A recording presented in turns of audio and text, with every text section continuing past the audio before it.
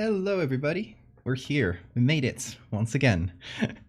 Today I had a weird time calculating like what time should I go live, because the hour changed. We had we went to the winter time zone, and yeah, so I just started whenever. Hi everybody. Tonight we are going to be making vampires. But with a fun little twist. Morty, do you mind not scratching the door? Oh my god. Hold on, I'm gonna grade a criminal while I explain. Whoa, screamer. Ow. King Days, thank you so much for the follow. So, I'm gonna let this guy out in a sec. Yeah, we're gonna be making vampire finches. We're gonna be taking a look at the actual vampire finches. In a minute, but first, this little kitty I think wants to go outside. You have anything to say to chat? Anything to say to the mic? No? Okay. Oh yeah, there you go,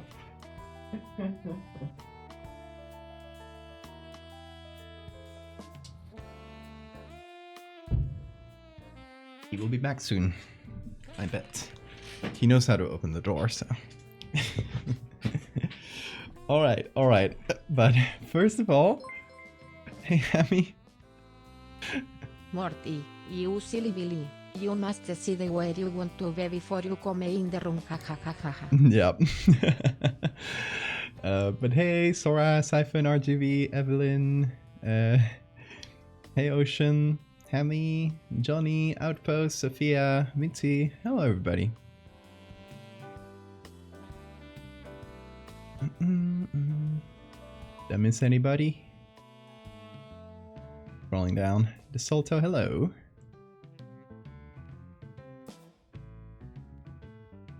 Hey Victoria. You could get so many diseases by letting a bird poking around your blood. Nah, it's probably fine. Thank you, Lim. Hey.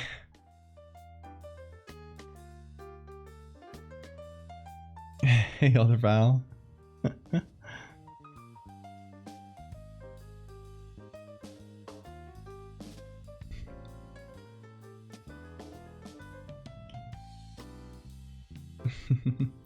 Oh, self-promotion? I guess while everyone's coming in, what should I promote today? I should promote the Patreon. I haven't had a lot of new sign-ups lately. So, y'all, the best way to support me, if you actually do want to support my work, if you like what I've been doing, is to hop over to the Patreon and just drop a few bucks a month. You can just do it from the cheapest tier if you just want to support a little, and you get some access to all my work in progress. You get a newsletter every month with all my art, so you don't have to rely on social media algorithms to see it. And from time to time we do little events like creating a creature together, where we all get to through a series of votes and suggestions. We all get to create it together, so that's a lot of fun. So yeah, hop over to the Patreon.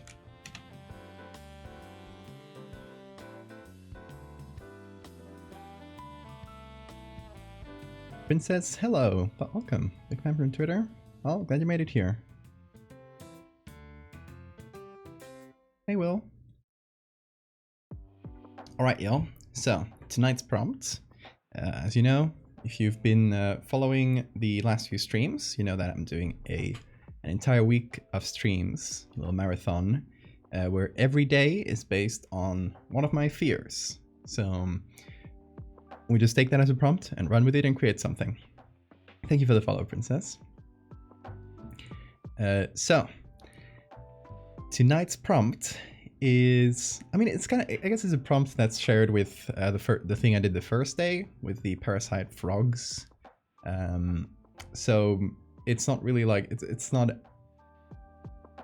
kind of a repeat in a way, but I did want to make a prompt that was just parasite, because I had this idea that's been bouncing around my head like a screensaver for a while, and it's what if vampire finches affected humans? So these Vampire finches are an actual species of bird that exists in the Galapagos Islands.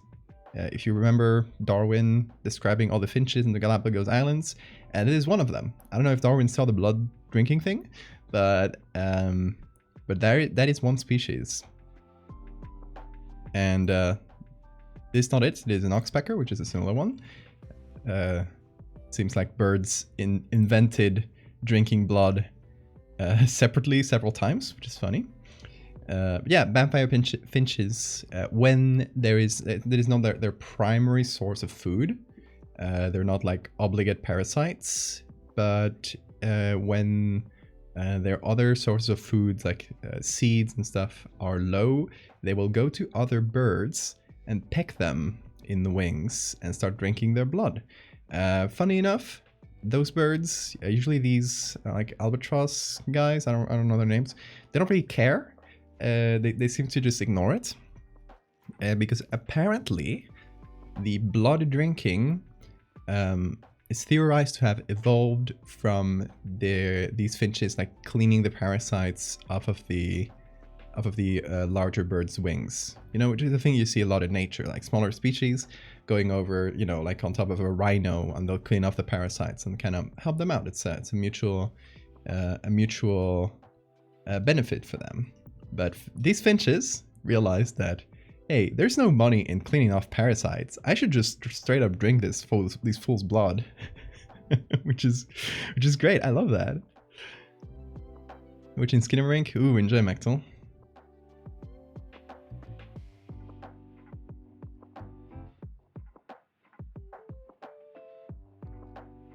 Oh, that's silly Jerry. He started drinking my blood again.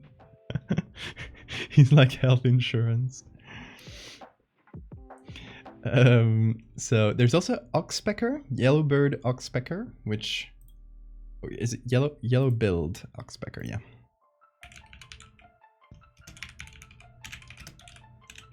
Oxpecker. Which also has a similar parasitic thing. Hey Morty, come in. Hold on.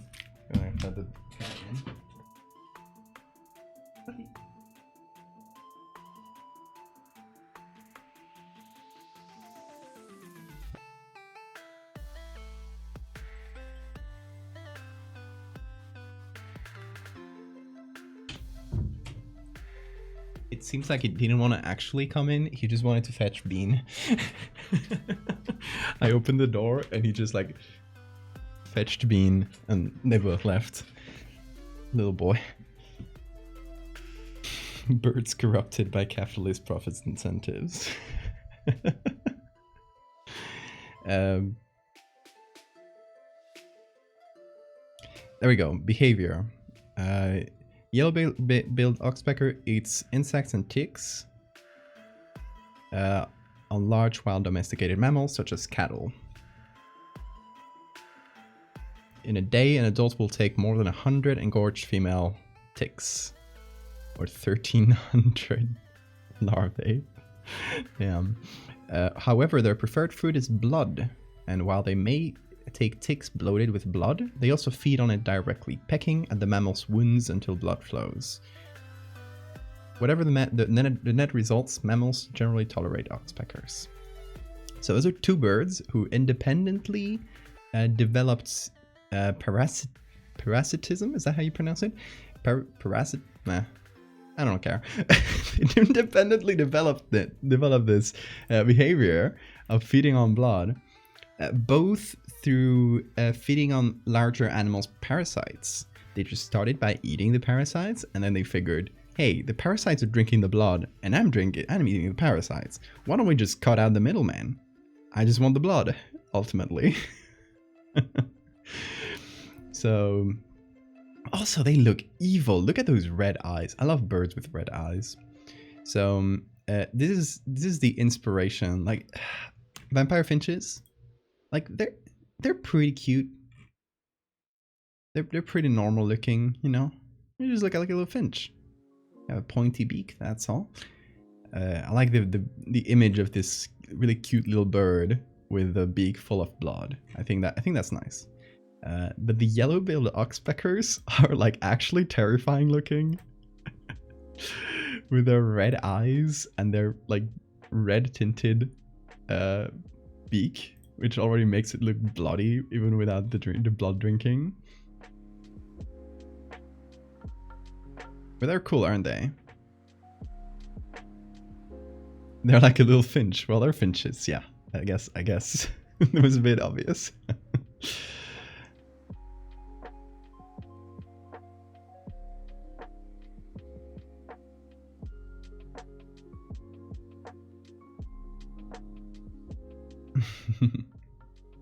They're oddly cute, yeah.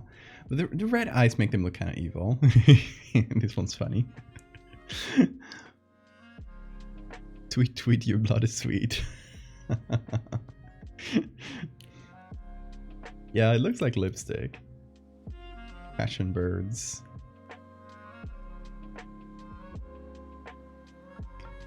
Anyway, what I wanted is for a species of these birds, which we can inspire it. We can make it like based on either the oxpecker or the finch, that has adapted to drinking human blood. So it'll go to people at night, like, I don't know, break through the mosquito screens because they're not made to hold off something so large, and just go directly at the blood. And maybe they inject, like, you know, we can make a biological sort of explanation to why, like, people let them drink their blood. So I think they probably inject some kind of pain-killing agent in their saliva. So when they peck your blood, you feel a pinch. But it goes away pretty quickly because it's quickly soothed by the saliva. So it can be something like that. It feels like a mosquito bite. You don't really notice, and there's like a literal bird drinking blood on top of you. I think that's nice, right? Orca, thank you so much for the follow. So we can make up an explanation as to why. So what we need to find for this image is, first of all, some oxpeckers. Which I think we'll probably be able to find on iNaturalist. If we can't, we'll figure out a place to find them. Just like real quick here, if I go to public domain under yellow-billed oxpecker, nothing on here, which doesn't make me super hopeful. But if it all goes wrong, we can find another species and give it some of the traits of the yellow-billed oxpecker. We just say it's another species, right?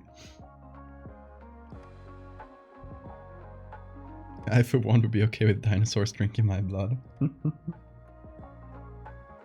People would seek them out to get high on the painkillers. I don't think you could get high off of them if it's like a local thing.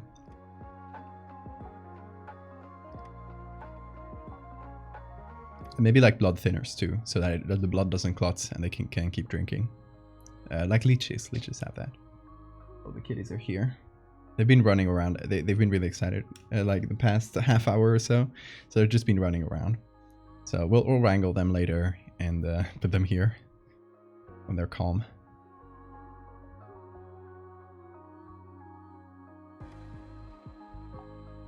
You don't leave out your bird feeder during the winter. The bloodpecker finch will come into your bedroom when you're asleep and drink your blood.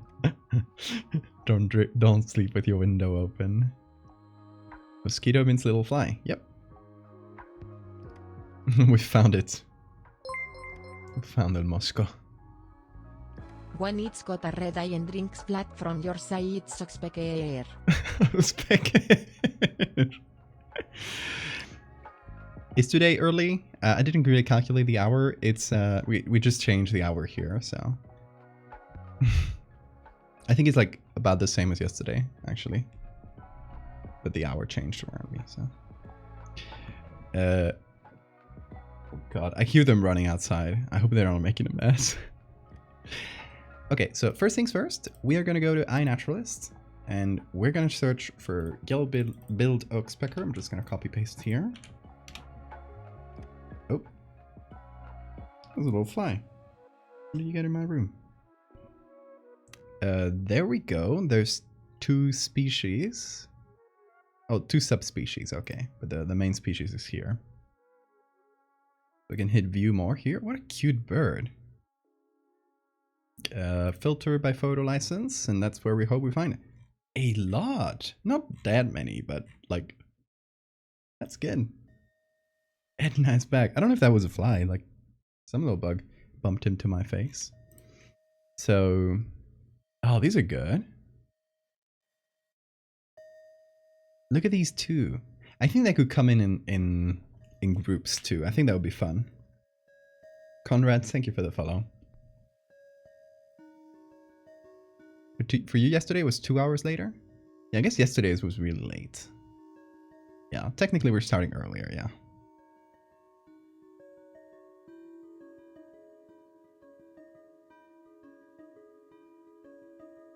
This one's good too. Not the highest quality image, but I'm gonna make this like at night. A pretty like dimly lit image. So I think the quality is not gonna matter as much. Like, we don't want a super crisp image necessarily, because it's gonna be, a lot of the detail is gonna be eaten up by just it being night. Oh, there's like a different type of oxpecker here, possibly, or maybe it's like juveniles who haven't gotten the coloration yet. I don't know. I don't know how bird work. How do bird go? See, oh, they're like literally like stabbing into this poor guy. Oh my god. Pretty gnarly. Okay, so this is one image where my usual rule of body horror not showing blood, we're gonna have to break that, because obviously they're drinking blood. But what I want it to be is not super bloody. I don't want it to be gory, you know? That image, the image, if you saw the announcement, I shared that image on Twitter, that's as bloody as I want it to get. Like, you know, it's not like horrible, it's just like a little wound. Probably be smaller than this even. Oh my god. They ran so fast that they bumped into the door. Did you guys hear that right now? They're literally sprinting.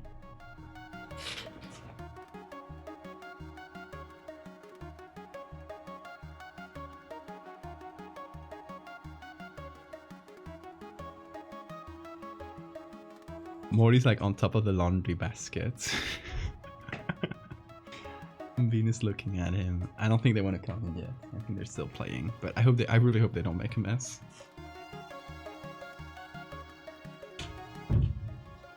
Okay. They'll probably, I bet they'll try to push the door when they want to come.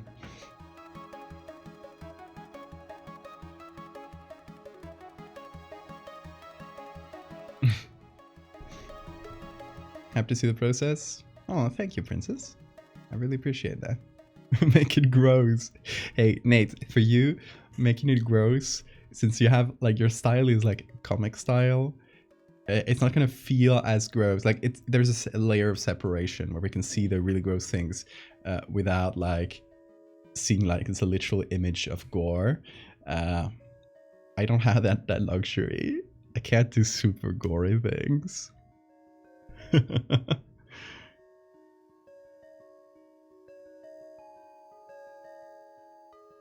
What is my thoughts on gore? I don't love it. I think personally there's like a really big distinction between body horror and gore, and I try to lean very hard into body horror and not gore. You know, like it's I don't know, gore is just like blood and guts for the hell of it. And oh my god, I don't know what they're doing, but I keep hearing sounds. I might go pick them up in a bit. I think they're going crazy. Body horror is just like your body changing in weird ways, you know, or like parasites, that sort of thing. I think, but make it a comic and make it gross. I'm not gonna do your job. I'm not gonna get in your lane, Nate. Come on. Okay, let me download this one. Really like it. Call it Oxpecker.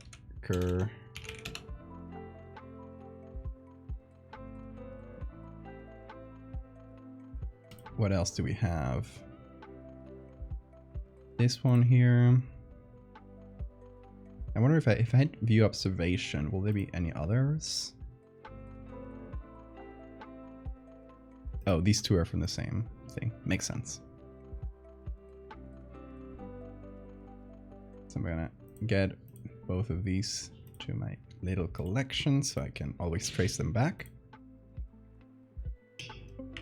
I'm scared for these cats. I do not know what they're doing. I think it's the third crash I've heard in a couple minutes. So I'm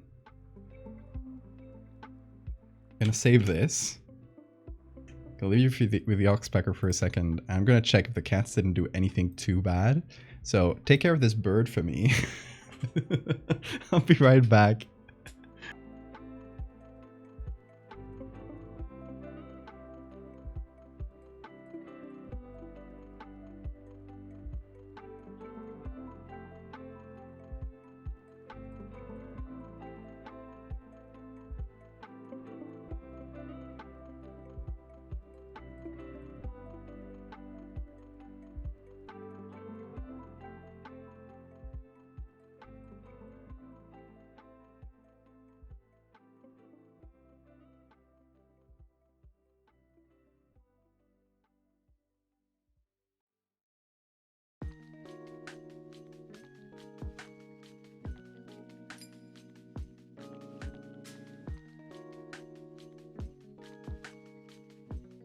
Alright, it wasn't that bad.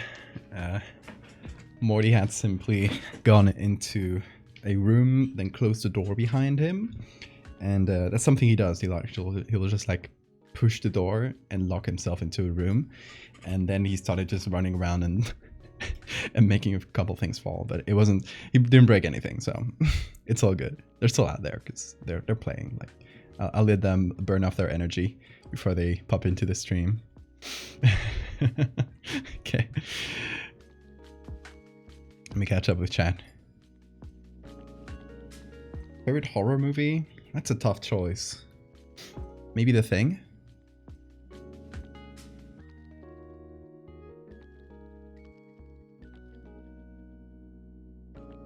Body and guts for the hell of it. You get the appeal.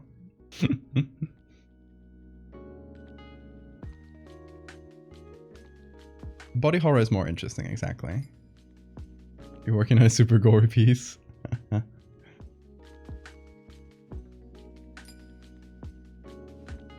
Nobody's made a dinosaur horror comic?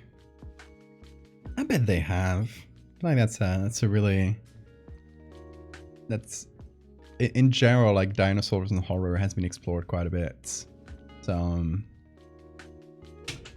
Oh, here he is. Oh. Oh boy. Oh, earthquake, earthquake. Ah, ah. You little monster. Ow. Don't. He's going crazy, little guy. Okay. I will here's Bean. There we go. I'll close the door behind him because they just opened the door wide and I don't want to make noise.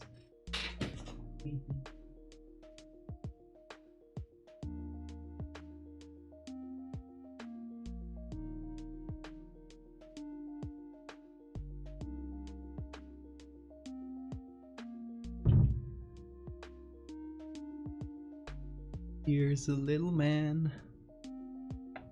Are you done playing, you guys? You sleep for a bit, maybe? Mayhaps? I hope so. You've burned your energies already. Okay, I'll leave you in your little bed.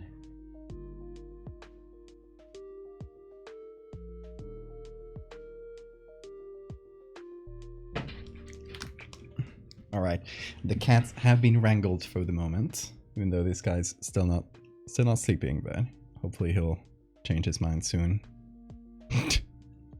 Hey Morty, anything to say for the camera?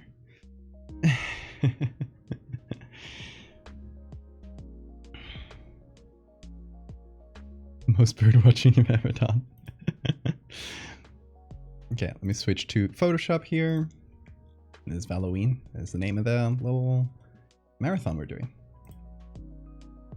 So, let's see. We got 3 pictures of oxpeckers. It's nice. I think we can probably work with one of these. Maybe even combine a couple, perhaps. Who knows?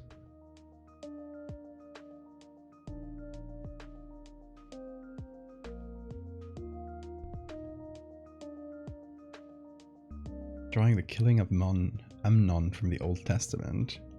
Ooh. Oh. Morty just loves scratching the... Whoa, Morty, that's inappropriate for streams. He's chasing his own tail now.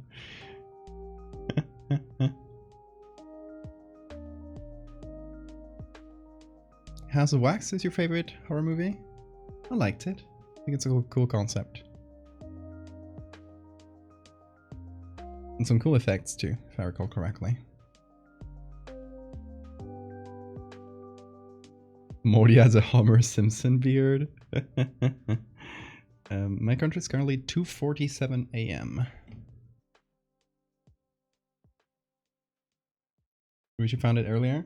Hey, if you got time and you want to catch up with earlier streams, they're all here in the channel. If you go on the tabs under my stream and go to videos, the first row will have all the streams I've done. Te queremos mucho. Siéntate, precioso gatito. Esta noche no habrá terremotos. Will there be no earthquakes tonight? I highly doubt that.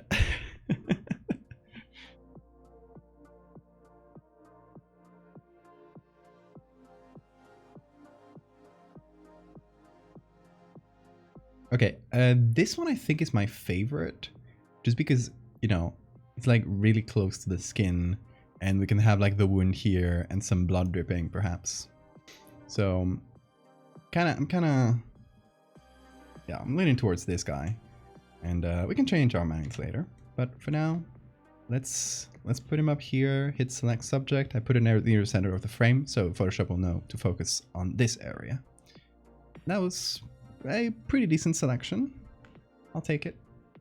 I don't think it did very good on the tip of the beak, and also seemed to want to select a lot of hair. Actually, I take it back. That was not such a good selection. I'm gonna try something here. But if I hit hard edge, will it work better? If I do hard edge, no, that was the same thing. Then I don't know.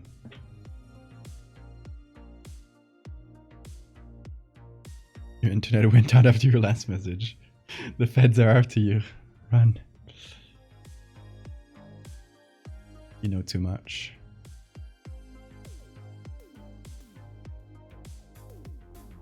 Valdevia Riz? You mean my horrors from outer space thing? I thought it was appropriate for the Halloween marathon. You guys can get this. It's in the merch store. It's Terry. It has a bunch of references to Twitch chat and you and the Valdevians. That's you.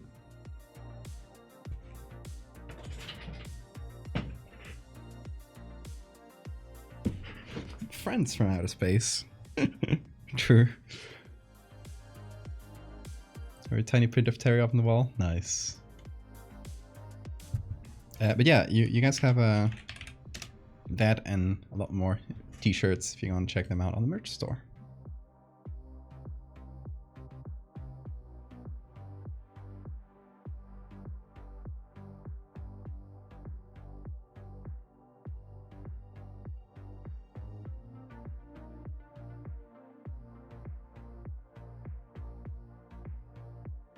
Let me make that beak sharp.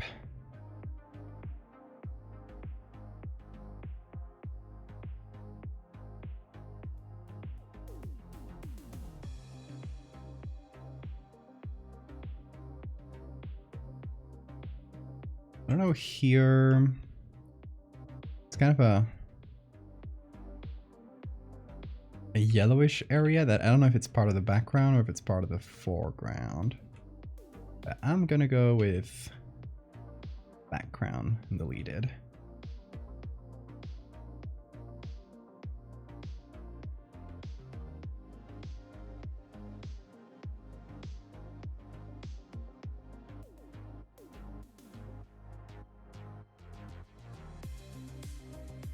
You're gonna do 3 days in a row asking for googly eyes? Someone has to do it.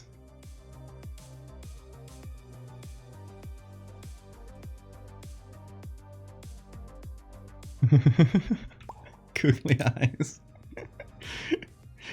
They will not let you save layers, Hammy. It is so sad. Hold on, I'm gonna make a thing. Hold on. It's important. How do I make this better? I'll just take some red from here. Put it there. Ojitos por todos pájaros. Color burn. That looks pretty okay.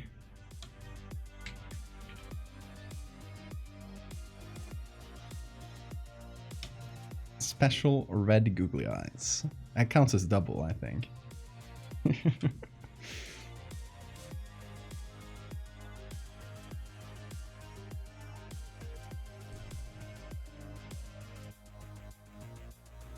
Port the googly eye into OBS, put it on the cat cam.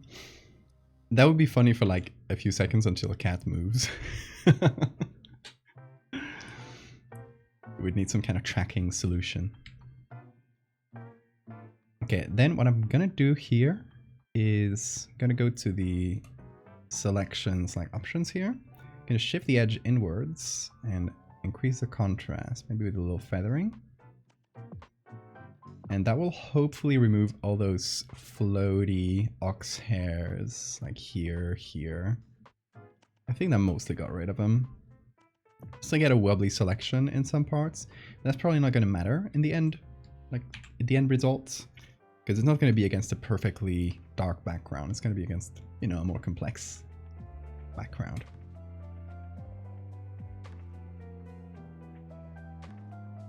Googly will be proud. I'm sure.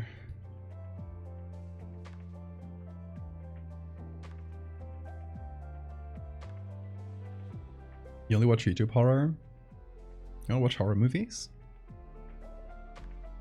What do you think of horror online? I think there's good, there's bad. We talked about this yesterday, like analog horror, where, you know, I like that it exists, but it's not very for me, you know. Like a lot of it seems to be aimed at younger audiences, which I'm fine with. Not everything has to be for me. I think that's like a good positive attitude to have towards media in general. Like, I don't know, people have been talking about Five Nights at Freddy's. I've never even played the games. I'm not familiar at all with Five Nights at Freddy's.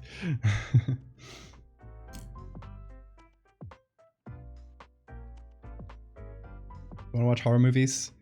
If you want to watch like a really good recent one, I'd watch Nope. Nope is really good. Like all Jordan Peele's movies have been really good. If you want to watch some like recent horror. Skinamarink is another good one. A bit of a weird one. It's not a typical horror movie, but I would say it's closer to like internet horror in a lot of aspects. So if you're used to internet horror, you'll probably like Skinamarink. I hope I'm pronouncing that right. It's a weird word.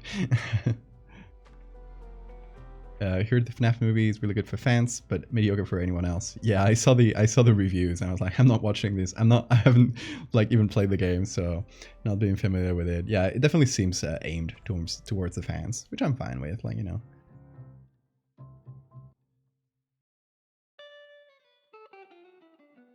Friday the 13th, parts 1 and 2. It wasn't good. I like the first one.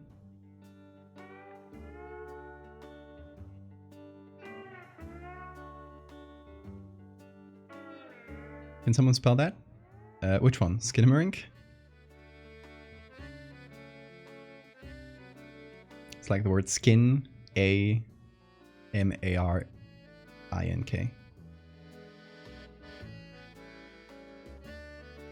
Hope I spelled that right. I should go to one of those American spelling bees, which is one of the weirdest concepts to me. Like the way that spelling words should be like a competition, because in Spanish, the spelling and the pronunciation match up like 1-to-1, so you don't need like a spelling competition. Anyway, we need to put this on a human, and what I'm thinking is we want to go for the comparison with vampires. So my thinking is we make this bird pretty small, and we put it on a neck. Like we just have someone's neck here, like a very, very close-up view. And we have, no, that's too small, right? Okay, well, let's try and get pictures of like close-ups of a neck, and then we'll figure out the sizing later. Let's go back to the browser. It kind of looks like the cat is like a speech bubble for the bird. Hold on, where's it? Let me move bean cam. There we go.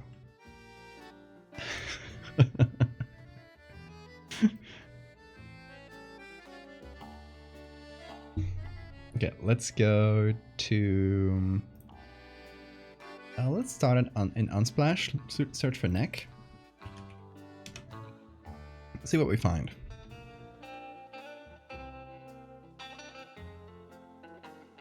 For the process of finding the images, yeah, it's a very important part of it.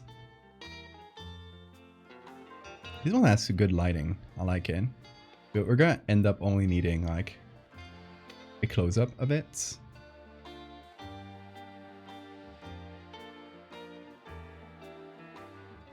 Everyone needs to see Talk to Me. I've heard good things about that. Haven't seen it though. Give it little fangies.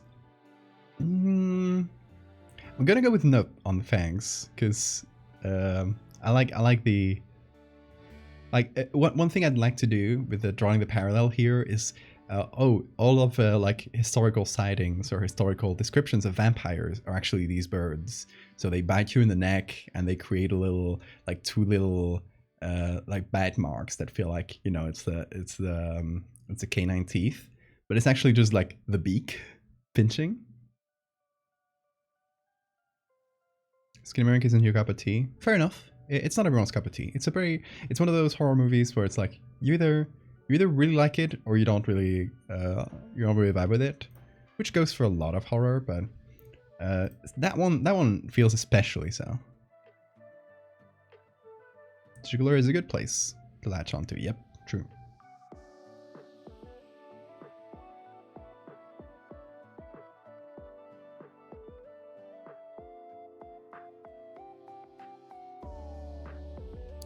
Talk to Me is created by dudes who made their living on YouTube. Oh.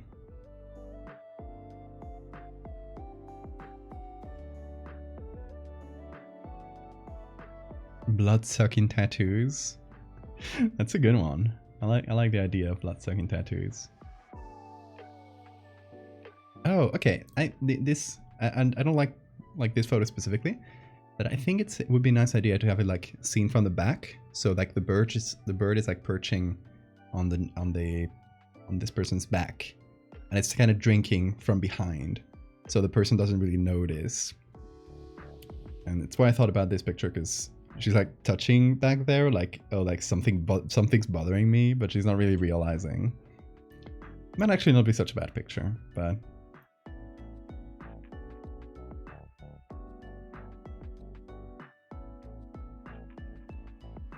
Obviously, we can't get a picture of a model really looking real pretty because we want this to be horror. It has to feel like a normal picture that someone took, you know? Also not black and white, so all those are eliminated by default.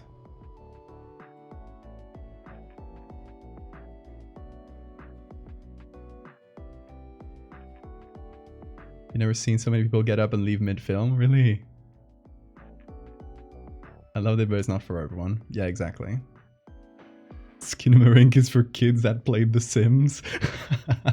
That's very specific, but I like it. Shoutouts to anyone who recognizes this picture, because I've used it in another medical horror type edits.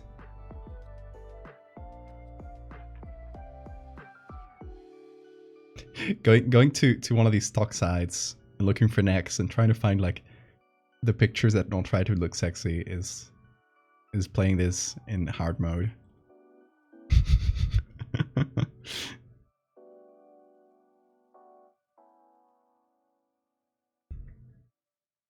This one's really funny. Like I get what they were going for, but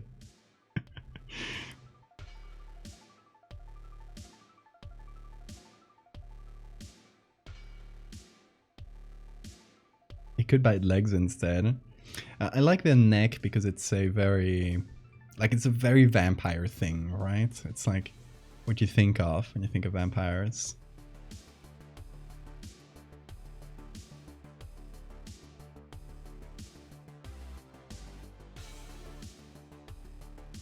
Oh, look at that neck.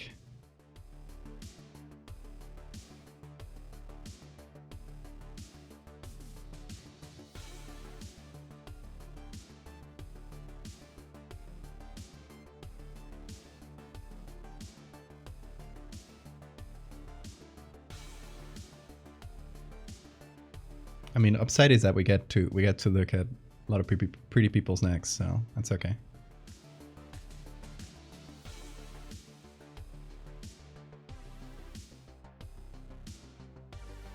No worries about TOS because they wouldn't allow anything NSFW on Unsplash that I know of. Although other stock sites have more dangerous stuff, especially Wikimedia. Wikimedia is dangerous.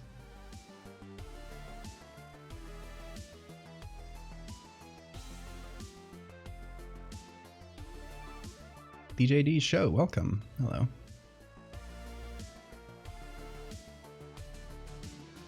Should give it a feathered color so it looks like a Dracula.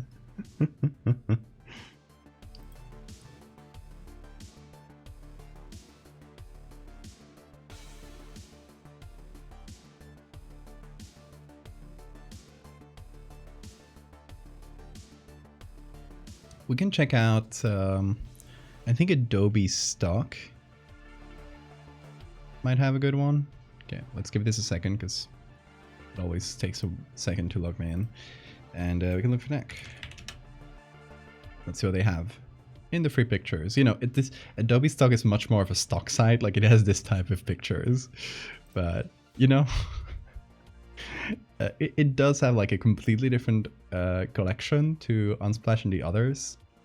For example, if you go to Unsplash and search for something, then go to another one of the like Pexels, which is another like similar stock site, you'll often find like the same images again. It's not like that with Adobe stock. Adobe stock has a pretty big collection and it's usually different from anywhere else. But it looks very stocky, which is not really a vibe I like to go for. Like all those pictures of this one's really funny. The roll. But yeah, it has all those pictures with like the red spots.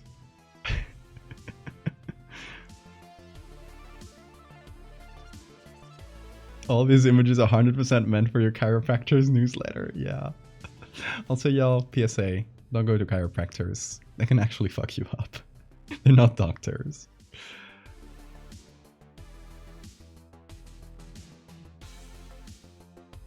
Like this one, it's trying to talk about like neck pain or whatever, but we can have like the finch, the vampire bird just bite below the hand here. Could work. Not my favorite because the composition of where the bird would end up, and the hand is kind of covering most of the neck. So not my fave there, but I like that concept of like someone trying to reach back and scratch it. This person has a really weird stand. JoJo's getting weird lately.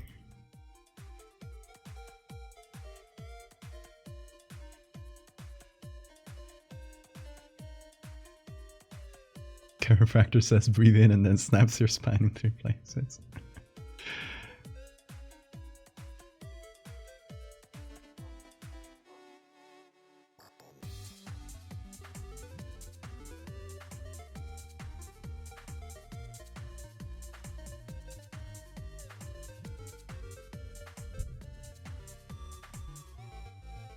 Oh, I also like the idea of like having the person be sleeping, because it's like, oh, they bite you at night.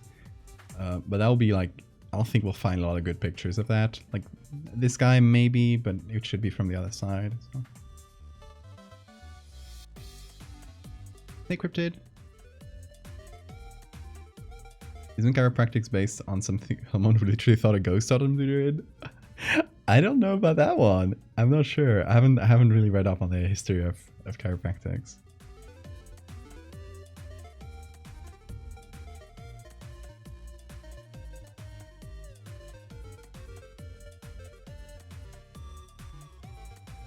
Like, I know this, the quote-unquote science behind it is bunk, but other than that, I'm not sure.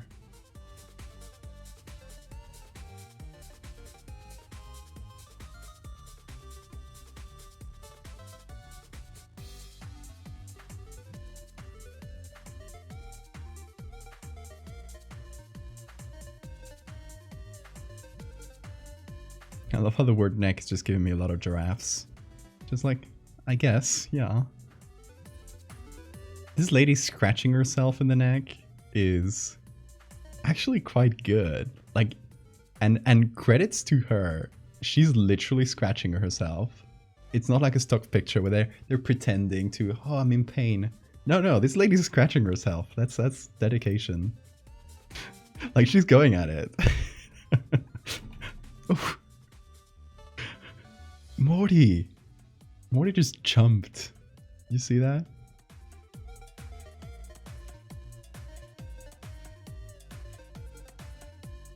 It was founded by a guy named Daniel Palmer, who claimed to restore a deaf man's hearing via spinal manipulation. Oh my god.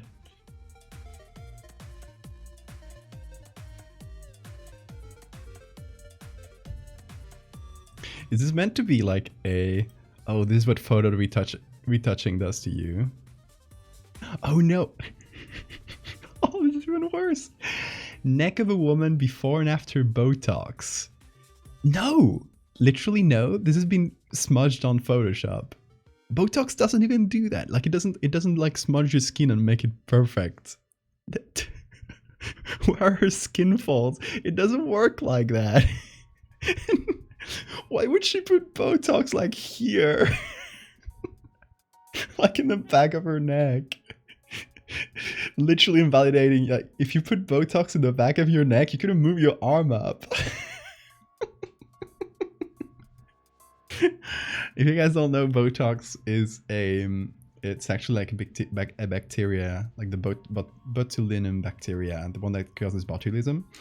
It produces a toxin that deactivates your muscles. So, for example, if you got botulism and you got a lot of that toxin in your bloodstream, it'll get everywhere, and it's like really bad. Like you can't breathe. But if you just apply it locally, that's what Botox is. It can just like deactivate a specific muscle. So that's why you put it usually here. That's the most common place. You put it here, and it'll deactivate the muscles, like temporarily, just for a few months. It'll deactivate the muscles that kind of make this like frowning. How do you call that? Ruas, like the you know, little mark here, and yeah, that's why people use it. This is bullshit, basically. They smudged someone in Photoshop and said this is Botox, and it smudged parts that don't make any sense. Yeah, Botox comes from botulism toxin, or like the botulinum toxin, which is the bacteria that causes botulism.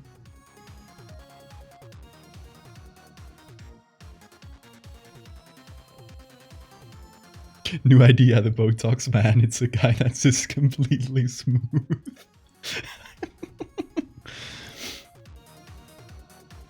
I love that. Why are people injecting botulism? No, it's not. You're not really injecting botulism. You're using the toxin. And it's not like, it's called a toxin, but it's, if you use it locally, it's not toxic to those muscles or anything. It's not really causing any damage. It is simply kind of deactivating the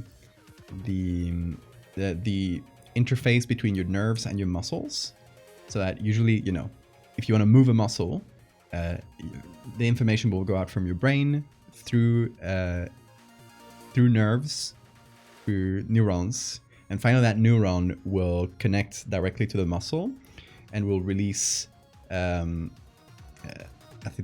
I don't know how to say that in English. Will release basically a signaling agent that tells the muscle, now contract. So what the botulism toxin does is get in the middle there and not let that message get through. Basically, it doesn't allow that message to get through, so the muscle never gets the message that it should contract, so it just fully relaxes, and after a few months it just dissipates. That's why if you want to use Botox, you have to put it on every 6 months or so. So it's not as bad as like injecting botulism.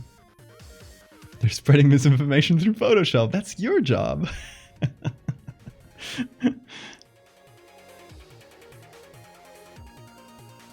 How far people will go to look young again?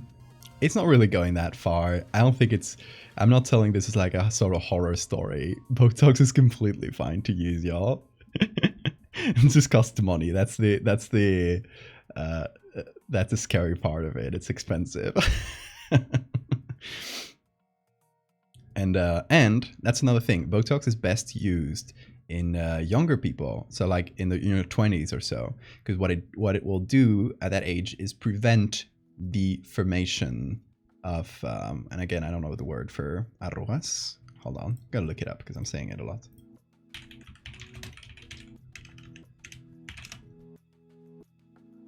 Wrinkles. Yeah, why did I forget the word wrinkles? This guy's like literally the wrinkliest boy. It'll prevent the formation of wrinkles.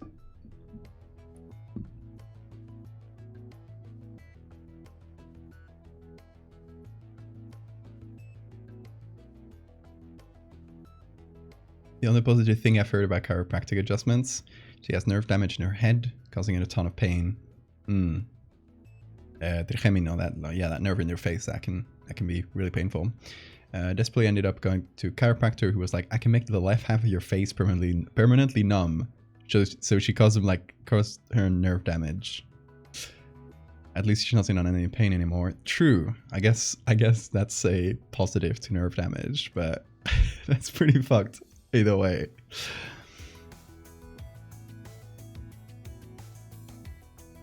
The better for temporary pain relief, like cracking your knuckles when your hands feel stiff. Yep. But they can cause damage. They can actually cause permanent damage, like that nerve damage that they did on purpose in Sophia's case. But like Sophia's aunt case, I mean. But yeah, sometimes it can happen without you wanted it, so you can go to get like adjusted and end up with permanent damage. For like what would be temporary relief. So yeah. Personally would not recommend. Get your placebos from elsewhere, is what I say.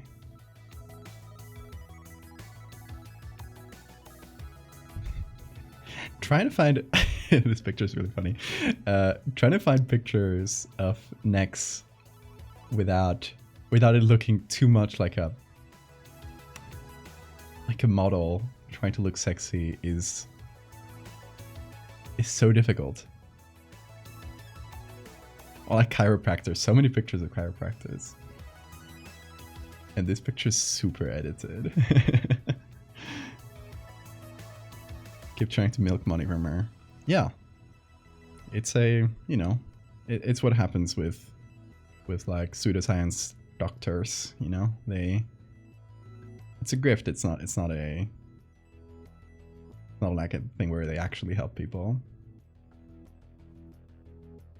And of course, disclaimer, like a lot of people say that they have helped them. It's not to invalidate personal experiences. If you believe it has helped you, then that's fantastic. But I would really advise against spending money on this sort of treatment. Because scientifically, it has been shown not to work again and again and again and again. So personal experience is going to be like, you know, I took this pill and it helped me, and the pill had nothing in it, but placebo works. Placebo works because you believe it works. So that's literally it. Like it's actually a huge effect that I think doctors should use more. I feel like there's a lot of people who could actually really benefit from having the doctor tell you like, hey, take this pill, and the pill literally has nothing in it. And it's very unethical, yeah, so that's why we don't do it. But I actually think it would help a lot of folks. And it would actually curb the effects of a lot of like pseudo-medicine, pseudoscience.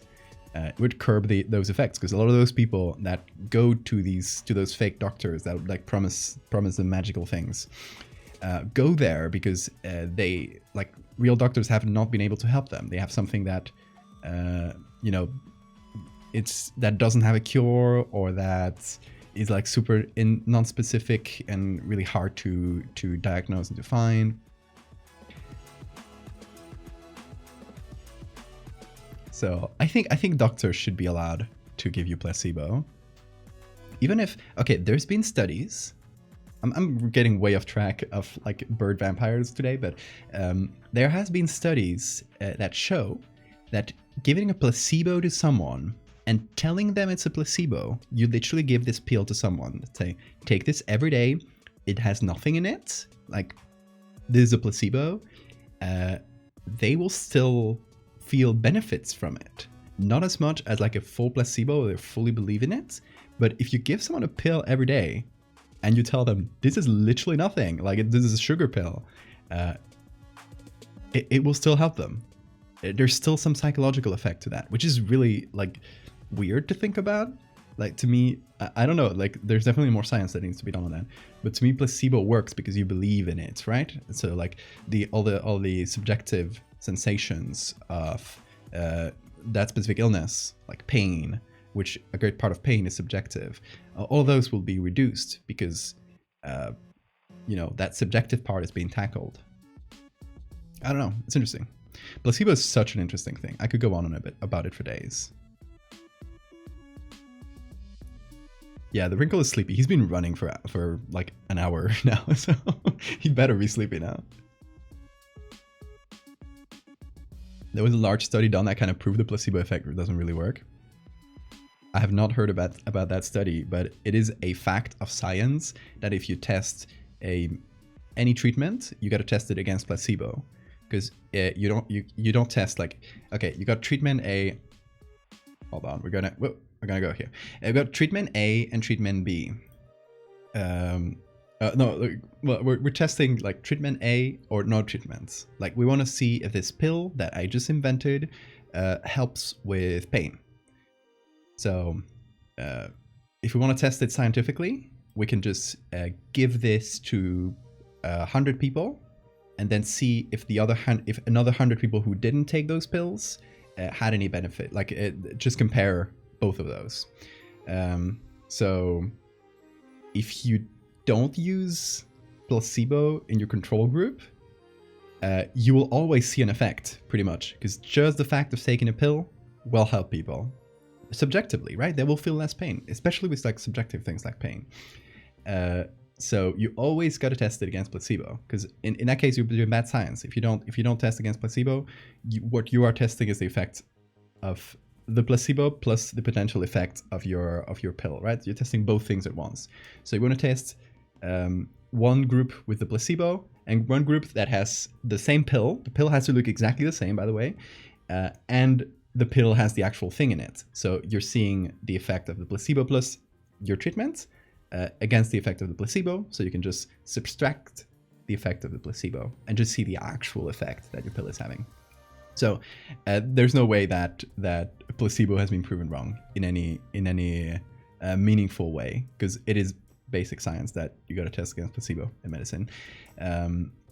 There's even like placebo has like levels to it too. This is really interesting. I'm sorry if I'm being too rambly. You guys can stop me.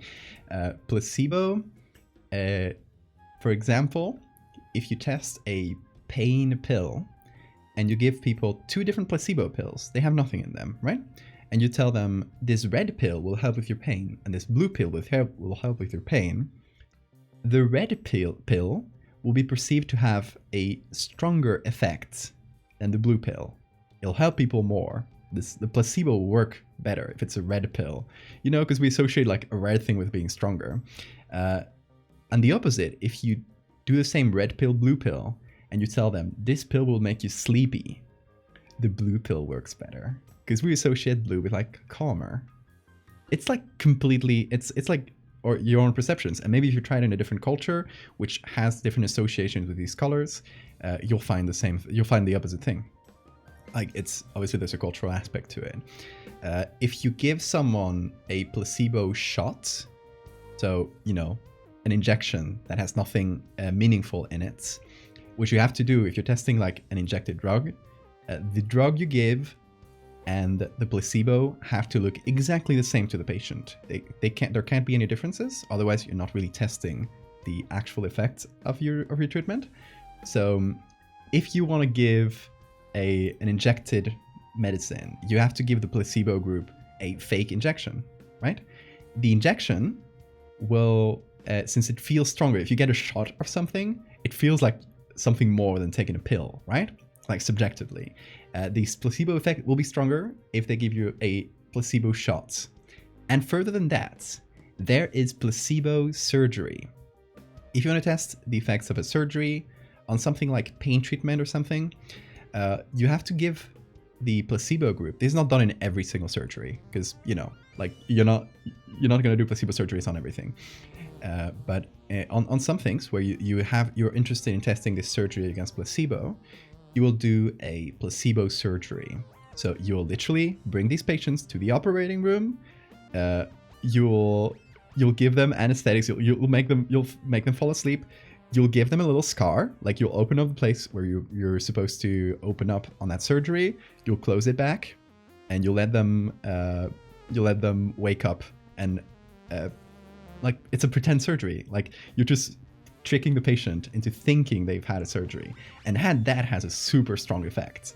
Because if you just had a surgery for something like that, imagine the placebo effect of that in your brain, right? Sorry if I'm been rambling. I haven't even been checking chat.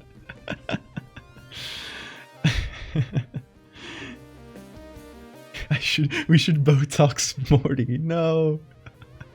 You know the funny thing, Morty's owner is a plastic surgeon. Imagine if we give him back to his owner and he's fully Botoxed. Hey boy squills.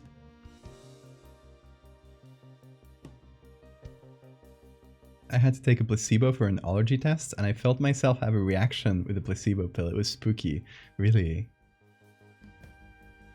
The human brain is incredible, yeah. Placebo is something super fascinating to me, just because I'm interested in the brain, and this is like a really good combination of like medicine, the brain, and like these kind of subjective experiences having like a very real effect is really cool.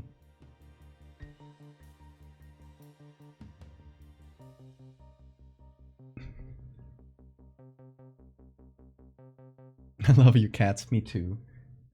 Bean is sleeping on the ground right now. I'm starting to think doctors are just like tricking people. We need to test you against the placebo doctor. The fake doctor. Just a plastic mannequin.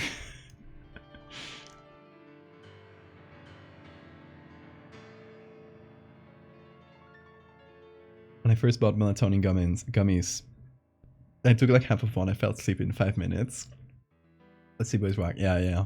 Melatonin takes like 40 minutes for me to absorb. I take a lot of it. Not recently. I haven't taken a lot of it recently, but you know, it's one of the ways I manage my sleep disorder. I went full face cam for the placebo convo. Yeah, I wasn't even checking the images. I was rambling so much. I'm on the Photoshop canvas. No, don't airbrush me. Placebo doctors are called chiropractors. And the conversation just did the whole turn around. I love that. Anyway, where were we? We were looking for pictures of necks. That's it for our vampire. So we're here on Adobe Stock, which is full of pictures that don't really work, but you know, I'll keep checking until the results start being like pretty unrelated.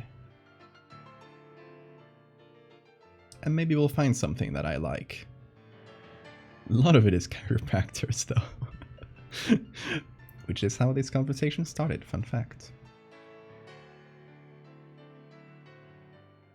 And then just like a slab of meat. Like, okay.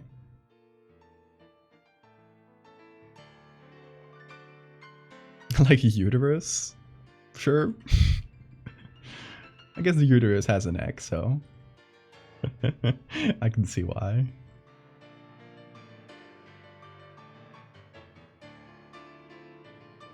Okay, we're starting to get less and less related results. Someone's airbrushing this person's ass. You go, queen. A kitty. Sorry.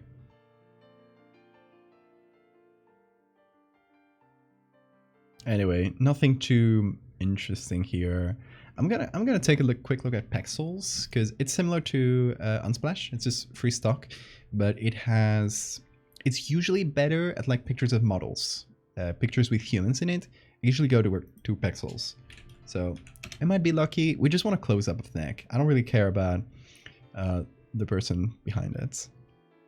They're showing neck meat.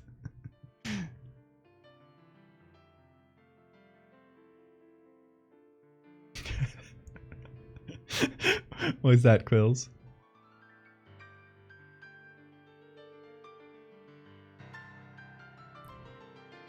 Red lips girl.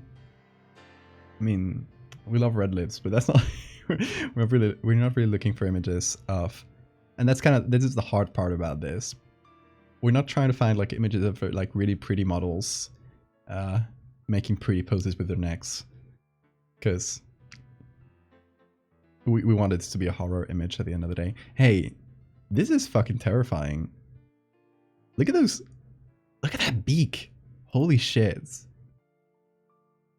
This is a dinosaur right there. It's a monster. I don't want that to bite me. Geese are so scary. This is it. This is the only red lips girl I care about. Bit of the Halloween spirit, bit of girlfriend has a vampire energy. I love that. Use a good giraffe, we can pass as a human with enough editing. You know what, you're right.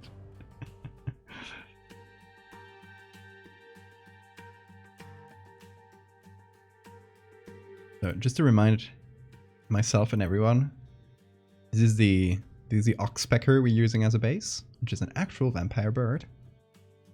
And yeah, we're gonna try and make that fit on a neck or on someone's back, picking the neck. It's a vampire after all, so it has to be on the neck.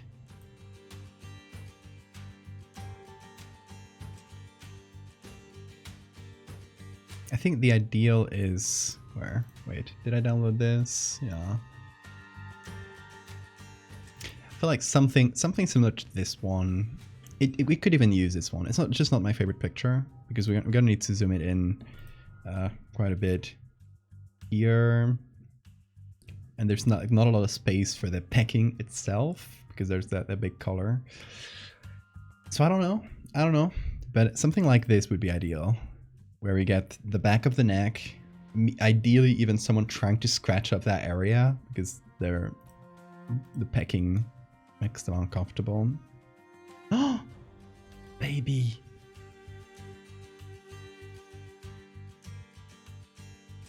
Look at this. Doggy kitty.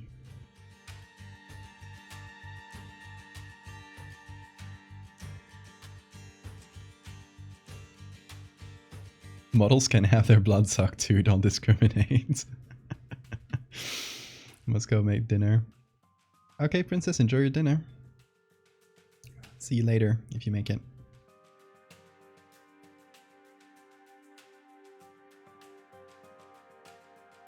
Hey Mush, we're early?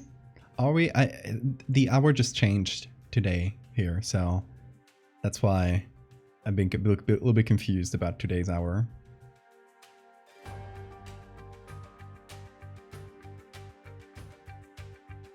Why they got the Fennec in the command grab? Poor thing.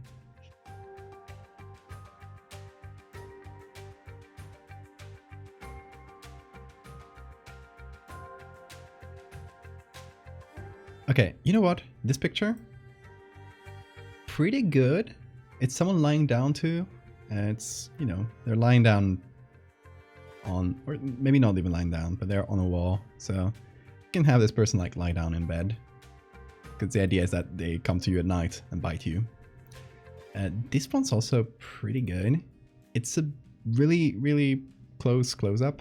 So it might work better if we only use like the upper part of the bird. If we don't use the full thing, but could work. We also have to make it vertical probably. Also, something I don't like about this side. I think it's my ad blockers messing with it. But I can't click on a lot of things. I can't click on this button. So what I have to do is reload F5, and the moment it loads in, I click on download, and that way it works. But if I wait too long, it stops working. Why? I don't know. See, it doesn't work anymore. Pexels is a great site with no problems whatsoever. We're doing this, we're reloading, and hitting download the moment it pops up.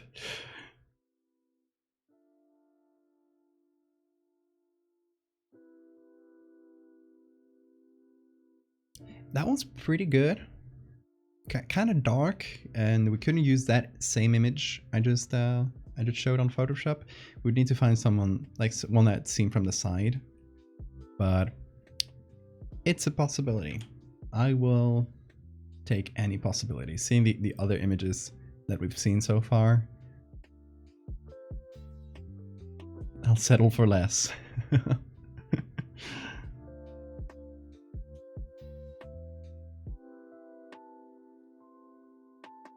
One of the problems of, well, this is a big close-up. I don't like the angle too much though.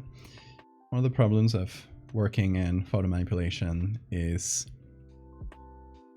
you gotta find your own pictures or take your own pictures, but you're kind of limited to what you can either personally photograph or find online.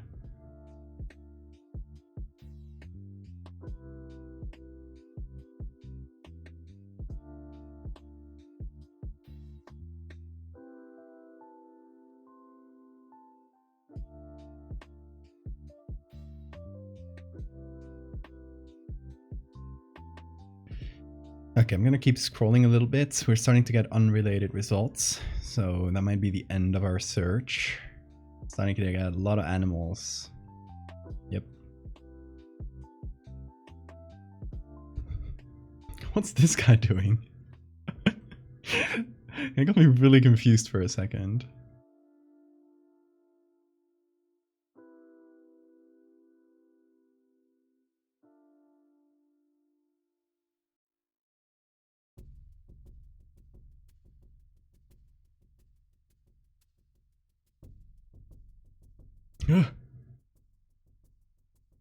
Practical effects.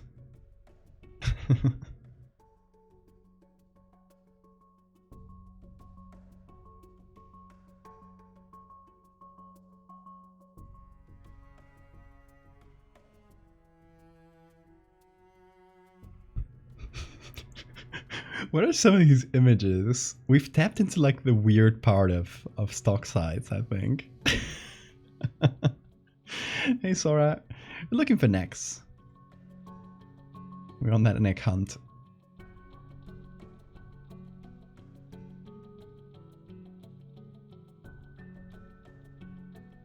My view on using AI images. I'm not using anything made by an AI until all the ethical problems have been resolved.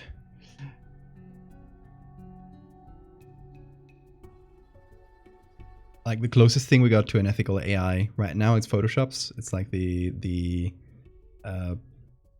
whatchamacallit, Firefly, which is Photoshop's like generative AI thing, and they used all the because they didn't scrape from all over the internet, which like props to them. That's a good step. But they used the Adobe stock library without asking anyone. And I think they are paying them, which is good, at least. But they're paying them like a miserable amount compared to what downloading that stock photo would be. To like, you know, compared to what they would be losing in revenue without that. So it still feels unethical to me to use. It's the better one. Like if you're forced to use an AI for any reason, use the Firefly one. Who would force you to use an AI? I don't know, but yeah, it's still icky to me. Thankfully, hopefully with the new AI poisoning things, we'll start getting AI companies being a little bit more responsible. But we'll see about that. I don't trust them. That mushroom disease thing I made, can that be transmitted through blood? I guess the spores would be in the blood, but it's transmitted through the air. Like the mushrooms that grow out of your face, of your body, they would drop spores everywhere. Not on that old lady. That old lady got kind of like chronic, and the mushrooms are still there, but they're sterile. She's not contagious anymore, so she was able to live her life.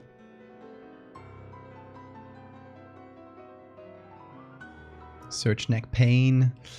That in these sort of sites, if you search for like 2 words like neck pain, instead of giving you like the combination of both words, it'll give you like both the results for neck and the results for pain, which make it harder to find things sometimes.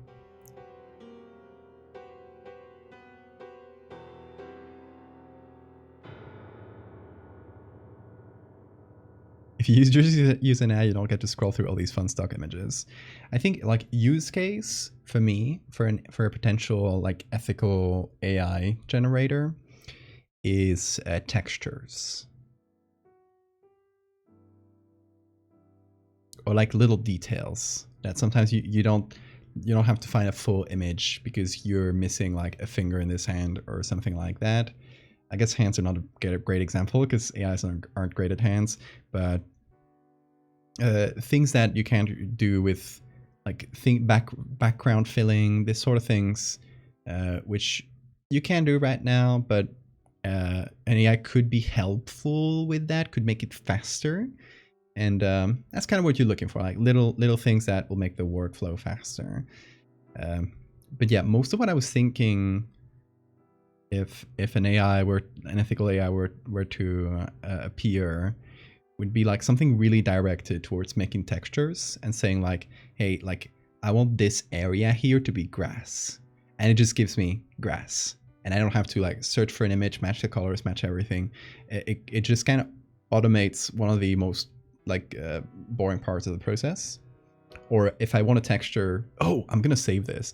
I was just talking about like gonna talk about like gory textures, like things that are gross. You don't really have a lot of images of that like online, so you have to get creative with like what you use.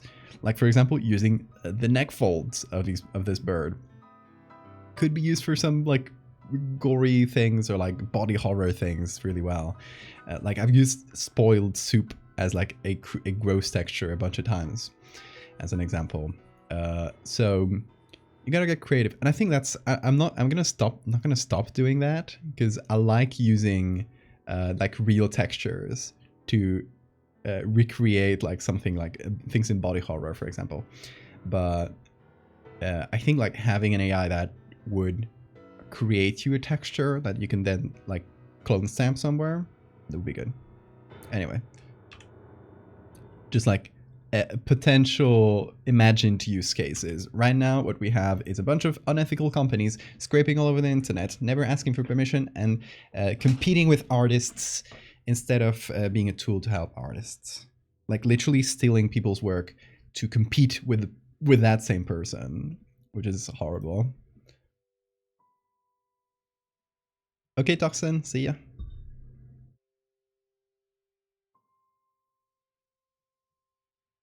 Hey, Ken Bones. I have an interesting neck if you want that.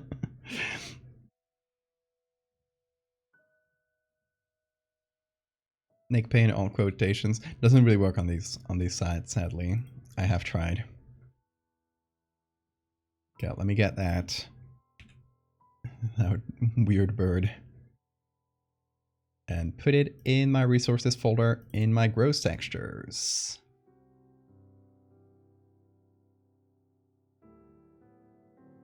Next to all the mushrooms. Okay, so.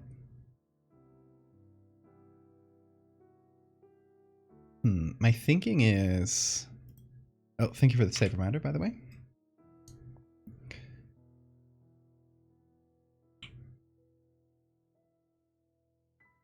Like, we could, in the case of this picture, not really explain like why this person's letting the bird drink from their blood.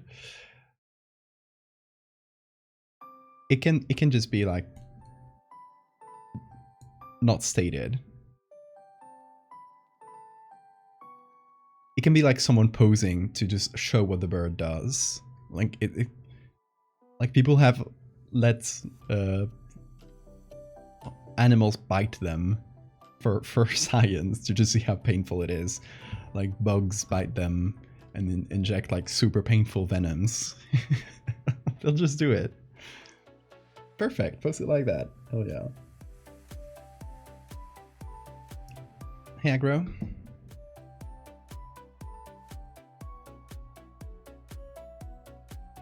Coyote Peterson. Yeah, that guy. That's the guy who let like the most painful bugs bite them, right?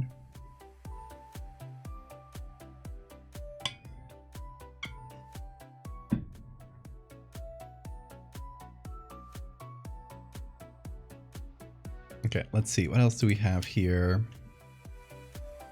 It's gonna like test them, try them on, see what we like. Instead of moving the bird, I'm just gonna move the pictures around the bird. And yeah, just see what we prefer. This could honestly work. I was thinking it would be worse because we didn't have like a lot of neck to put it in, but it could work. And here, just by changing how big the background is, we can change the size of the bird. I think it can stay pretty small. I don't want it to be like hummingbird, like super tiny, but still like a small bird. There are people with pet leeches who let them feed on them. Yeah, I've seen that. That's just kind of, yeah, that creeps me out. Like, I know that leeches, if you just keep them like sterile and stuff, you don't have to like, they use leeches in hospitals like today. So I know that if you keep them in like clean environments, they don't have to pass you any diseases. The leeches will be clean as well, and they can feed on you safely. But I ain't giving my blood to any animals. Like, make your own.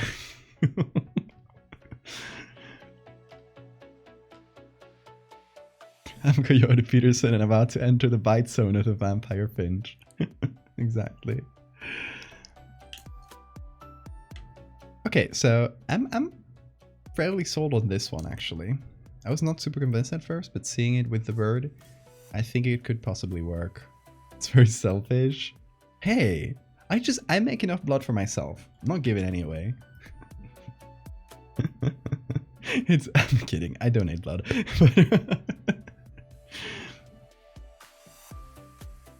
But only to humans.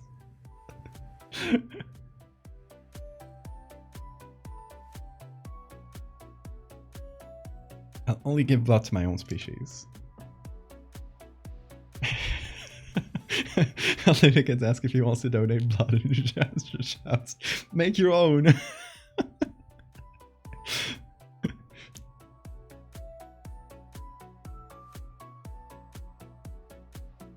You may need to do bloodletting because your bloodhound may be too high. Blood count may be too high.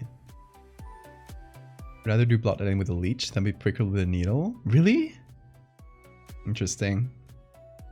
I wonder if a single leech, it would probably need to be like a bunch of leeches.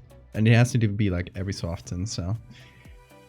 I think you should better get used to the needles. It's gonna be safer and quicker. What do they use leeches for in modern medicine? So it's usually used in plastic surgery when you need to do like a big reconstruction, like let's say breasts after breast cancer, right? You reconstruct the breast, and it's like a whole like it's a big chunk of meat you're putting in basically, right? So after the surgery, what most hospitals will do is just leave on a drainage tube that just lets some of the blood out, so it doesn't like stay there. If you know, it'll keep bleeding usually after the surgery. There'll still be some bleeding, so it just lets that blood out safely. You take it out a few days later, right? So it doesn't like clog up in there and get infected. It can be a whole big problem, so you got to drain it. Some hospitals, instead of that, we'll use leeches to kind of reduce that kind of get rid of some of that extra blood essentially, and yeah, like reduce the pressure in the area basically. So it can be nice for that. Wiki Commons says it's good enough. That's creepy.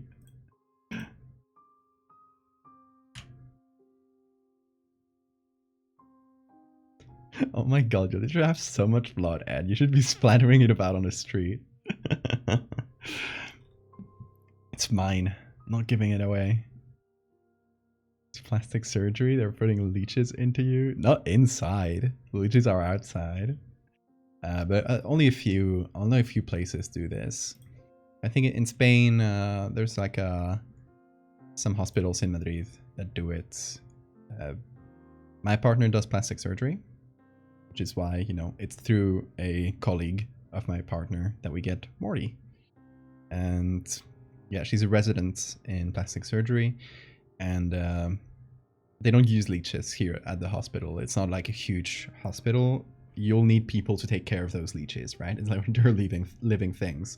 So, you know, it's expensive to have, not because the leeches are expensive, but because you have to add people to the payroll.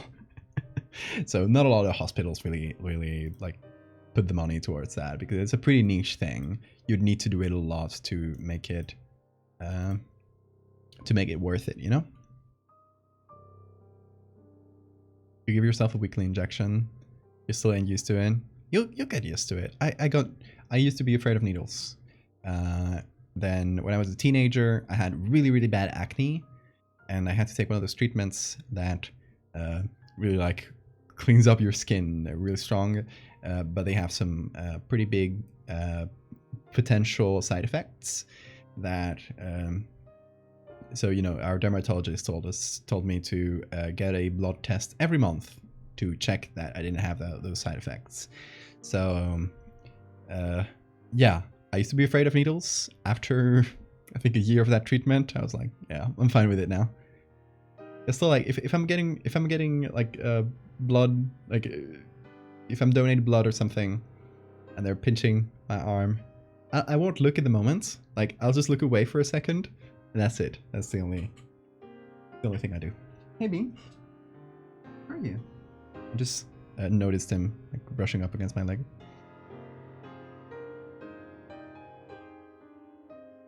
You had drains for your top surgery for like a week or two. Yeah, that's it, like the usual.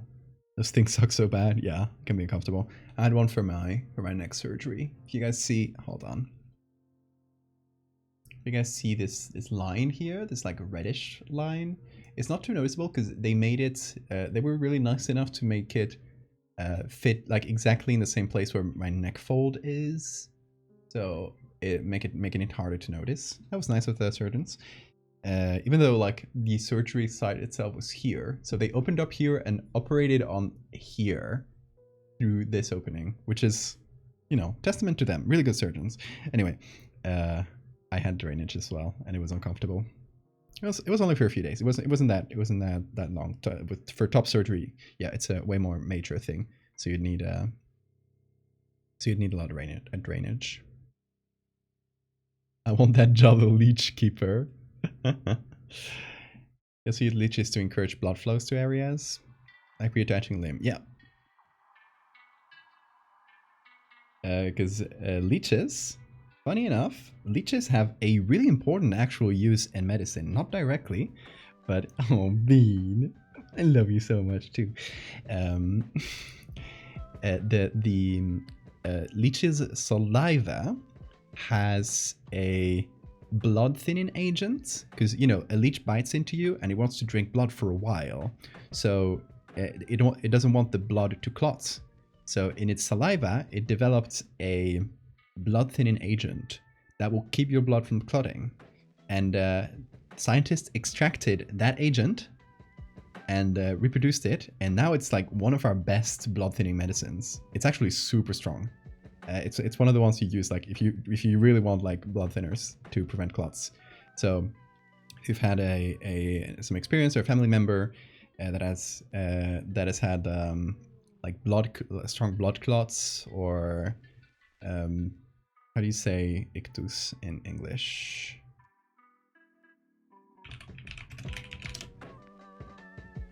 Strokes, that's the word.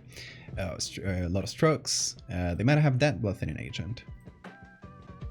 So that is one use of leeches in medicine, in a way. Asparagus Brain, thank you so much for the follow. Hey Bean. Ooh, you're so cute. Cat was recently diagnosed with diabetes, so I had to learn how to give injections. Hopefully takes some getting used to. Yeah, I mean, if it's diabetes, if you're doing insulin, it's gonna be like the small needles, right? You don't have to go very deep. It's like just subcutaneous tissue, right? Oop. There he goes. That's my boy. Lie down. There you go. Good boy. Did someone say blood sacrifice? No, we're actually keeping that for Halloween nights. Okay, let's test this one out. You know what? This could work on that angle. I would probably turn the bird around a little. I can give him infinite kisses here. I would probably do this. But it could work on the back of this neck. What else do we have? We have this picture, which I actually don't think it would work very well with our finch here. It's not a finch, it's a oxpecker, sorry. Why is it stuck on like rotate? Oh, there we go. Yeah, wouldn't work great here. I like the veins on the neck. I might actually like transplant those veins to another neck if we need to. Has to be to the front of the neck. We can't just make up veins where there aren't, but pretty small needles. Yeah, you'll get used to it pretty quick. A lot of folks have to do like with diabetes, for example, or like some blood thinners too. Or like testosterone injections. We were just talking about that. No, testosterones are intramuscular, so those are a little bit longer needles. We're still like fairly surface level.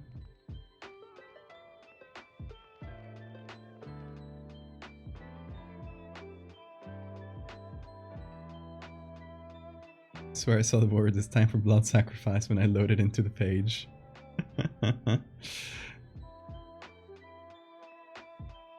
Was that on my shoulder? Oh yeah, you're new. That's Bean.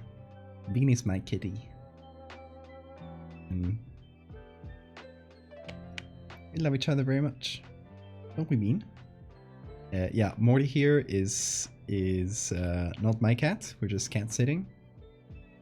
But Bean is my cat. We rescued him off the street.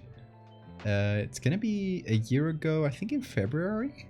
Oh my god, we're gonna make a Beaniversary for the day we rescued him. Yeah, Bean, it's gonna be your Beaniversary soon.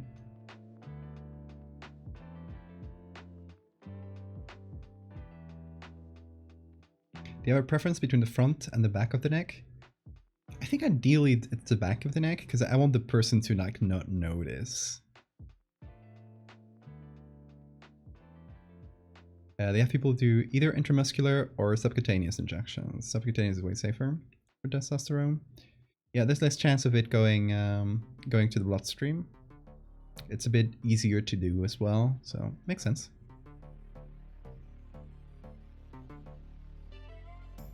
Way too scared to do intramuscular? Fair enough. You'd get used to it pretty quick too, so it's not a problem. I got friends doing intramuscular. You have to throw a bean party.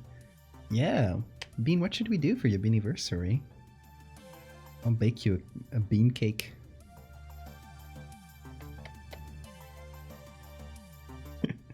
It would be nice to cook for him. I think he doesn't really eat anything. I've tried to like actually cook for him once, and he doesn't take it.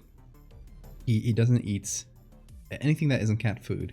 The only thing non-cat food that he's eaten is tuna cans. Otherwise, he just kind of refuses anything that isn't his food. He's a man of habits, aren't you, Bean? But yeah, we'll throw him a party. We gotta figure out what we do. We got some time still. Bean is protecting my neck currently from the vampire birds. That is true. Oh, there you go. You don't think you could handle it yourself? You could. You can. Yeah. I assure you, it might look scary at first, but you'll really quickly get used to it. Okay, Bean is trying to find a little spot to sleep in with Morty. Go on. Don't step on him. Okay. Hold on, the camera is kind of getting... Oh! Did you decide against it, Bean? Did you not want to? Oh, he wants cuddles still. Okay. You can have your cuddles.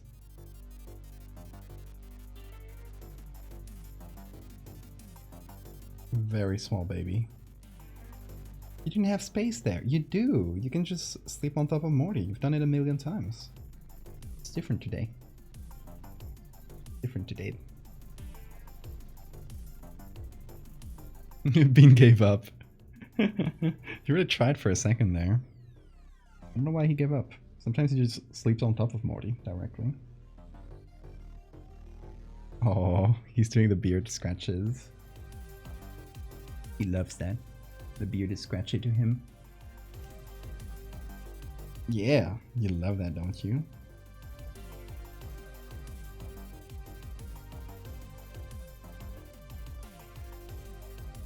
You used an auto-injection thing that shot the needle and pushed the med through.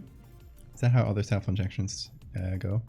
No, you can do that, but the usual way is just like injecting it yourself manually. The good old way. You just wanted to step on Morty. But yeah, I guess if you're afraid of like doing the actual injection, those auto injectors could really be helpful, like psychologically, in a way. Okay, now we have to decide. Okay, so this one's a no. This one I think is a no too. This one's from the front. It's not bad, I like it. It has dramatic lighting, which is always nice for a photo. It just gives it a little bit of pizzazz, but This one's probably the more realistic one in terms of like, hey, the bird would bite you in the back of your neck and maybe it bothers you a little. And this one, it would probably need a little bit of brightening, but it has those like night vibes that I like. Like it feels like it's been taken at night, like this person's in their pajamas who just woke up and the bird is pecking. We got the problem here is we don't have a lot of like detail. So the wound wouldn't be super detailed. Maybe that's better. We can hide the blood a little bit under the darkness. So may help a little, like reduce the gore of it.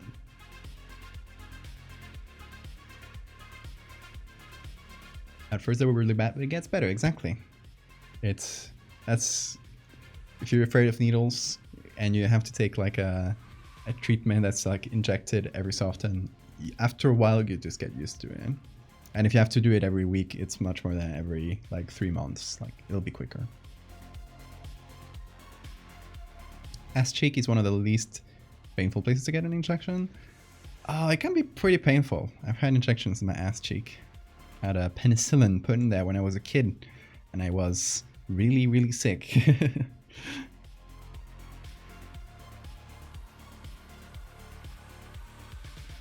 Would the wound heal on its own? I feel like if it's small enough, yeah, in this case, but... Okay, so here's what I'm gonna do.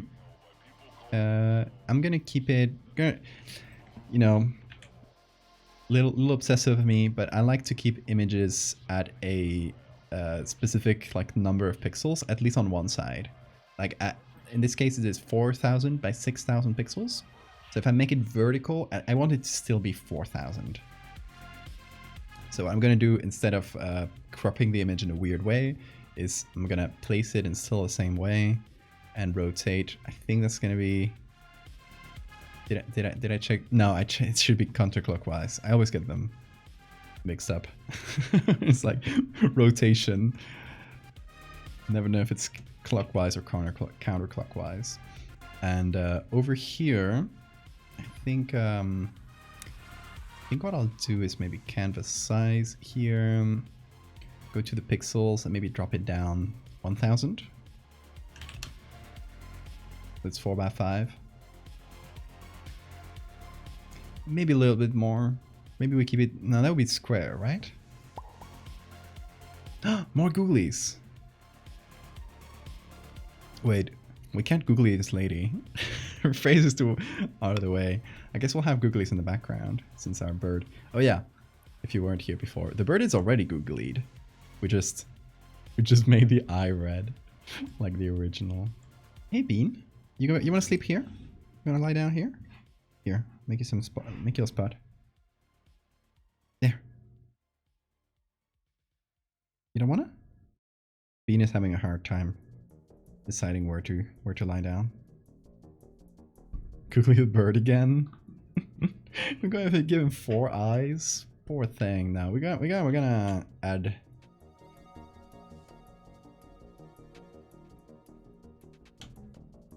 A couple googlies to the background. Just looking. No, Bean. Don't play with that. It makes a lot of noise. A couple of blurry googlies. Watching this googly elf's touch. He's watching over us, always. They're watching over us. Sorry.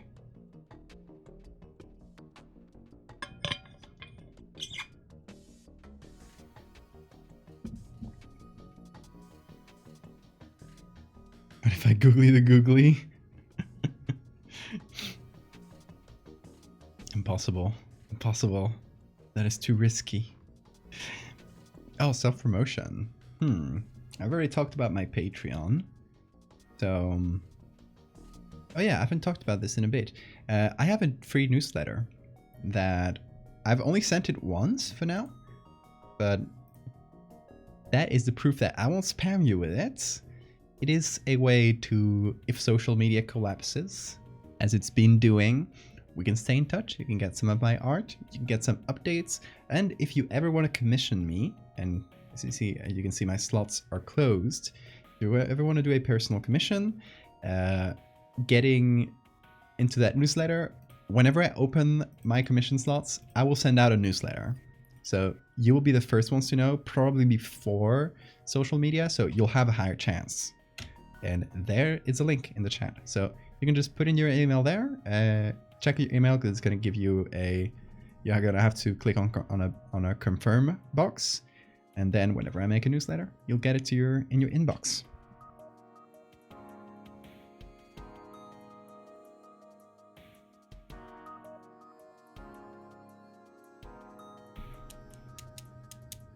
Okay, I like this.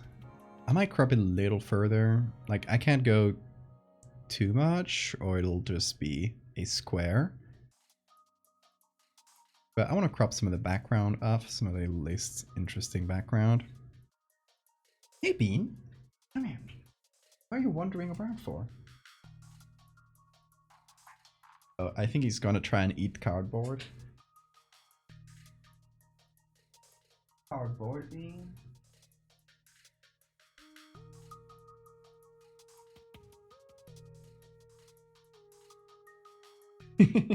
Hey. Hey.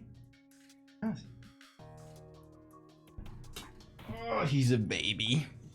He was like in front of the cardboard, looking at me with really big eyes. I was like, are you gonna eat cardboard? Just stayed there.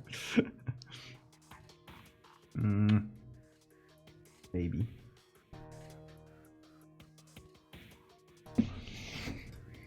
Go on, Bean. You can try and sleep here with Morty.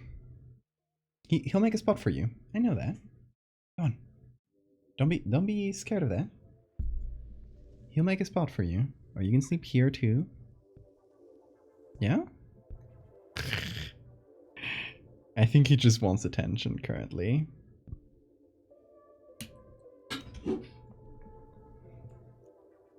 Oh, nope. Oh, God. He just lied down on top of my keyboard. He's right here. But he'll lie down on all the F keys. So he'll always make a little mess. I'll leave the camera here so it kind of captures both in an incomplete way, but... Oh God. Okay, what did he do? He pressed the brushes, that's fine. He created a KO layer, that's fine. Okay, we're good.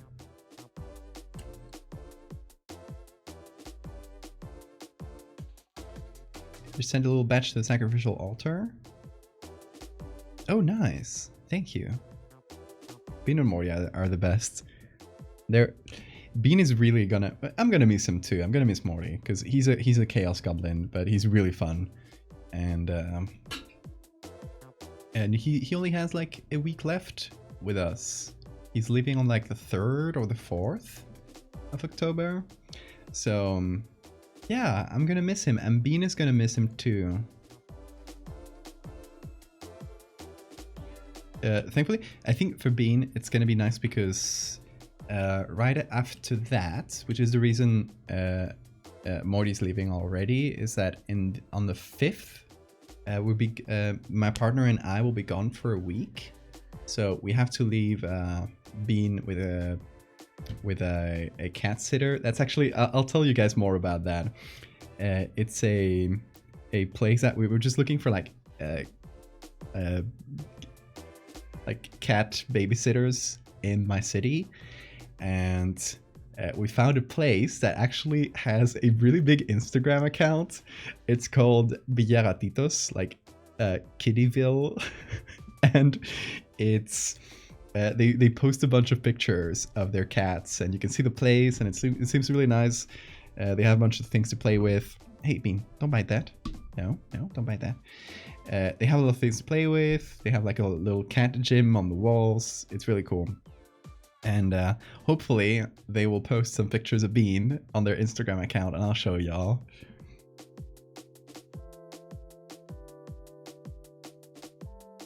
Okay, but I've been... Hey, Bean.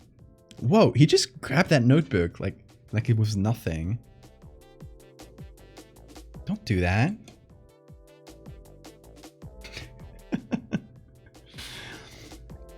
Okay, so now let's try and fit things together a bit better here. Because we need to do some lighting work. And I'm gonna center this too. Like so. So the bird is in the center of the image. Bean, if you try to bite the mic stand again, he's gone. No. He keeps going for the mic's cable, and it's gonna be no fun if he tears off the mic's cable, because I won't be able to. You won't be able to hear me. All right, so.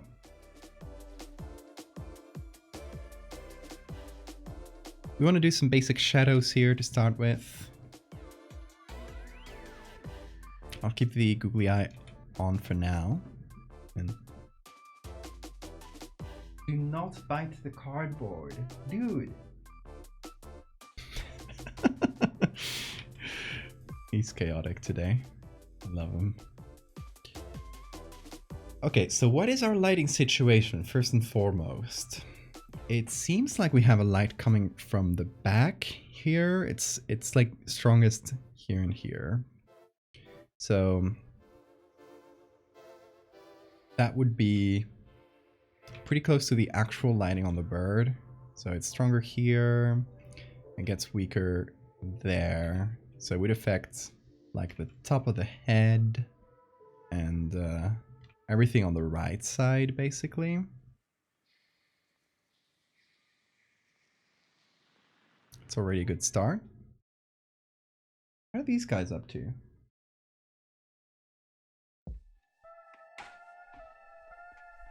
He has forgotten about the cardboard, at least. If he actually tries and eat cardboard, don't worry, I'll get him. I'm not gonna let him, but...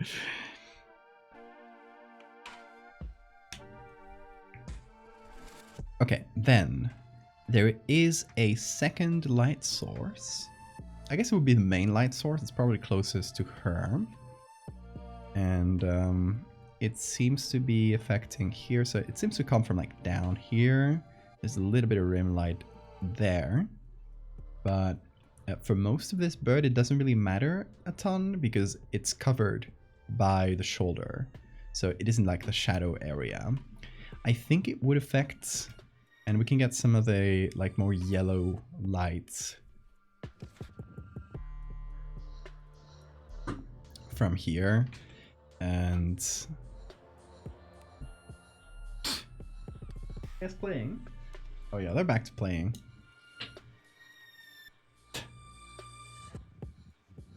Let's see. Let me see if I can get the bean can to target them. They're there in the corner.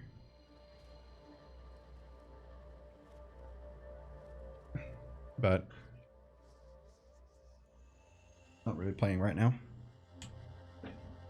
I'll show you if any developments happen. Okay, so back to lighting. We got this light coming from here, I think from below. That would be affecting the face. And Martina! He's trying to scratch the sofa. These kitties are so chaotic today.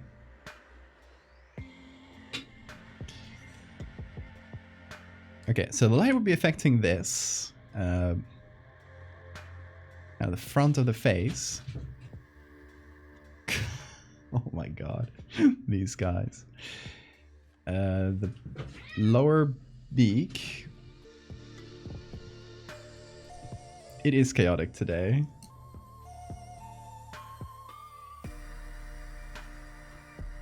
They're under the table. I wish I could show you.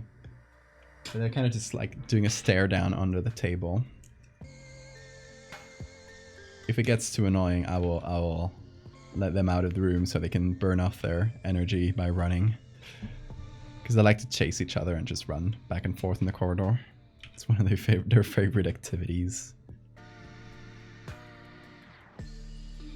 So I think that light would affect the bird like this. So mostly on the upper area.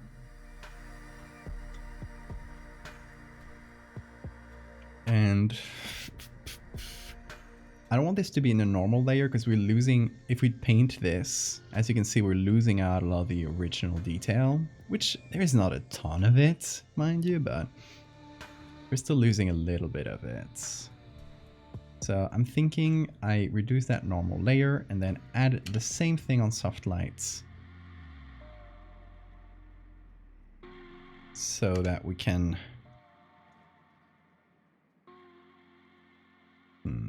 let me desaturate maybe. There we go.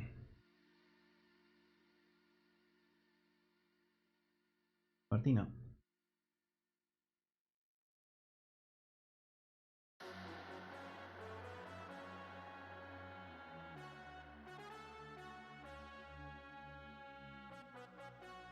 All right.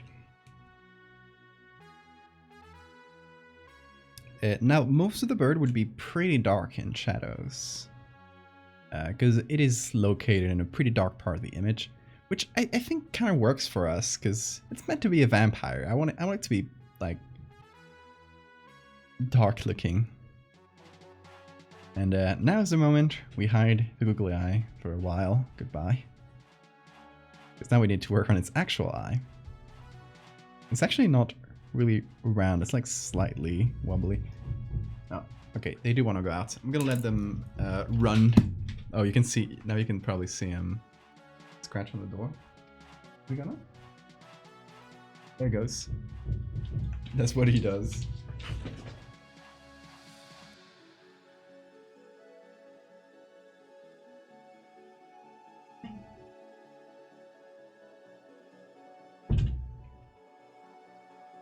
Yeah, they straight out ran out.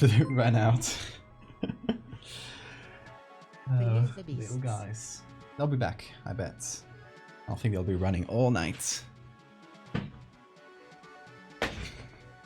You have tea? Hell yeah, I have no tea left. This is so sad. I have water.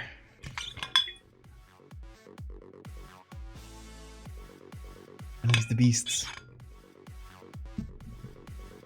Okay.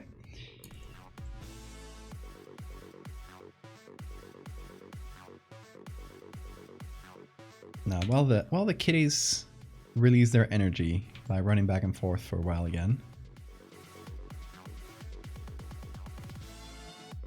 let's make this look good.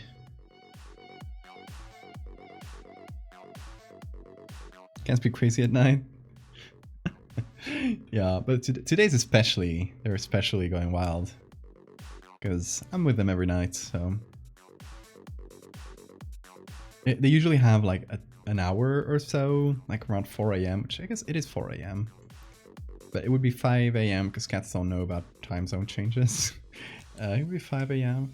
Yeah, it's about the time each night where they suddenly like wake up and have a lot of energy, so they run around and play. But tonight they've done that twice already, so I thought they would have no energy left.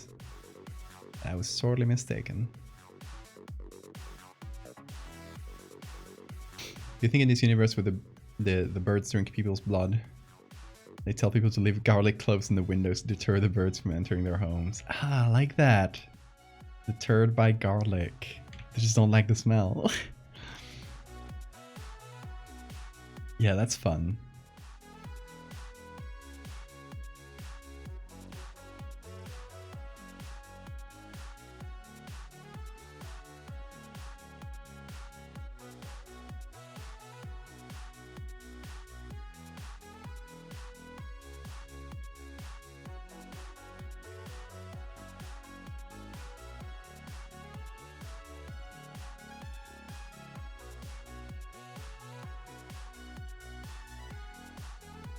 Okay, we need to fix up the color a little bit.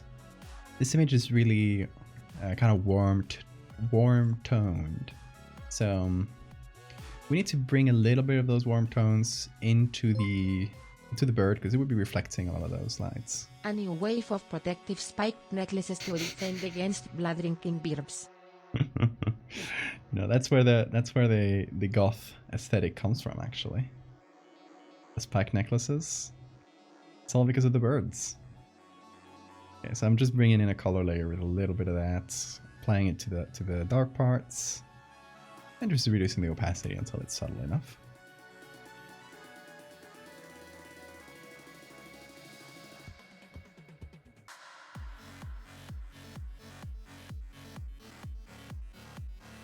What if, quick thoughts, what if we had a second bird somewhere in the image?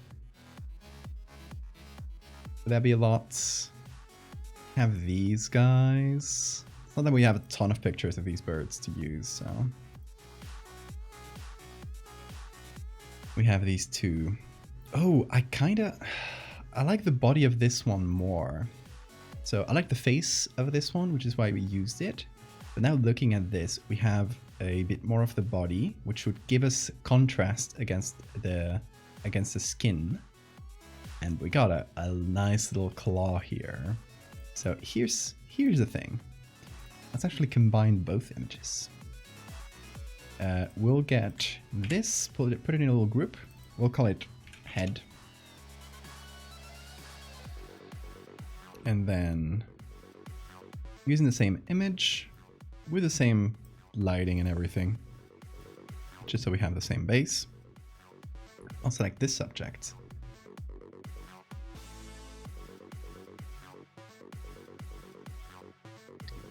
Like the human version of those wolf collars that they put on sheep-rearing dogs, exactly. Now in the region I was born in Asturias, they have huge herding dogs that are actually meant to protect against bears, wolves too, but they're huge.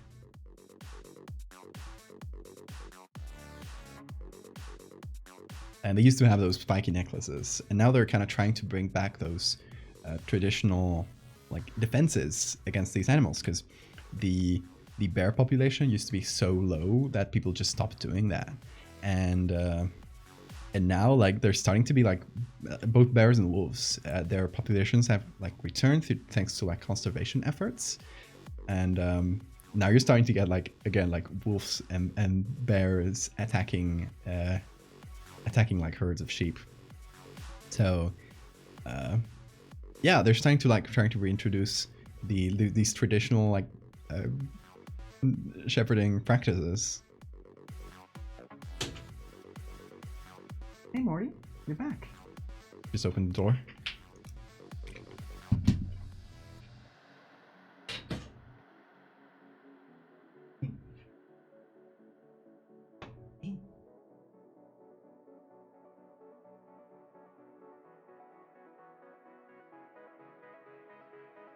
I'm calling Bean and is really slowly coming. He is just walking at a leisurely pace. There we go, he's in.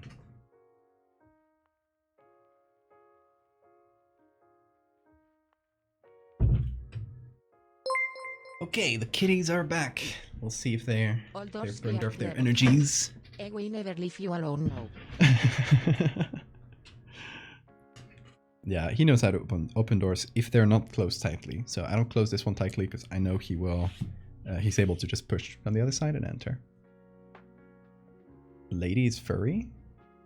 Lady is furry? Her? I mean, she has hair, but... Marty! Marty! Shh! Shh! We're just outside. You want to go out again? No? Come here. Come here. Oh, oh. Hey.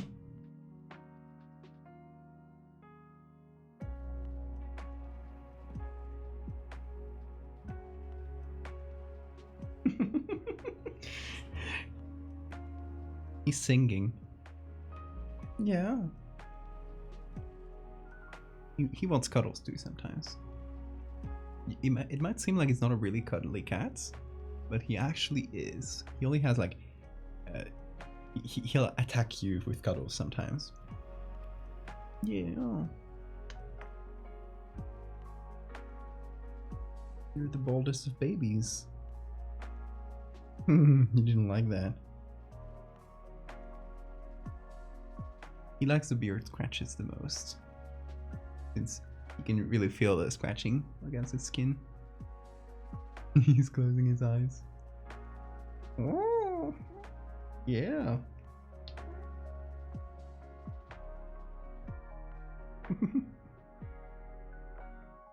Little noises he makes. Yeah. You want more? Yeah.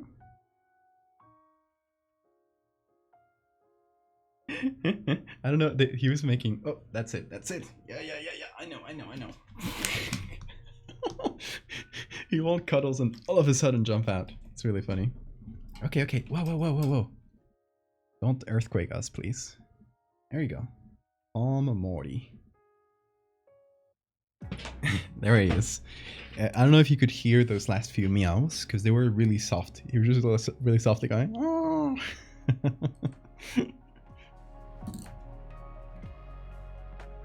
But he's so cute. He can be really cuddly at times. He's usually not on stream though. He'll usually do them when I'm lying down in bed. He'll just get on top of my torso, lie down, and then start doing the beard scratches on his own. And purring. He purrs really like really loud. Compared to Bean at least. Kinda used to like Bean's really soft purring, and this guy just comes in and then feels like an earthquake. It's funny.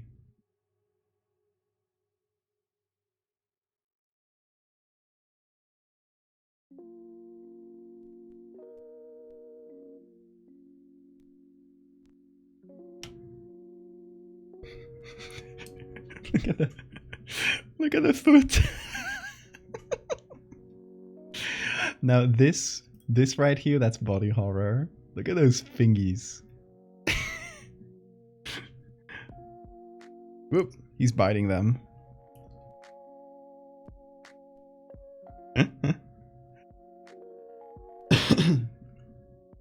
You mean your dog Django is a Beagle Husky cross.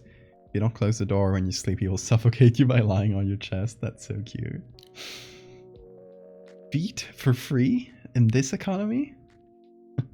He's a dog. He's part dog, I'm sure.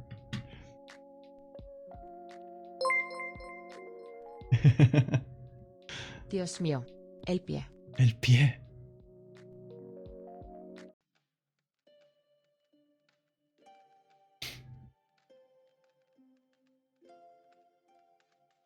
Okay, let me do properties of the mask here so I can see the actual face. And I can try and match it as best as I can to the other body. Whoa, don't disappear on me. There we go. It seems to match, more or less. Now the problem is there's a foot here and it's kind of flying. So my thinking is we take the foot as a separate layer and we move it down. We like kind of rotate it down so it's like clamping onto the skin. Or to like the strap even. For doubloon.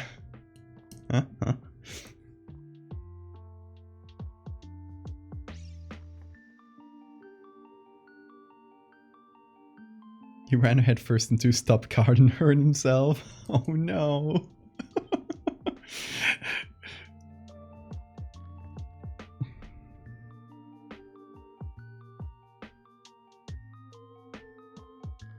Tell Django I love him too.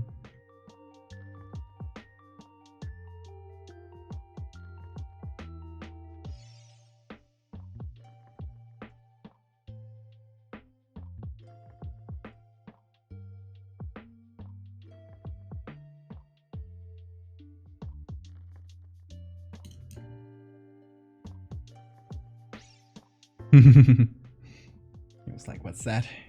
What are you pointing at me with?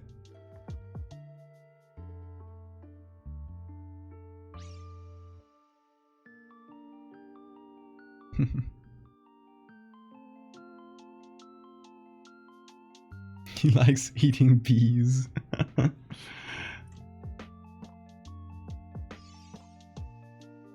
Okay, so I don't know if anatomically that food is like super well placed, but take it.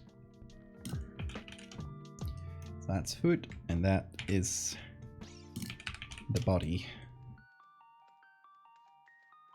So what I'll need to do first of all is just applying the levels. That'll give us a nice baseline for the shadows. And second of all, I think I might, since the bodies are like the bodies are kind of similar, so I can just take the layers we already had painted, apply them to the new body, and just kind of use that as a base. You know, it's not gonna be perfect, but they're close enough that it'll probably help out.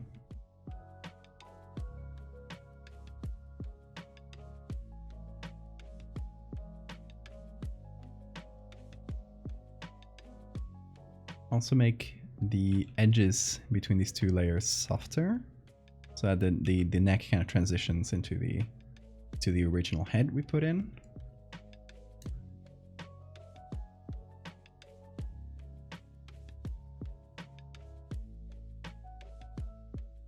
And I'll go to the head here, make the neck match this. That pretty much works. Okay, I'll need to go to the selection on here, because as you can see, it kind of grabbed a lot of the ox's hair, or cow's hair, whatever it's on. So I'm gonna go here, I'm gonna do a similar thing to what I did before, shift the edge inwards, add contrast and feather, and this will kind of like soften a lot of the edge. And this works pretty well. It did kind of mess with the layer edge I have put in here. Just re-add that.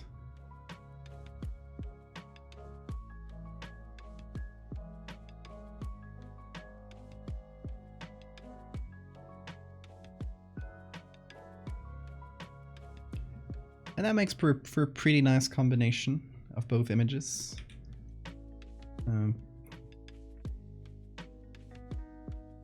We redo a bit of the shadows to match the new placement of the wings. That'll, oh god, it's stuck again. It's stuck on clicked. I'm not clicking anything, and it's like I can't release the click. Let me click back and here. Okay, we're back. Let me save. Every time Photoshop does something silly, we gotta save.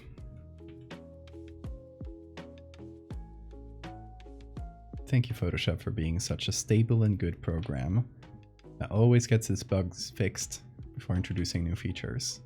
Wink, wink.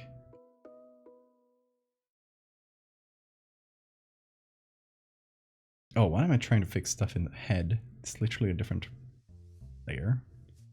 I'm a dummy.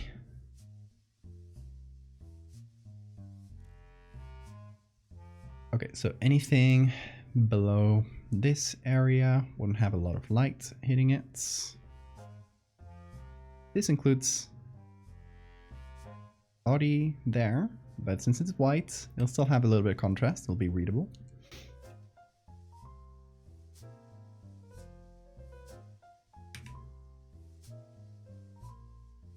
Gonna do a lot of this in soft light instead of normal, actually. Adobe's reminding me to save by giving you my heart attack. Exactly. Thank you for the save reminder. I appreciate it. Are my... Oh yeah, my shortcuts are not showing up here on the corner today. Is it on the program? This one, right? Huh. I mean, it's on. It's not showing up. That's weird.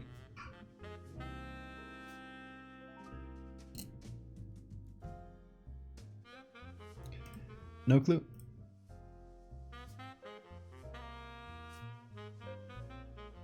bean hair on my screen. More bean hairs on my screen. It's full of them. I don't know. Well, it's not that important that we have the shortcuts on screen. You'll just have to trust me. Ooh, a word in Spanish. Well, a bird is un pájaro. Has a beautiful ch sound that is hard for English speakers.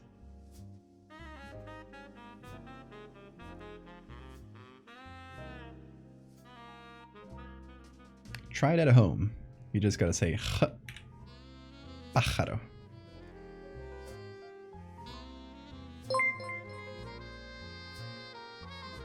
El pájaro dije jajaja.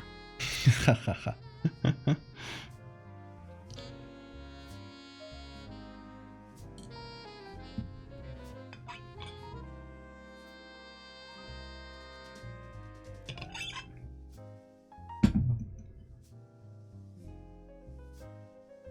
I gotta fix up the light here.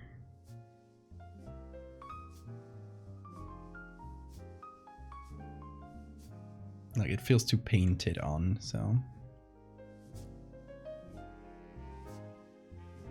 it needs to be a little softer, I think. It's already better.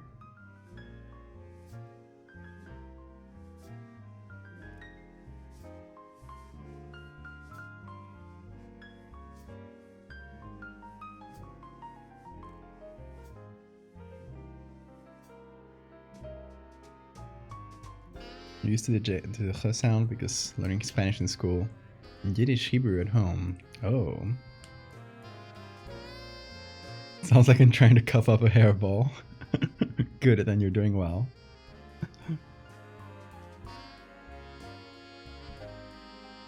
French is the best language for clearing your throat.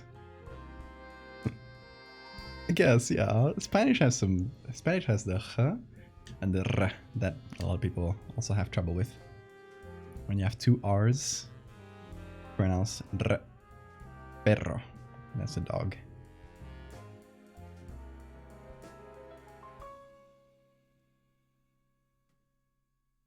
Oh, I could just reduce the levels here. Haha. Sorry. Just thought of something smart that is actually the first thing I should have done. Why is it? Wait. Makes sense. Should have done it on this layer instead.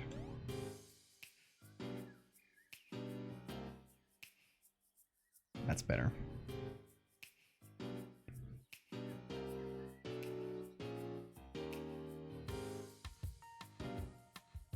You can do audio messages on Discord? Yeah, you can. That's a thing they added in the past few months.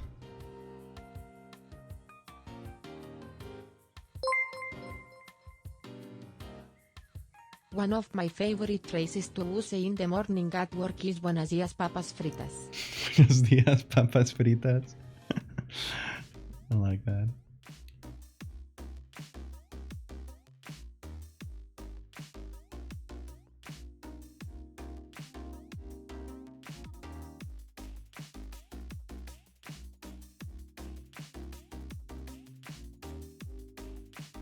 Papas is a fun word because it'll change depending on where you go. I think most of Latin America says papas. Here in the Canary Islands, they say papas, and I've actually gotten used to, like, now I say papas as well. But in Asturias, we say patatas. Like, I guess the full word originally was patatas, like potatoes, and in some areas it started being shortened from patata to papa, and it just stuck. That shortened version just stuck in some areas. That's pretty fun.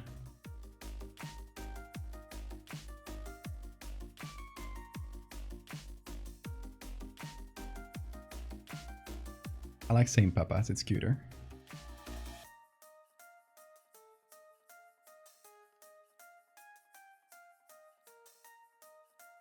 Okay, handling the lighting on this bird is pretty hard because we're pretty close to black.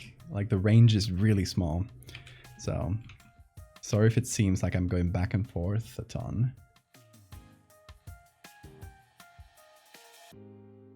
Hard one to get right. And oh yeah, for the foot as well, you're gonna need to soften those edges a little bit. German and Ukrainian. Ukrainian is hard, isn't it? Heard so, yeah.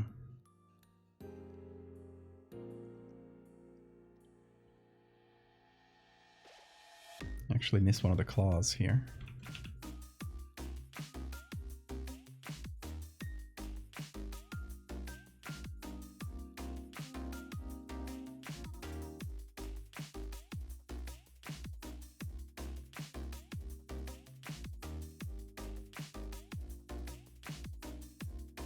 Okay, so the claw will pretty much just be black because it's under everything, a lot of shadow on it. And then under all of this, we're going to be making a normal and a soft light layer. And we're going to use this for shadows, for the bird's shadow, that is. Which would mostly just be here. We wouldn't really get a lot of shadow on that side, even though there's a light coming here, but we're not getting the surface it projects the shadow on top of, so.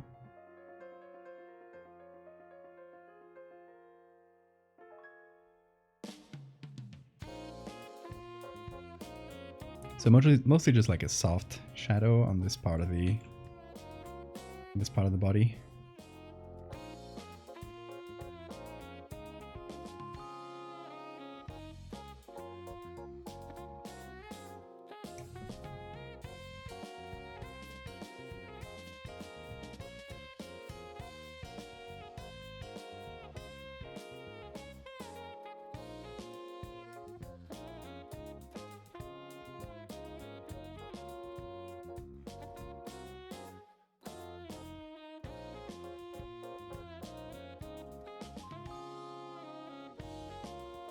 Checking in the original again. Make sure I haven't lost too much detail. It's not that there was a lot of detail in the original either, so kind of a hard thing to deal with.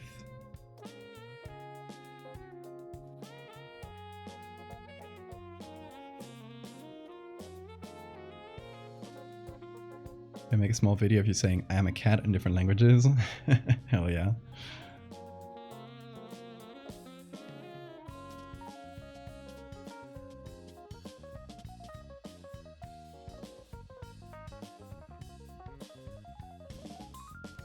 And I'll just play it for Morty over and over as a subliminal message, so hopefully he'll finally understand that he's not a human. Because I think Morty truly believes he's human. Like, I got skin like them. I can't be a cat. Cat's got hair. Yuck.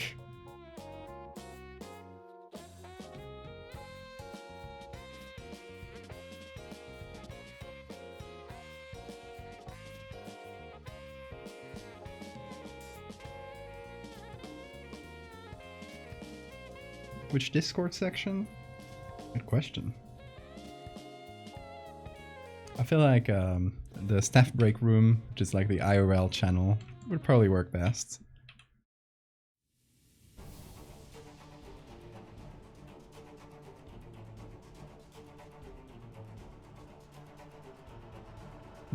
Almost done painting your nails. Nice, what color are you painting them? Fun fact, cats perceive humans as pretty much just larger cats.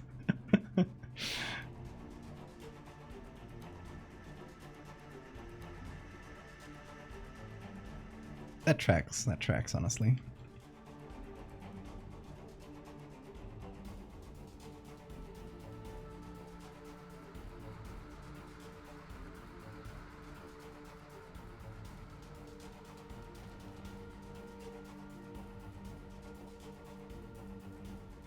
Okay, I think our bird fits pretty well already.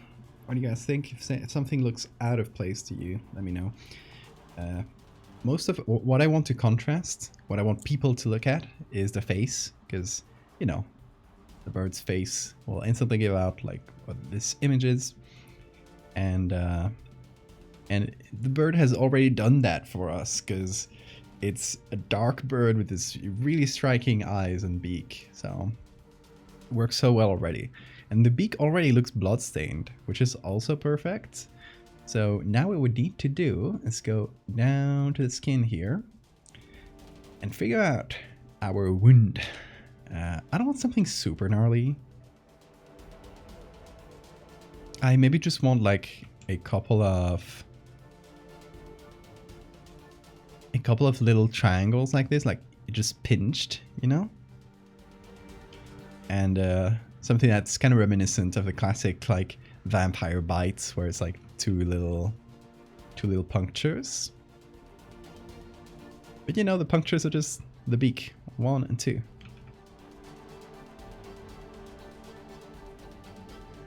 So it can be something like this, I feel like.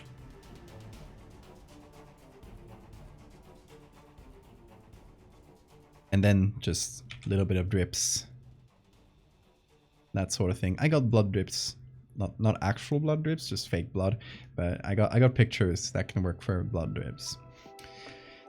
So that leaves the wound itself. Which, I don't know if I have pictures of wounds. Actually. And I don't want to use anything super gnarly. So let me quickly check in my like the gory part of my resources folder to see if I got anything that could work there. I'm gonna take the blood drips. Got this one.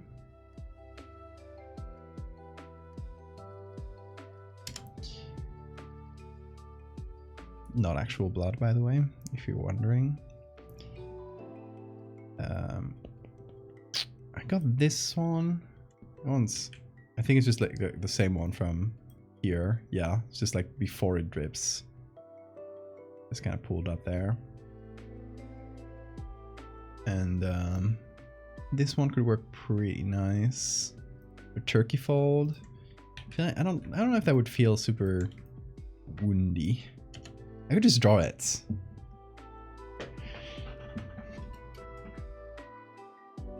Cats responded to thinking we can't hunt by trying to feed us. Is that why they do that? Interesting. They do that for elderly cats and kittens. Oh. They see it a courtesy to try and feed people they like. That's so cute.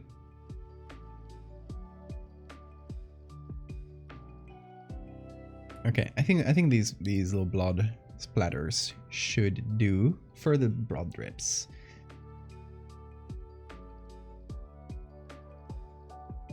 Now for a wound.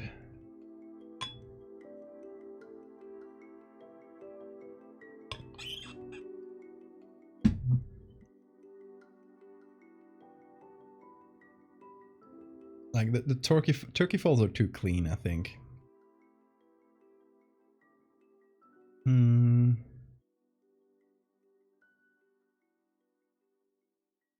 I got one of a surgery, but that's not really what I'm looking for. You know, we might find something on one of these websites. I doubt we'll find something super good, but you never know until you search for it. So look for wound. Let's see. They won't have anything gnarly, which is, I'm not looking for anything gnarly. Okay, so we got not stitches, rapas. How do you call this? It's actually pretty nice. I'll save it for my folder. Is that Plants vs Zombies music? Yep. A remake of them. Staples, thank you. Morty, what if I used your wounds from when you scratch your neck too hard? Look, I don't know if it's... Hopefully it's visible on the camera. But... my fingers are in the middle. You can see little wounds there. That's because he keeps scratching his neck and hurting himself. So that's the reason why you gotta get his nails clipped. Because otherwise he'll just hurt himself. Poor little guy.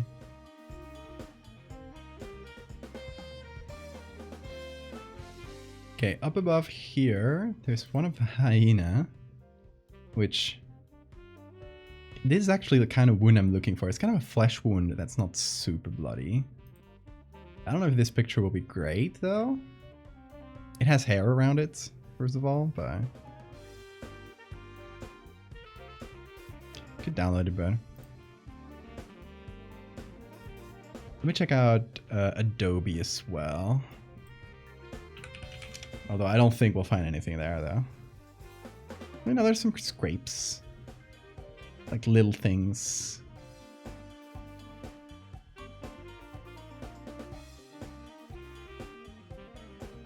This is a small one.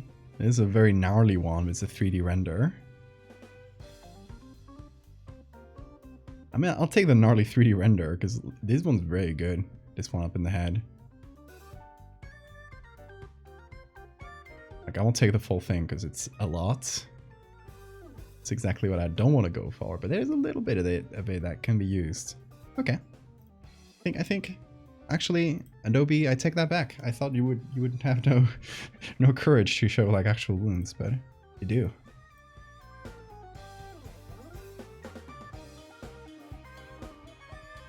The only thing I saw was you jabbing his face. I don't want to like bother him too much. No, he's sleeping now, but if you see the back of his neck, try to notice it. He has like little spots from little scratches he does to himself. He's a silly boy. Okay. So slight warning here. There's going to be a pretty gross looking 3D render of a face. It's not a real thing. But I'm going to use that for the one. Just going to cut the part I want out and leave the rest out. Is that one here on top. This one is pretty much what I want. It's a good render.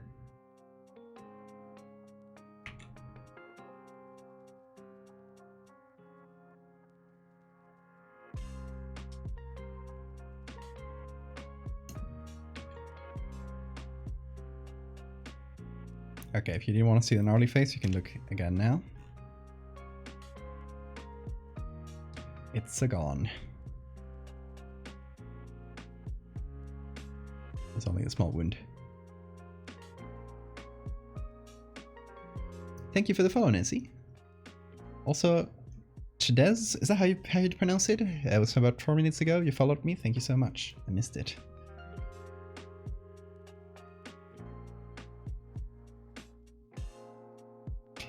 Yeah, why did it give me wind turbines when I looked for wound? Wind. Ah, sometimes it'll kind of like search for like misspelled versions of what your original search term is, which is funny. Wind turbines. The ideal renewable energy. Wind turbines.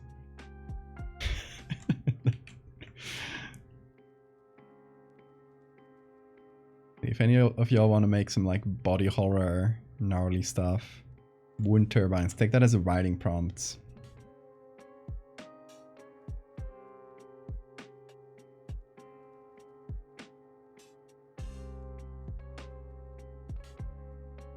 Introduction, thank you. But manipulation is not something that you often see on Twitch.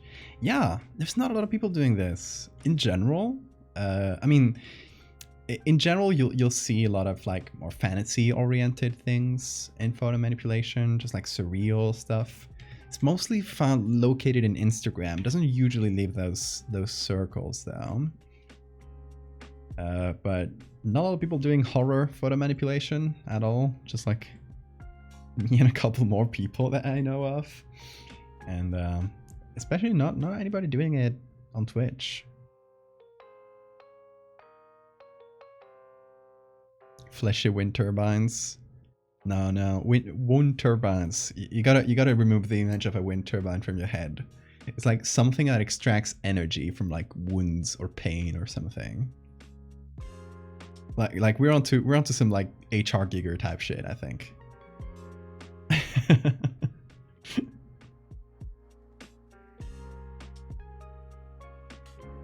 Okay, this could work on multiply. Ugh, it's so dark. Okay, what if I darken this until it more or less matches the color of the skin?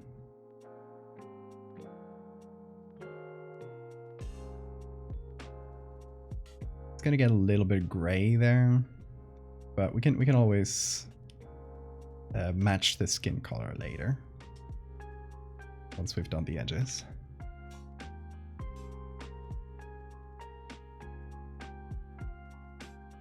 Something that would be in Mystery Flesh Pit. Yes, perfect. Yes, that's another good interpretation.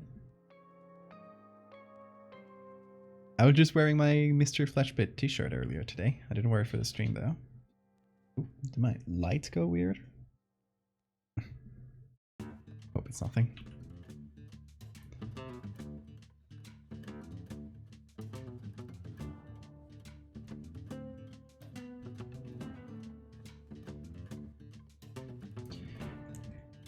Okay, so I'm gonna apply some color.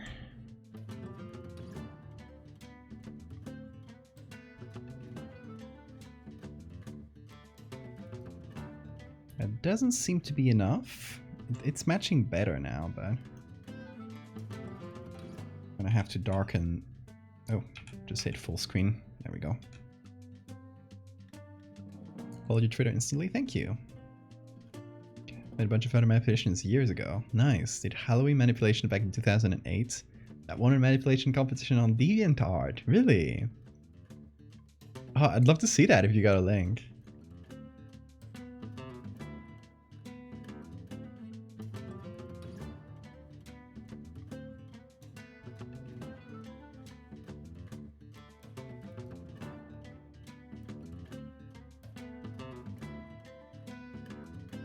Okay, that matches now.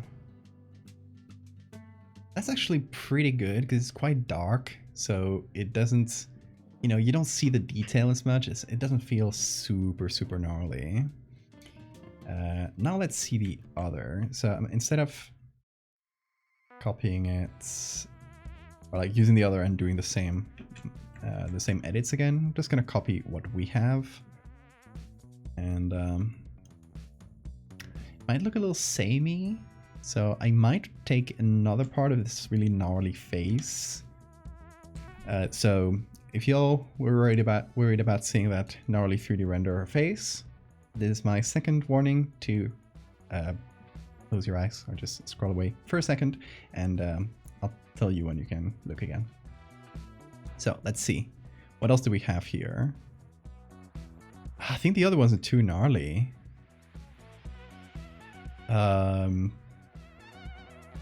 I think maybe this one or this part here, I can take like a chunk, a little corner of it.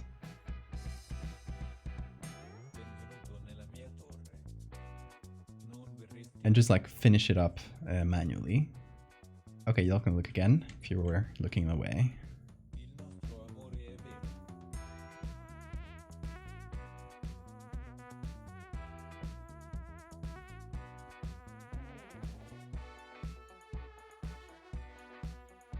Emotional wind turbines.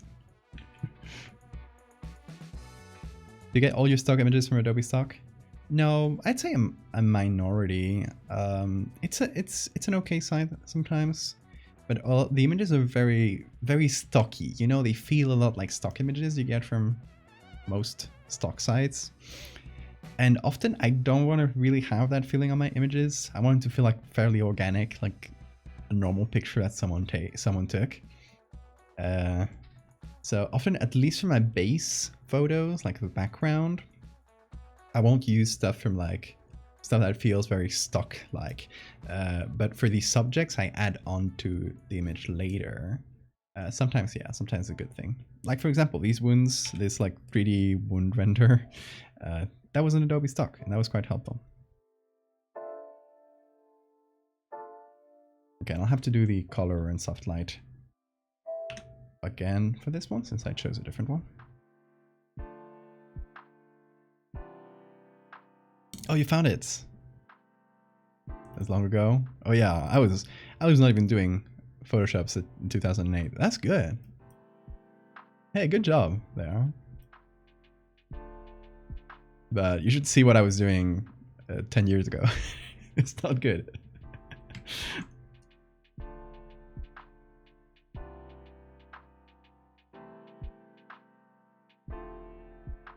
Can you move it? There we go.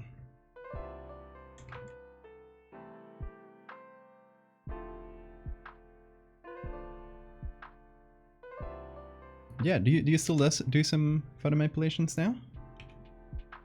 I'd love to see them if you do.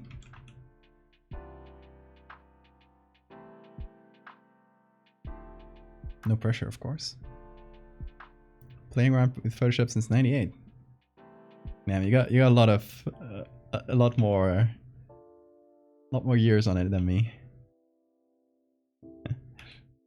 For me, it was since. Okay, so I was 13 years old. I think since 2010.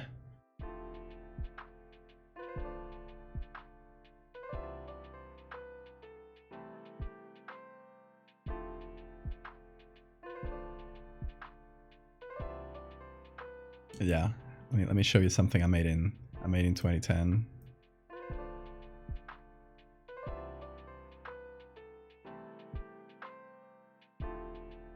Let's see some of that really old stuff. Here's Lion Man.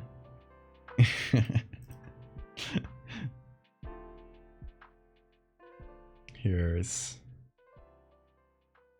Oh, I just edited the neck out of a giraffe. It was a really bad quality image that I chose. These were some of my very first ones, though. If you go up a few years, here's a fun one that I made. I think, let me find it. I think it's in 2012. It might actually be in a different folder. So this, give me a second for it to open. This was probably like the first horror thing that I did. It was from 2013 originally. Let's see. This one. Some big crows attacking a lady. Hope she makes it. She didn't.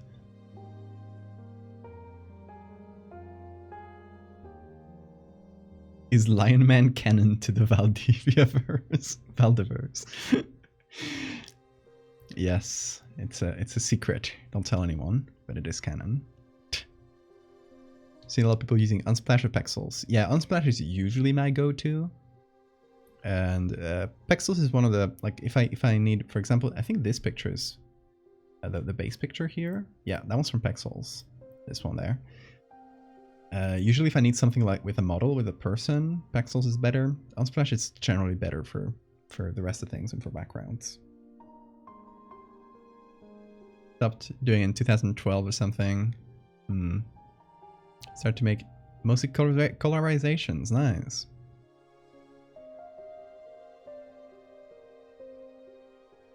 Is a short-necked giraffe canon to Valdevia-verse? Yes, definitely canon.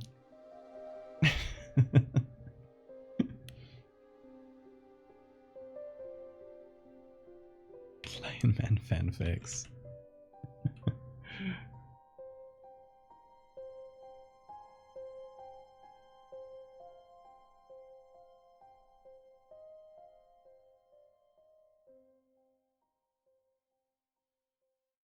Okay, I'll finish up this wound here by using a chunk of the other one, actually.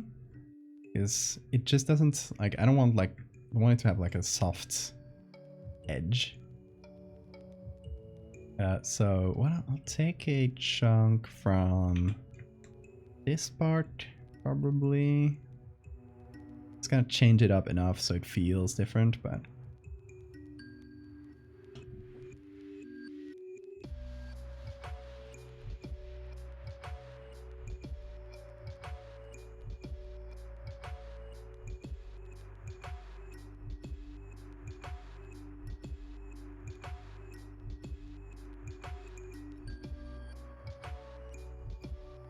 There we go.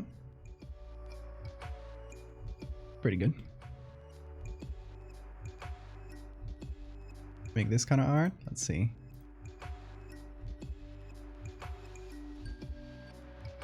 Ah, it's really well colorized.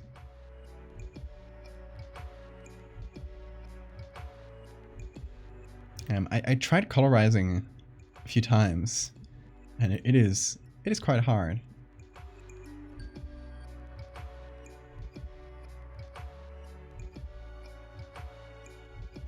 Like, for me, it's the skin tones. It's so hard to just get realistic skin tones from a black and white photo.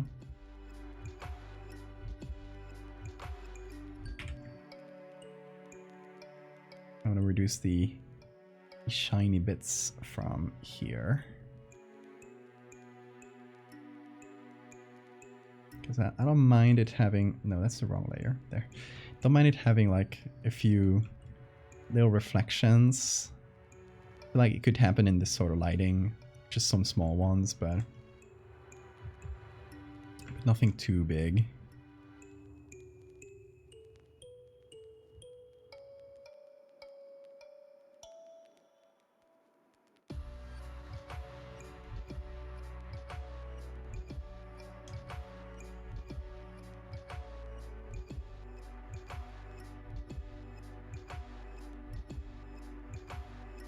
Okay, nice. So now I'm going to simplify these layers because I'm not going to be taking any more from them.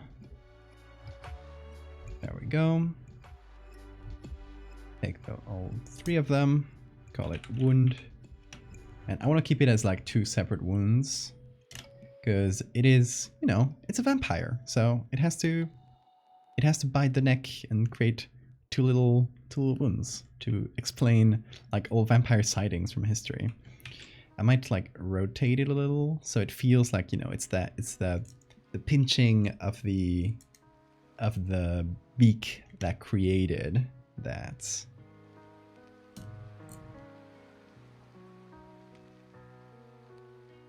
What is my most creative reuse of an image in an edit? Oh, thanks for the save reminder, King. Good question. Okay, I've used spoiled soup a bunch of times to create like pretty gnarly textures.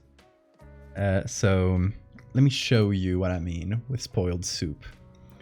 So this picture, I got a series of pictures, and these are from Kemped Bones in chat. I don't know if Kemped Bones is still here, who has taken a bunch of pictures that I've used.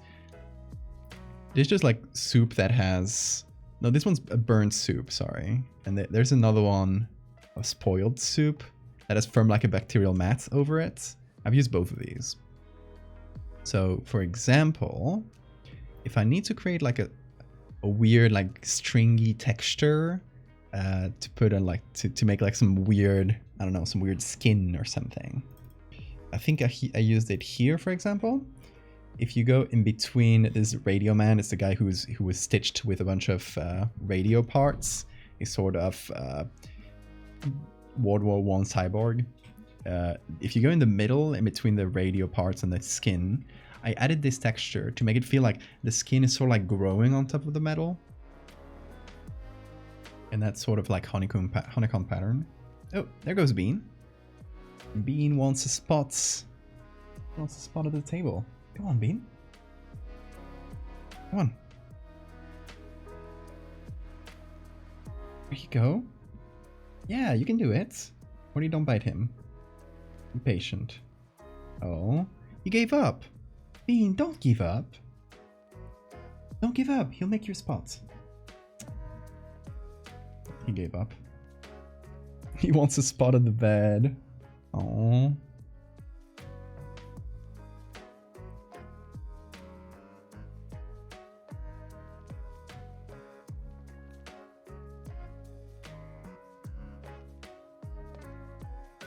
You turn on the lamps to make it look more noir. Yeah, I like that. And this not long ago. Civil War veteran, 1911. Ah, that's really good. Really cool stuff.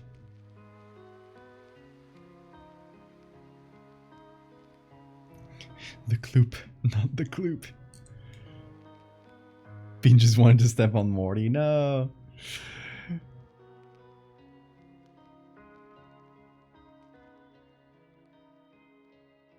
Hey, what are you doing, Bean? Just moving my lights. I think he just wants to sleep on that spot behind the computer.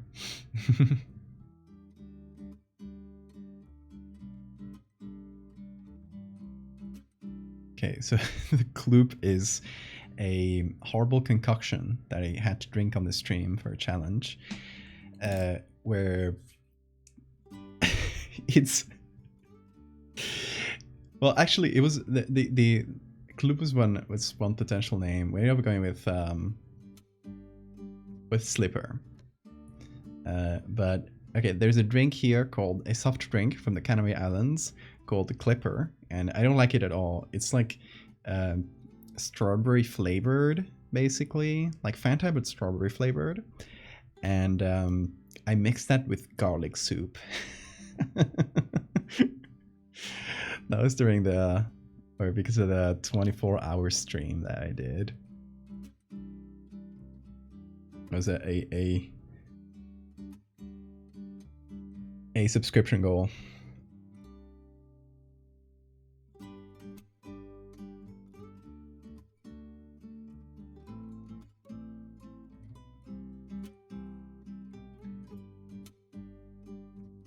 I still feel like I'm still not super sold on the lighting on the face. The body seems mostly fine to me.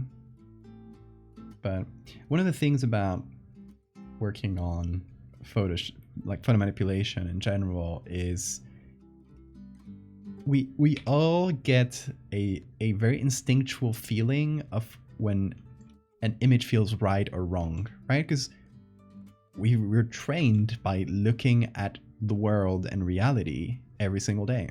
So when it's art and it's like drawn, you kind of turn off that part of your brain that, you know, it's meant to detect whether this is real or not. But when you look at a photo, or a quote unquote photo, like something we're making right here, you that part of your brain is engaged. So sometimes you're making something and you get this really like instinctual feeling like, okay, this lighting doesn't work. There's something here that doesn't work. But you don't know exactly what it is. You just get that feeling. And obviously, like, as you can see, our bird here is not super high quality because there aren't a lot of high quality pictures of this bird online. So we're going to have to reduce the general quality of the base picture, especially the ones here feel like much higher quality even than the background, but we're gonna have to reduce the quality of everything until it more or less matches the bird.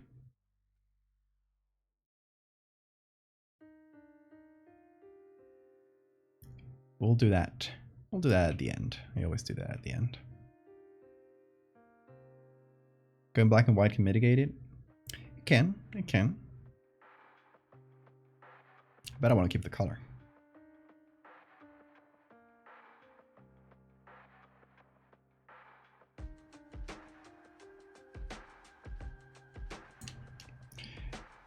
And yeah, camped those bones. Those bones. The soups have been super useful. I've been using them so much.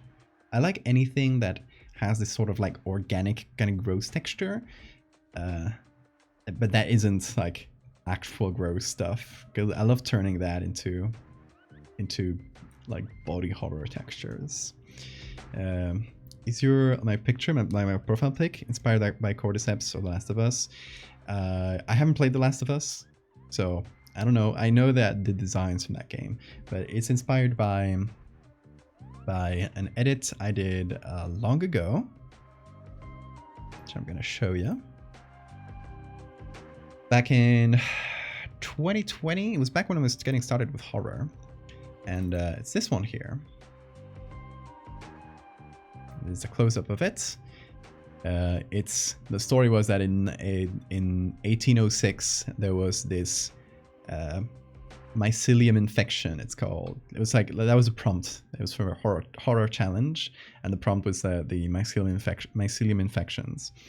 So I decided like, okay, this is like in the 1800s, so we don't have photos of it, but we have like people who died and their like their bones with their ossified mushrooms were kept. So I did that, and then much later in last year, I did kind of a sequel to it. And the idea was, trying to find it here. The idea was one lady survived the infection, and it didn't kill her, but it actually became like chronic in her. So she kept like those mushrooms for the rest of her life and survived up to the 1850s or 1860s or something, where this photo was taken. So this lady actually survived to the invention of photography. So she would be like the only photo of the mycelium infection that ever existed, because it only happened in like this one village in France once. And so yeah, those two are like some of my most popular stories that I've done to this day. So I thought when I did a profile pic, I was like, yeah, let's do something inspired by that. So there it is.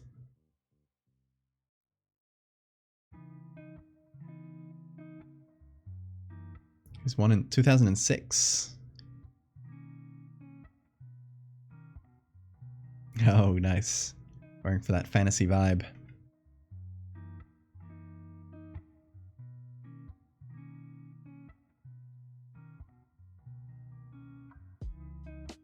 Is this one that I really liked? I can't recall if you did it or not. Well, tell me which one it is.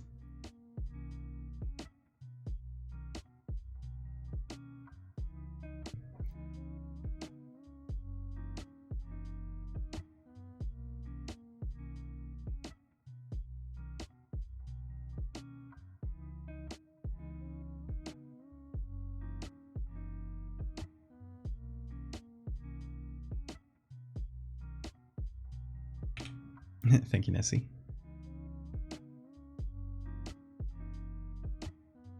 Some creature that replaced people over the years. Oh, the doppelganger that I did. Maybe that's the one you're referring to. The Facade, it's called. This was a collab that I did with another artist, Luke Baker, fantastic artist.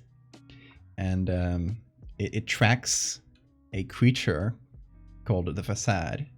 It's a doppelganger. It tracks this creature over years and years, and over different like identities it takes. And it tracks like the little moments where it slips, where this guy slips over the years. So it kind of tracks it like in oh, there we go. It starts tracking it like it's the series is kind of out of order. So it'll kind of jump through time, and you gotta like put them back in order to realize that, oh, it's the same one. We're just seeing like all the process, like all the people that it's infected over the years, or it's like pretended to be over the years. So we get this like turning photo, and as the camera faces away, whoops, this guy slipped. Or we get this X-ray, and inside is all fucked up.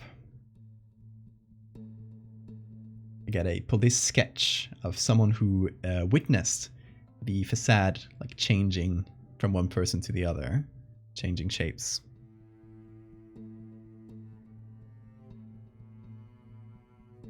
Is that the one you mentioned, King? Thank you. That was a really fun one to do.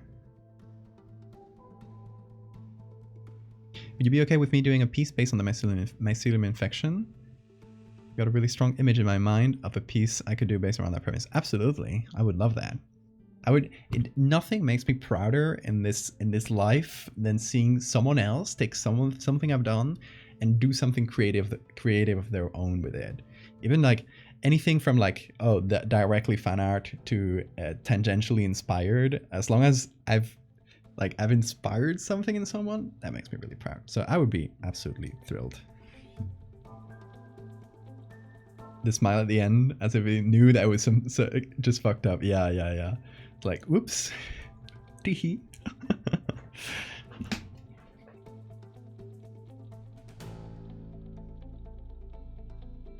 Okay, we're gonna add some drips of blood. So this one's really easy. It's against a white background, so you can put it on multiply, Or linear burn if you want something a bit stronger, color burn. But I'm gonna go with multiply.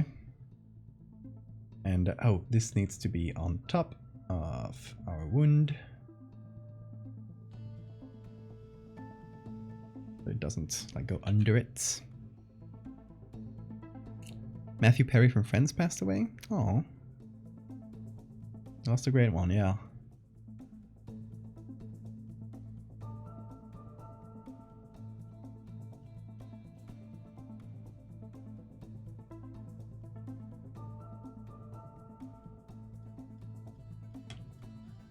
Okay, I'll make this little droplet go from here.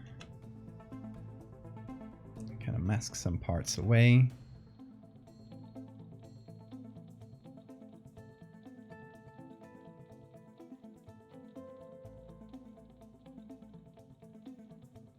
Would it be going? No, it would be a little bit diagonal. Or even... Yeah, give me a sec. Maybe even.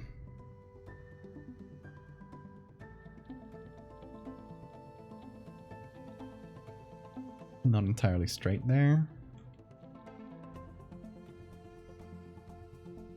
Yeah. And maybe a little droplets. Maybe this small one would work for the other wound.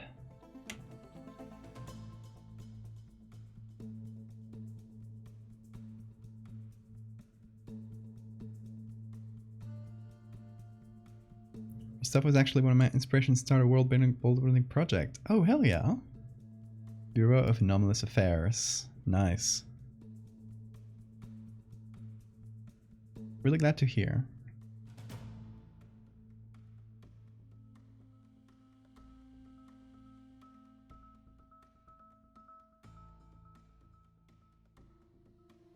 Okay, so this one's much smaller. You can just kind of cover that edge.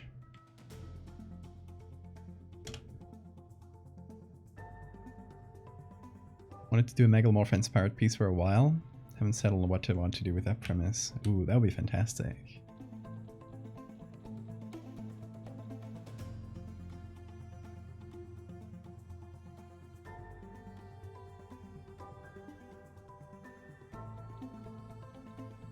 I got one Megalomorph coming out soon-ish, hopefully. That one with the collab piece. Really excited to show y'all that one. And I got another one that's kind of half ready. And I got an idea for a third one, but that one's just an idea for now. I kind of want something to do with a firefly Megalomorph attracting people, using the light as a kind of lure to attract new followers. I don't know, like maybe something with a lighthouse and a firefly. I don't know exactly, like for now it's just like a floating idea in my head, so we'll see.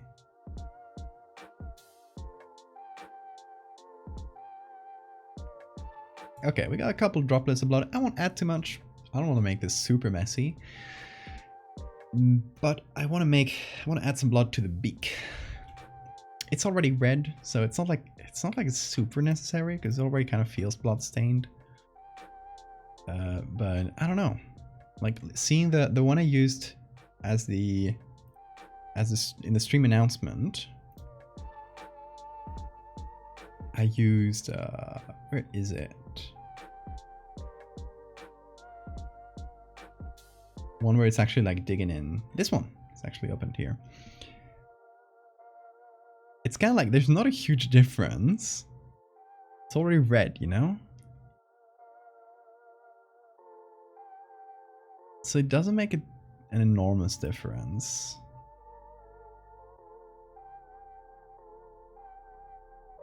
Oh, that's a really good picture. They're big burbs. I think ours is smaller in comparison. Or is it? I'm not actually sure.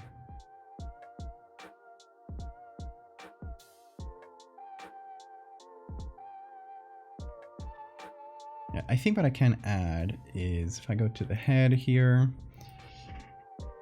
go once again to my blood textures. I got one that's kind of more like smeared blood. This. That I think if I add on like color burn or something on the beak, it could give it a little bit of a touch. I can't say no to a good light in front of me. Exactly. One of your pieces was a human bug skeleton found in Spain. Yeah, I thought about maybe doing something based around giant bugs in Roman Imperial Spain. Ooh, that's fun. I like that a lot.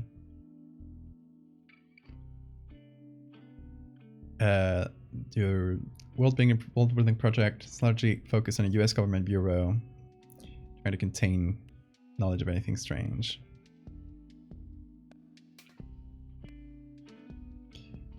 One I really like was Nowhere of Much Importance, an extraplanar region in Europe run by the Duke Anon Yin, and its capital is place name. I like that.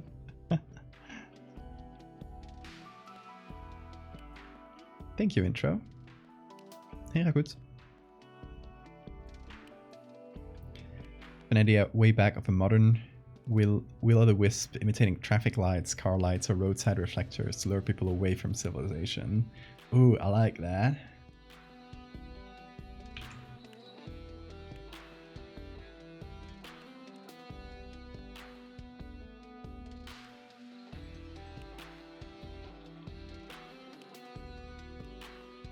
Okay, so I'm trying to pick up like a nice little texture that I can just add on. Oh yeah, this is nice. Like not the entire face, mind you, but actually maybe there's some drips here on the neck too. Kind of it's just been diving in. Oh, big brush. There we go. I mostly wanted it for the beak, but I'm gonna do that in a separate layer though.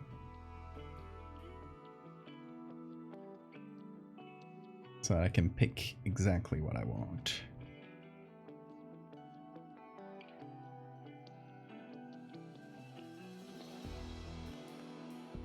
These are good.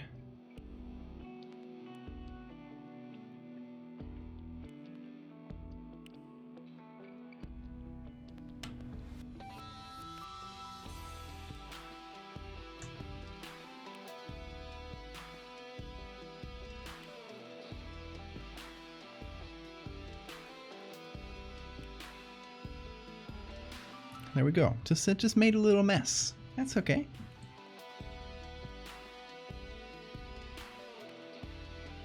Overall, just really difficult to talk about the place because all the names are like that.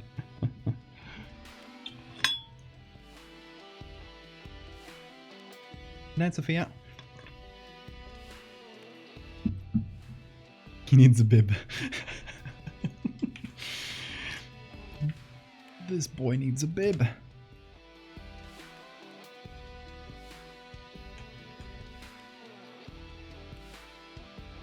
Okay, so that's pretty nice.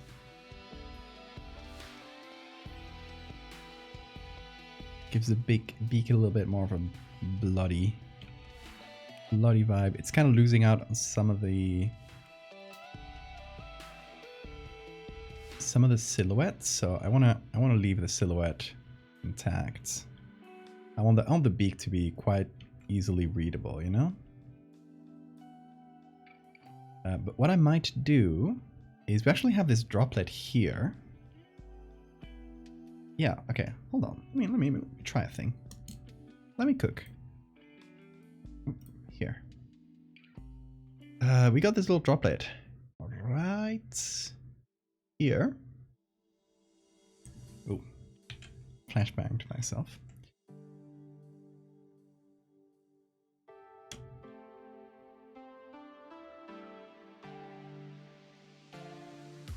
I'm gonna pick it up.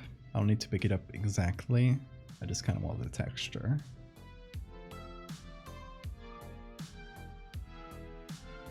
And we can put that under the face.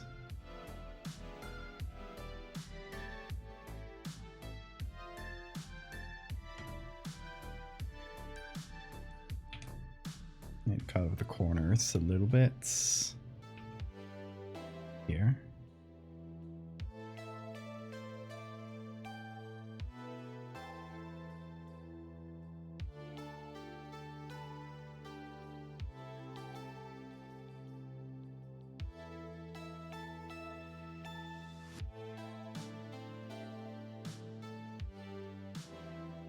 The Royal Crest has the Anonymous.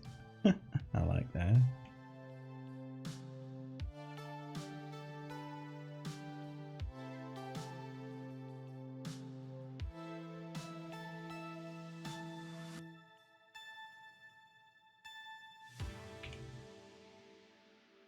And a little bit of light coming in from the side.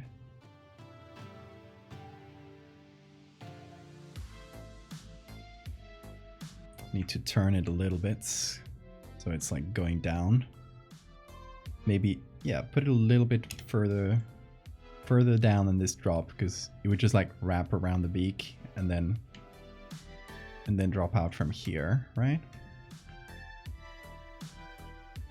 Did I get a correct cut of the... pretty much. This kind of feels like I messed up in the selection here.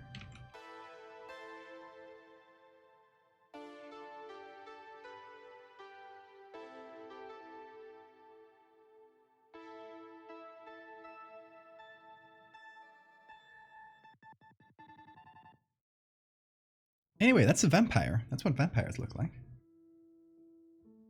The googly eyes are just horrified at this point. But let's see, what do we got here? Nothing of use. We've already used our oxpeckers.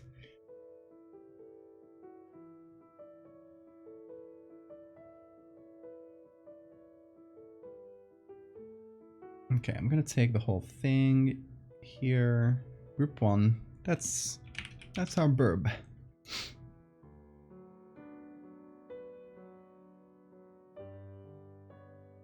We can work on some levels here. Just like increase the just a general contrast a little bit. Gives it a bit more punch.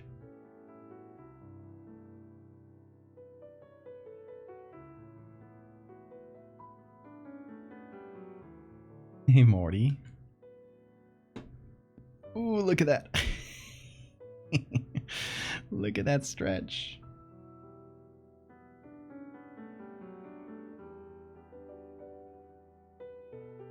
The president of the US, Martin Van Buren.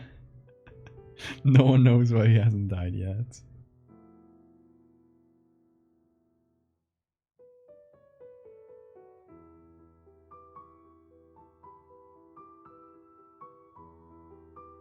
Okay, how about we try out some filters and stuff. Yeah, wait, before that, something that was bothering me here for a second is like this part of the shoulder is out of focus. That's kind of where we're placing our bird. So we can do two things. We can actually move the bird a little bit to the right, which I don't think would change the lighting too much. Oh, maybe the tail if we move that up, but that's fine.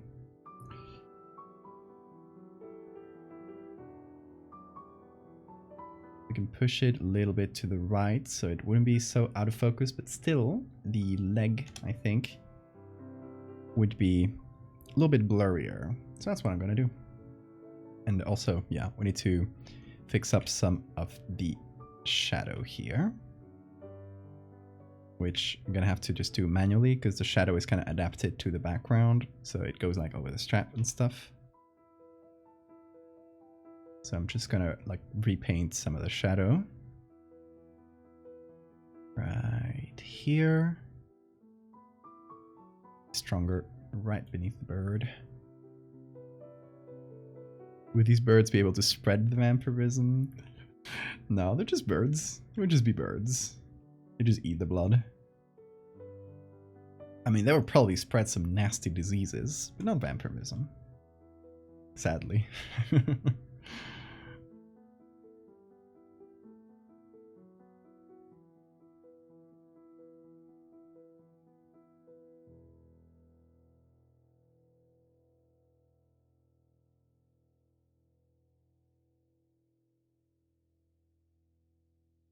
Okay, and now the tail here. Gonna soften the edges of every layer, so hopefully... Okay, which one am I missing?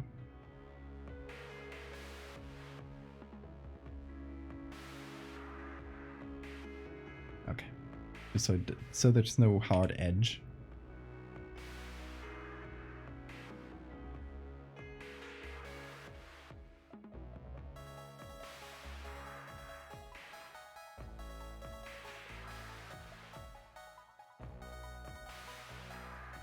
Oh, what is this? Huh. I think that's the head layer, yeah.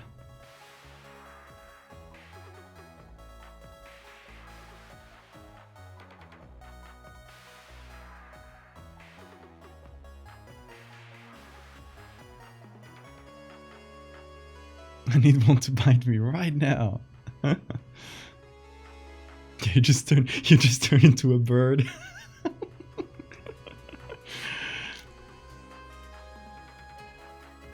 I like that. Yeah, let's go with that. If it bites you, you just get birded.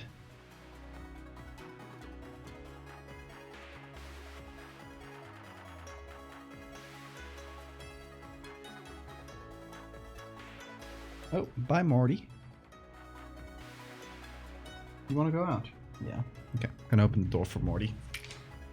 BRB.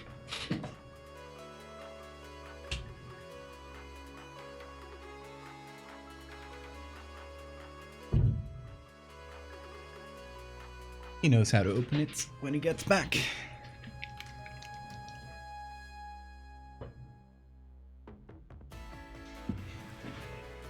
It just feeds off of you for a while until you die. Then a flock of birds emerges from your chest. It uses you as a nest.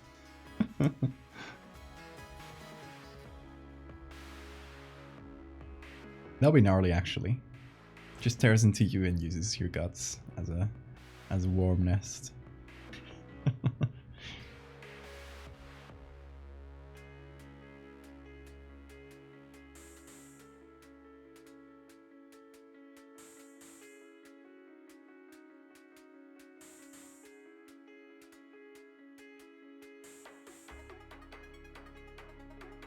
Parasitoid birds, yes. We're upgrading this parasite into a parasitoid. Let's go.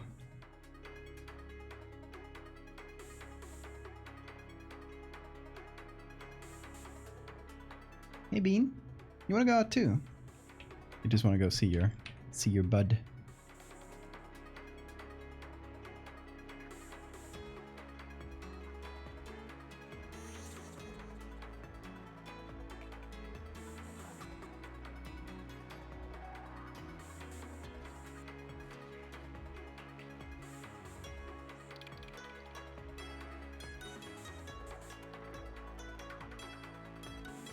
Megalophobia. Oh yeah, someone told me to post the big guy that I did the other day to a megalophobia subreddit.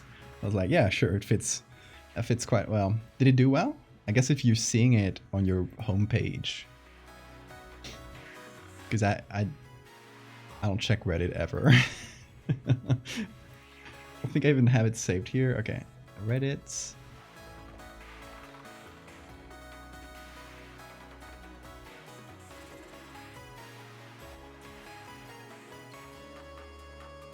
Oh no, it just did middling, but you must be subscribed to the subreddit.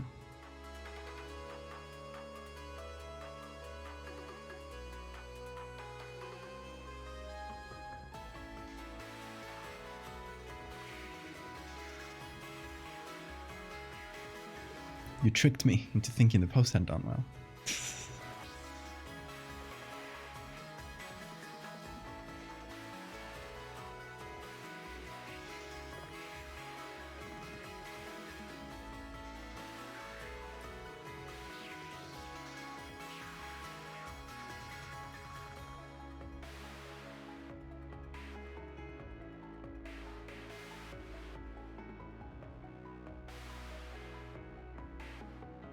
Did it go to shits? Okay, I'm not that mad that it didn't do good.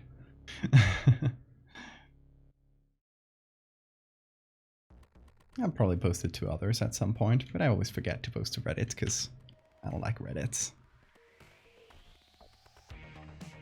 Reddit is just an incredibly hostile to artists place.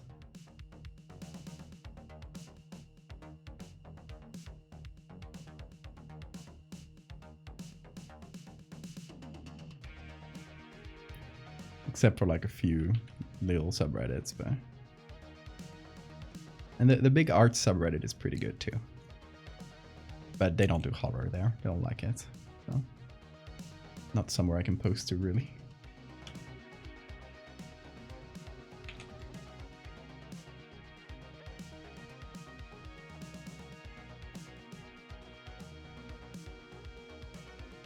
The Megalovania, oh no. You gotta sleep? Okay, Hammy. A good night. Sleep well. Reddit sucks, yet I keep coming back. I stopped coming back a while ago.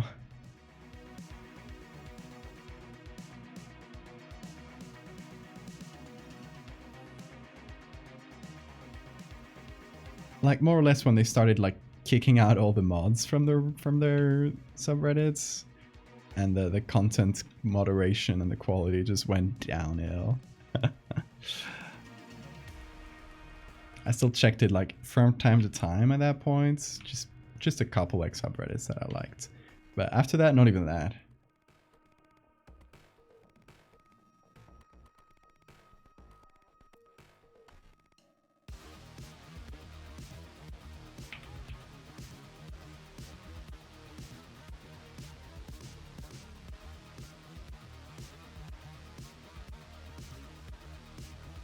Decade-old Reddit threads for information. Yeah, that's true.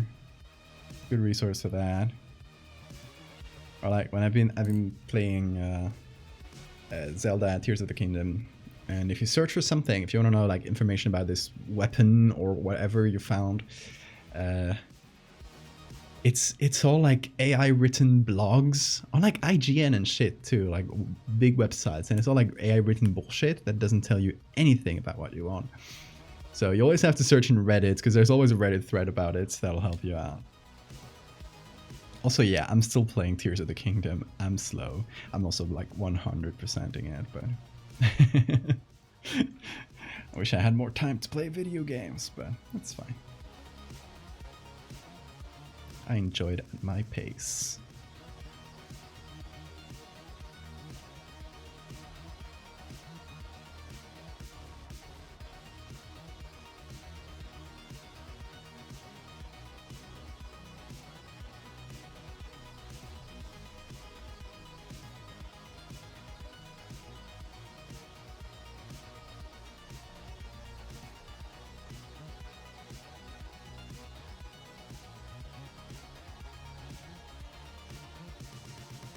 Reddit has been riddled with AI too. Oh damn, nowhere is safe. It sucks.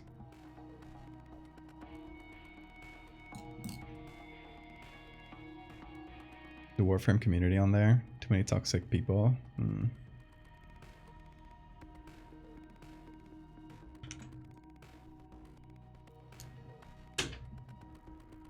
Hey Morty, just opened the door. Come in, please. Oh, there he is. He just jumped directly.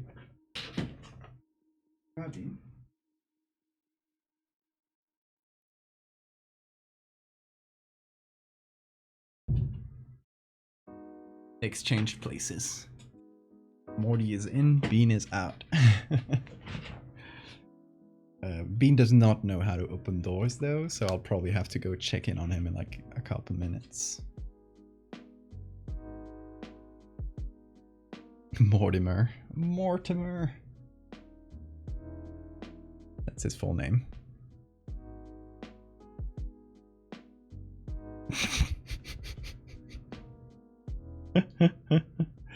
The way he's just staring at y'all. The great cat exchange.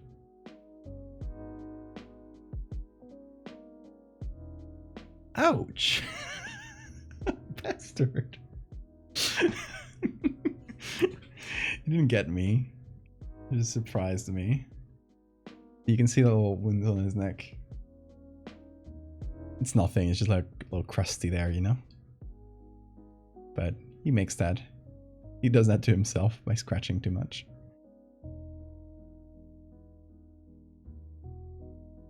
Okay, so we're gonna do our classic blur plus sharpen combo. What I mostly want here is just looking at the detail on our bird and blurring until we start losing that detail. About 2.5 seems all right. Then we're gonna add a little bit of sharpening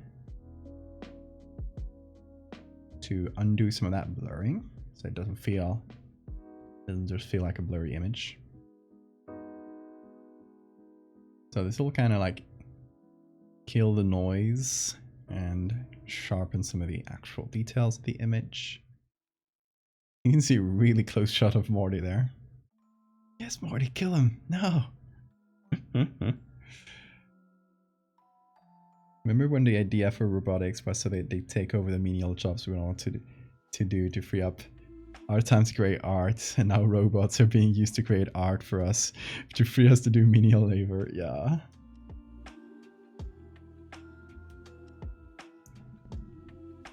See, that's how he does it. I can scratch you too if you want. I'm sure I'll do less damage. There you go. Is that better? You feel better?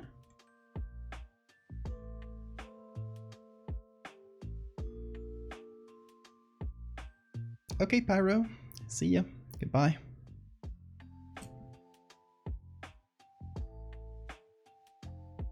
And Kempo. See you guys. See you guys.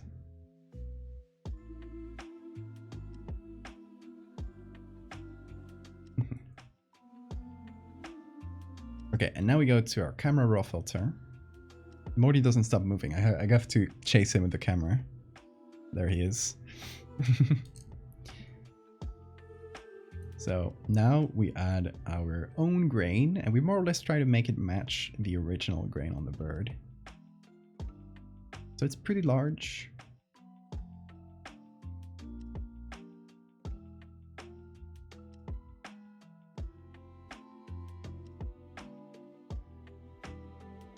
And here's where we can change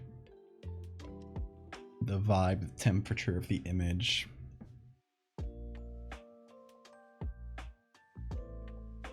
I think the bird is going to need to be a little darker.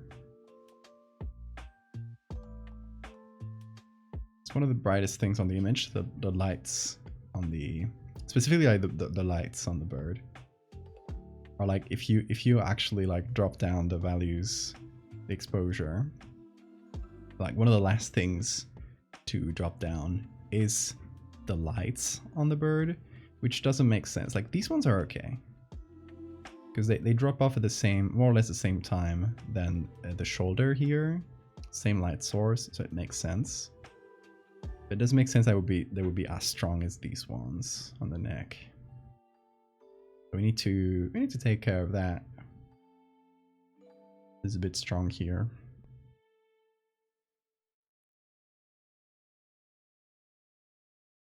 And you know what I think we're gonna do is drop the temperature of the whole image down, kind of let it dip into the blues, and pop the reds really strong. So go to saturation here, let the, okay, no, maybe not that much. We can do that like after the camera raw, because we don't want to apply it to the skin and make it look patchy. But we want the eyes and the red part of the beak to just like pop.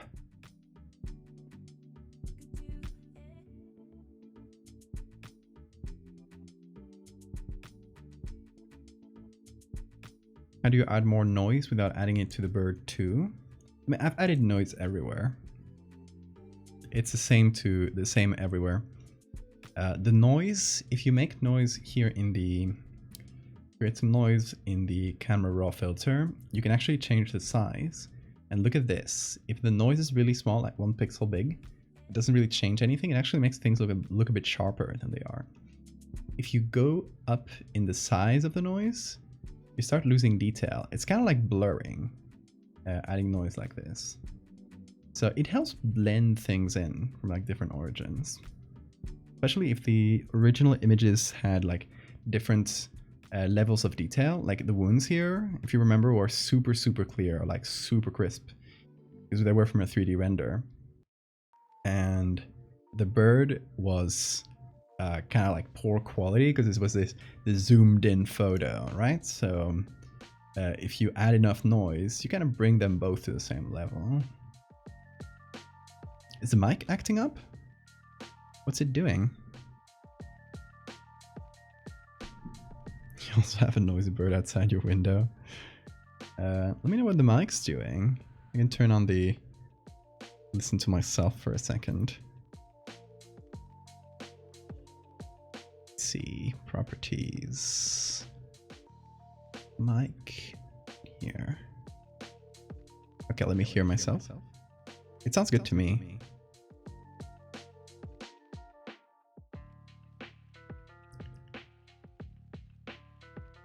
Is it the whole sound of hold on, I can't speak if I hear myself. There we go. Is it the whole sound of the stream? Or is it only the mic? For you, Mitty. Because it might be on your end if it's like the whole stream drop down in quality. Maybe, I don't know if I have the quality controls activated yet. Yeah. So maybe your video quality drop down and the audio also drop down. So you notice like a strange dip in audio. Might be. So check if you're not like watching in like 240p or something like that. Are you in a can? Are you putting me in a phone? Are you putting the phone where I'm playing like in a can?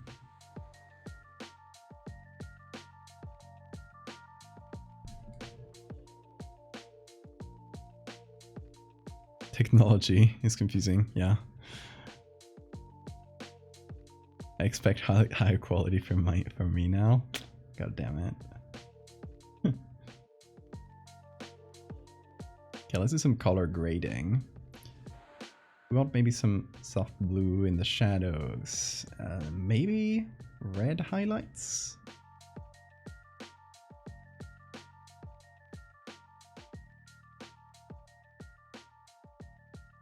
That changes quite a bit. Maybe some light blue like this in the midtones, so they create a little triangle. It's called a triad in color theory. You don't need to know that.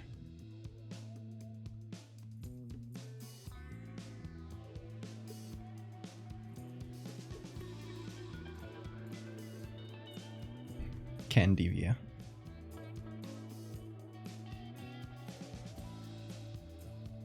Okay, I'll turn the highlights and the whites up. I want the image to be visible, after all.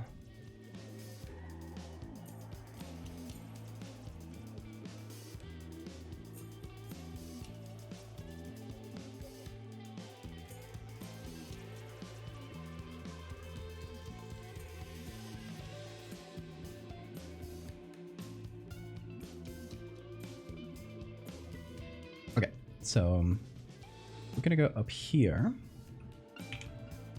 We're gonna add maybe soft light. And we're gonna do what I've talked about. We're gonna reduce some of the lights in the neck and wing here, because they feel a bit strong once you put it all together.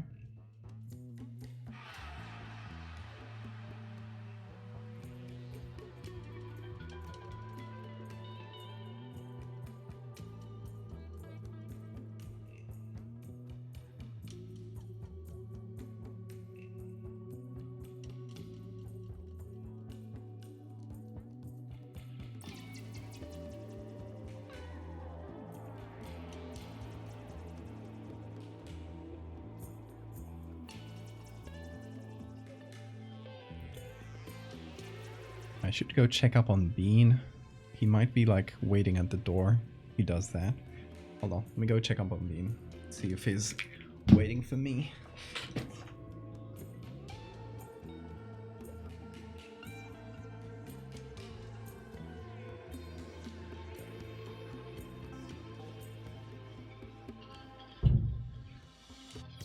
He was. My poor thing was waiting in front of the door.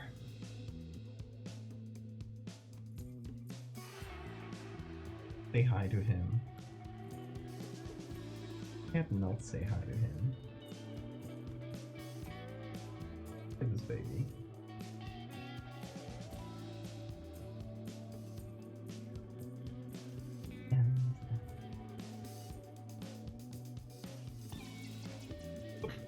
Okay, sweet. Wanna get up here? Perhaps? Wait, no, you seem like you want to get on the table.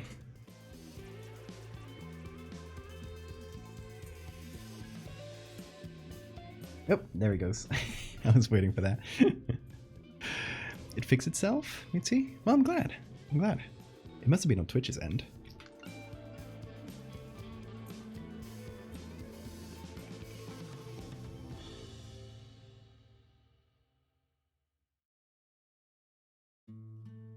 Bean has manners. Yeah, he doesn't just open the door. He just waits. He just waits and he knows that you're gonna come rescue him. Because you're a little prince, aren't you? Yeah.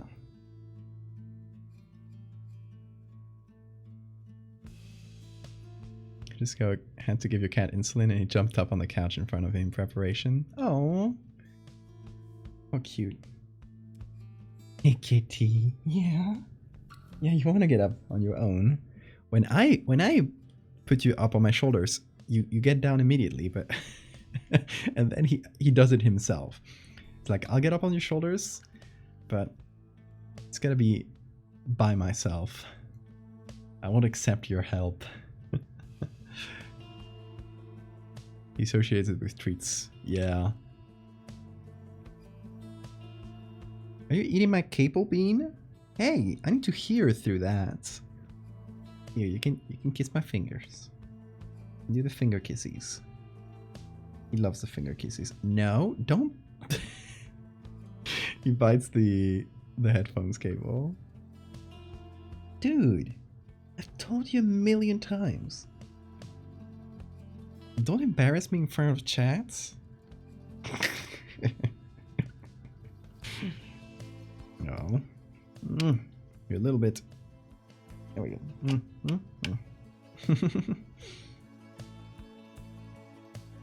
A can of beans. I should edit that someday.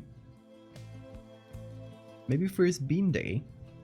It's coming up. It's coming up. I think it's like end of January. It might be February. I need to check what month it was exactly. That's gonna be his rescue day. His bean day. International Day of Bean.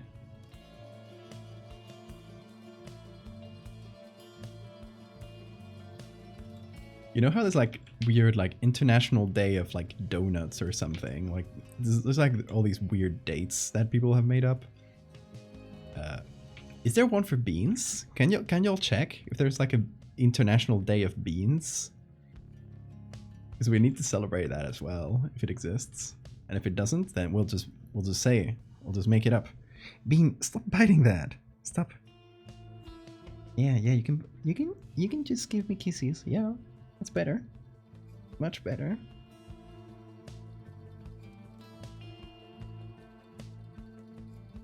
January 6th, National Bean Day. Oh, but it's national. That's US only, right? We can.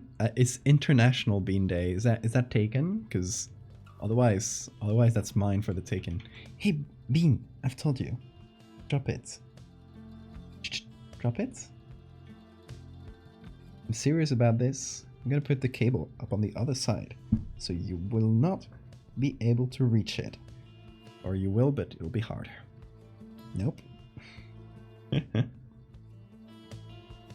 Very unfortunate date for Americans. True, is that?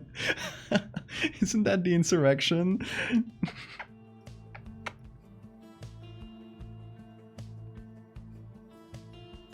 Ouch. Hey, little bean. You're so cute. Can't find anything for about International Bean Day. Only national? Then it's ripe for the taking. We'll make his Bean Day International Bean Day as well. We'll just claim it. You can just do this. You can just claim days, I guess. Like someone claimed all these days. Like someone's just made it up one day. It's not like it's based on I don't know, the date where like independence happened for a country, right? Like that's a specific date. But like how do you mark like Bean Day? Like someone just came up one day and said like, hey, let's make like January 6th National Bean Day. And everyone just went like, yeah, whatever. You do you. Okay, I'm liking the subtler lighting here a bit better.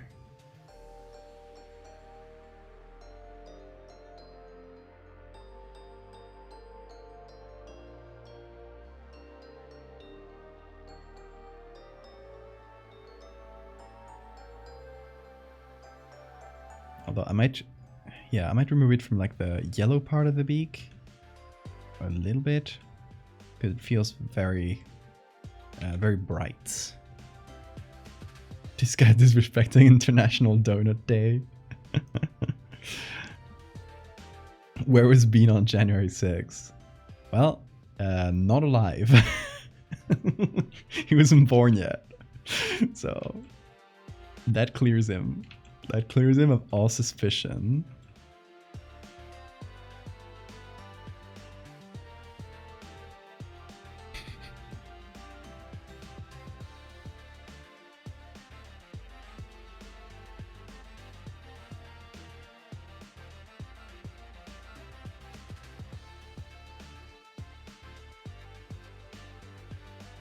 Is that where all the folks were at the capital that were after beans all along?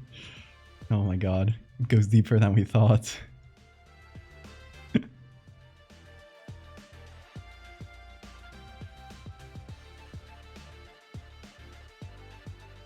If they knew it was Bean Day, they would be too busy celebrating it. Yeah, true.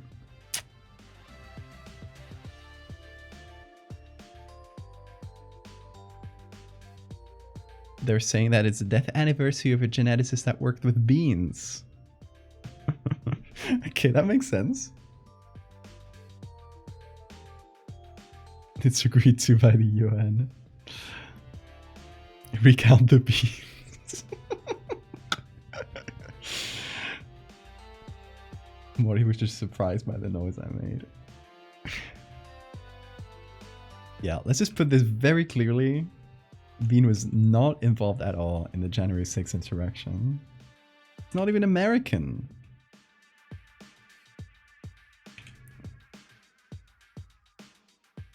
Don't ask him about the coup attempt in the 70s in Spain.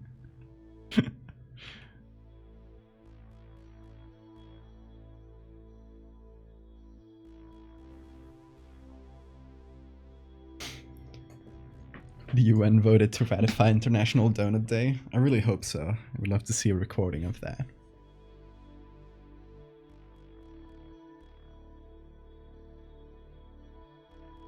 Gregor Mendel? Oh, Mendel! Mendel is the genetics guy, yeah. Yeah, I mean, he studied beans, but he's known for, like, figuring out the mechanics of inheritance. Like, that's huge. Gregor Mendel is...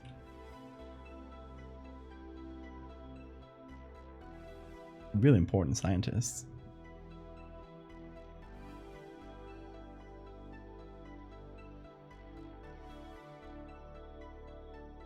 Little guy who just had a bean farm and started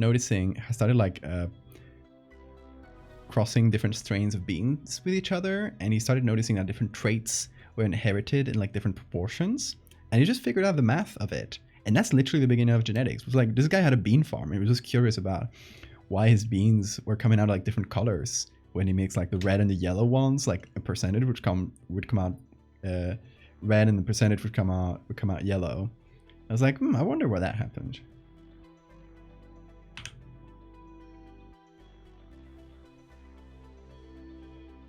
As always, the most interesting sound in science is not like eureka or anything like that. It's, that's weird.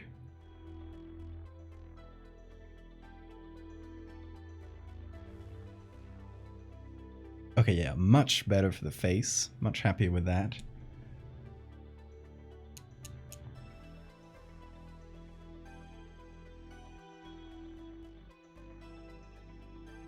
I might have to, unfortunately, make the eye and the beak a little less intense. Because they just pop out a bit too much, and it feels like it doesn't match the lighting. These two things. So that's what we will do. I'm also thinking that just under the burb... Oh, and let me pull out the googly eye on top. Just under the burb, there is... Delete a few images. There we go. This part here, the back, has like pretty much the same lighting or the same darkness as the wing here, so it doesn't create any silhouette, it doesn't create any contrast. So I'm just gonna artificially turn that up, like this. Well, yeah, we give it a little bit more silhouette, you know. Nobody really notices the little edits you do to the base image, because it looks real enough. Yeah, Mendel's laws. He's known for beans, Ed. Beans.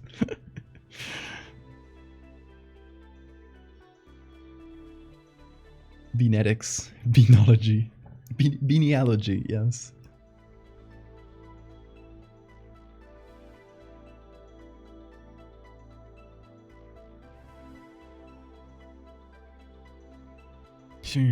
Red.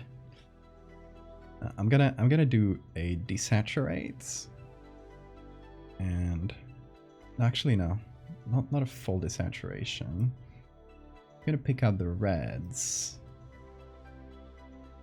I'm gonna go after them. I'm gonna desaturate them a touch and darken them a touch as well. And then I'm gonna go to the yellows. I'm gonna do about the same thing. Bring them more in tune with the rest of the image. Hopefully that's a better balance. Let's see.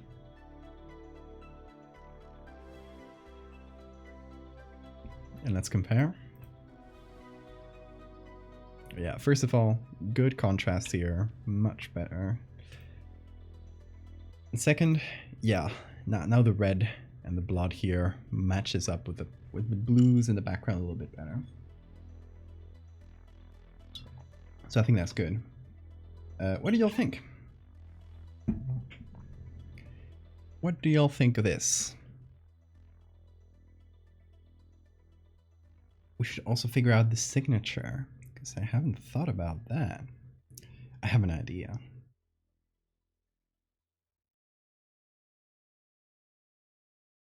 I want to see if anybody figures out my signature idea before I say it. I just found a really cool place. Also, Googlies. Let's Google it up.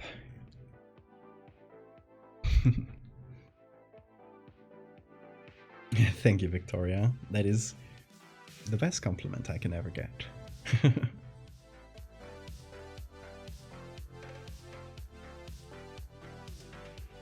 HB Demer? Is that how you say it? Welcome. Thank you so much for the follow.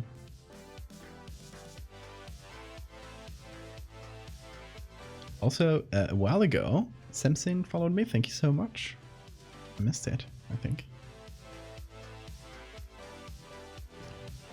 Victoria says on the hair. I thought about that too. I got an idea that might be better. I want to hear it. Okay, so. See this big line in the background?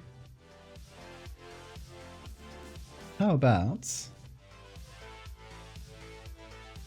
we just copy it, and we got a lot more of that line back there, so we can use that.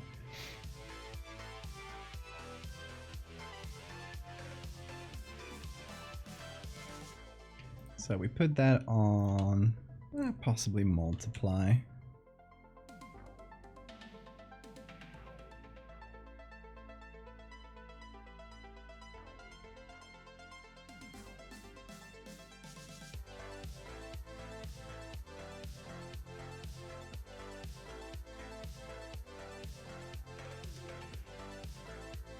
But yeah, do not feel that actually the explanation we're going to give for that is that the bird's saliva has like pain-killing effects, like it's like, you know, it makes you feel numb in that area.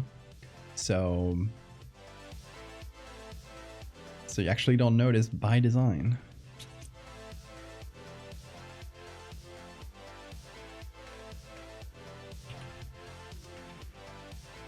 So I get this line and flip it around to create that line.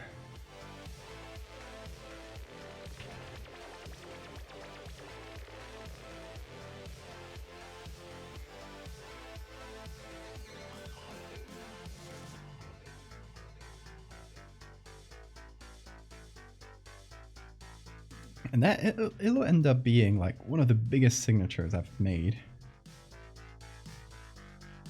in comparison to the image.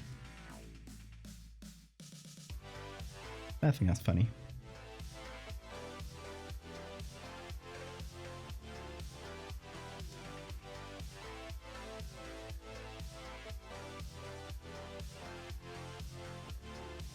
And it's like kind of cut off too, but I think it's still readable that it is my signature, for those who know, which is the target intended people.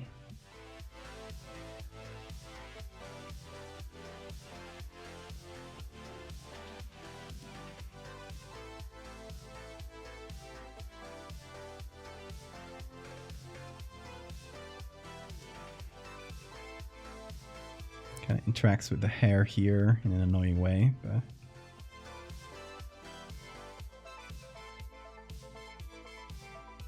there we go. That is a subtle signature. I guess we got new folks here today who might not know about my signature. So the way I sign things is I draw this little symbol somewhere in the image. This is like my personal, I guess, logo signature. It's Val, or it's VH for valdés-hevia, and just mashed together. And instead of just putting it as a watermark, I just, at some point I just started hiding them in the images. And it got sillier and sillier until we're here. And we just put it huge in the background, but in a way that's kind of still subtle and hard to notice. I'll be honest, I gotta ask Snopes about this.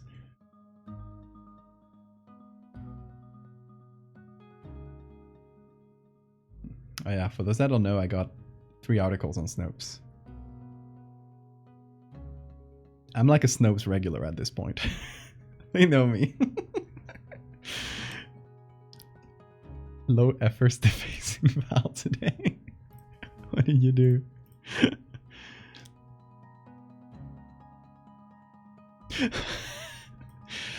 Not the beans.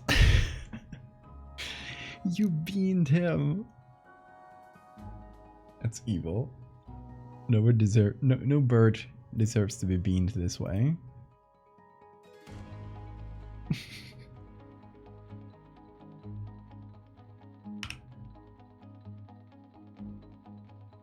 Okay, let's try this. Let's try this.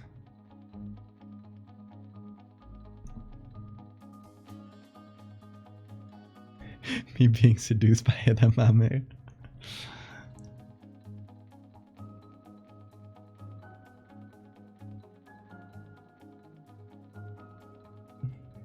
What you looking at, Mortimer?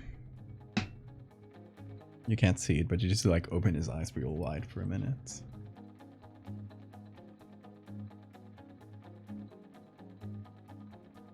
The way he's just like grabbing onto the side of the bed is really funny.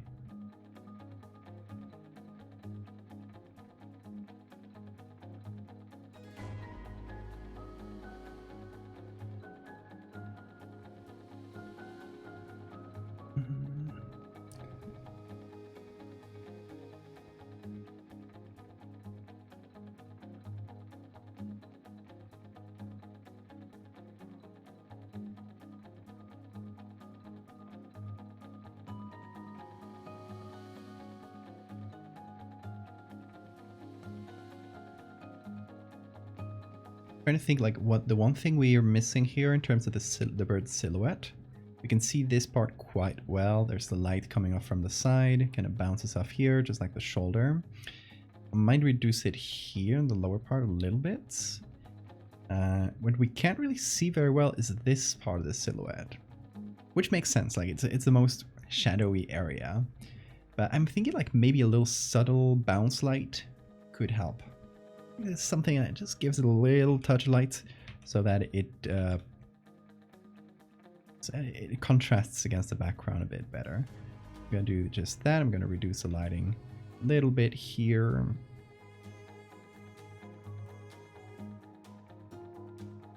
And over here, there's not a ton we can do.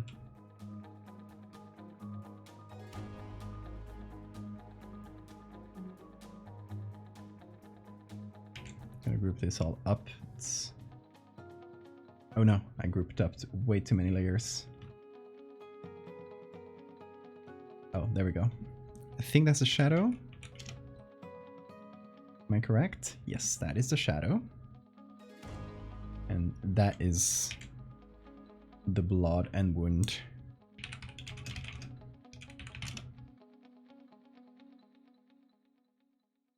You want to hug the cats? I'm sure they feel it. They feel your energy.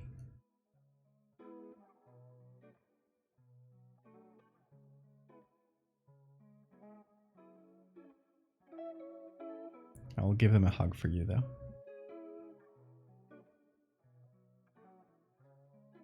Okay, so that's just a little bit of bounce lights. Even though, where's the light bouncing from? Who cares? Don't ask too many questions.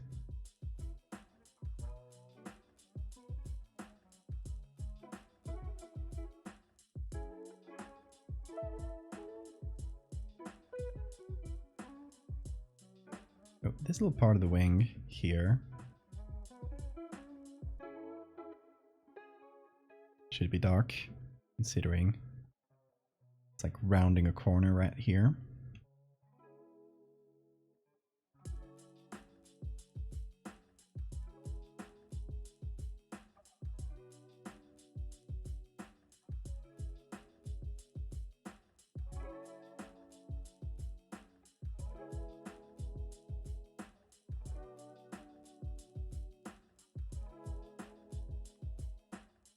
Alright, I don't know if that made a huge difference, but we can check. We can directly compare the top level layer from one to the other. Not steal my cat. I can steal this one. This one here, that one's fine to steal. It's not mine. I'll just tell the owner I lost him. He left me. Alright. We're definitely getting more silhouette here, which is a win. This one's not too strong anymore, so that's good.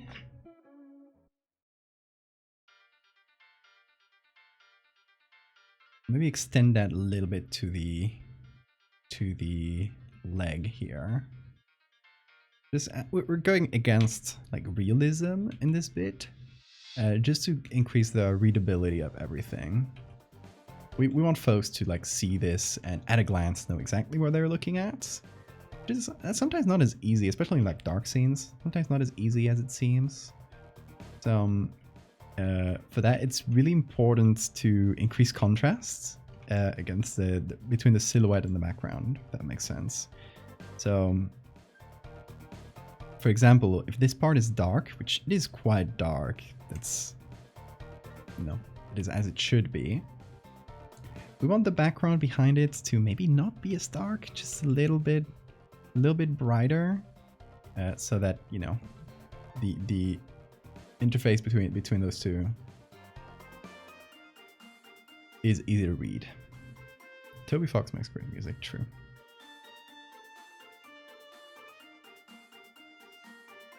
I read Gurney's Color and Light book. It's a light reflecting from all the beans on the ground. Exactly. It's the bean light. Nobody talks about the bean light and how important it is to color theory. Color theory, lighting theory, I guess. Thank you, Evelyn.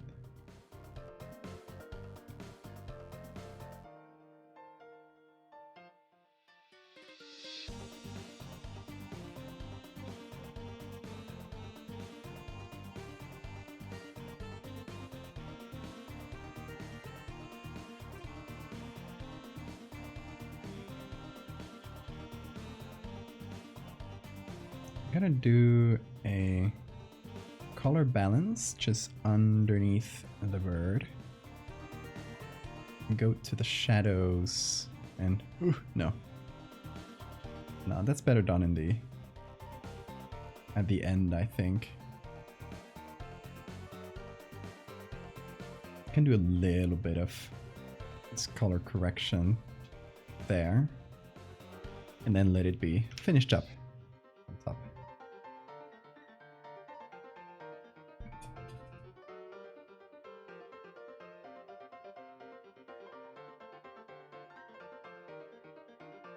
Makes the whole thing a little bit more blue.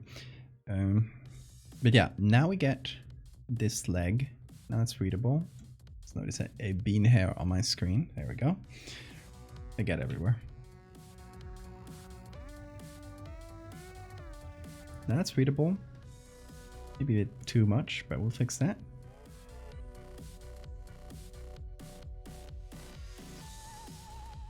Still getting a better silhouette. So that's good.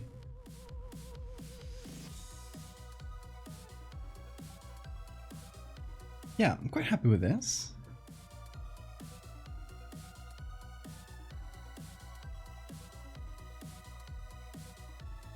Basically at that stage where we're not really adding a ton new, we're just kind of tweaking and changing things.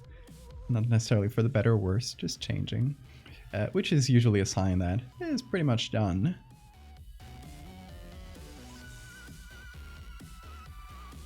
Okay. Now that the leg is a bit... Oh no, I messed up there. The leg's a bit more fixed up. You can re-add the filters. Okay, see you, Rakut. Have a good day. I'm gonna save that. The name is Vampire.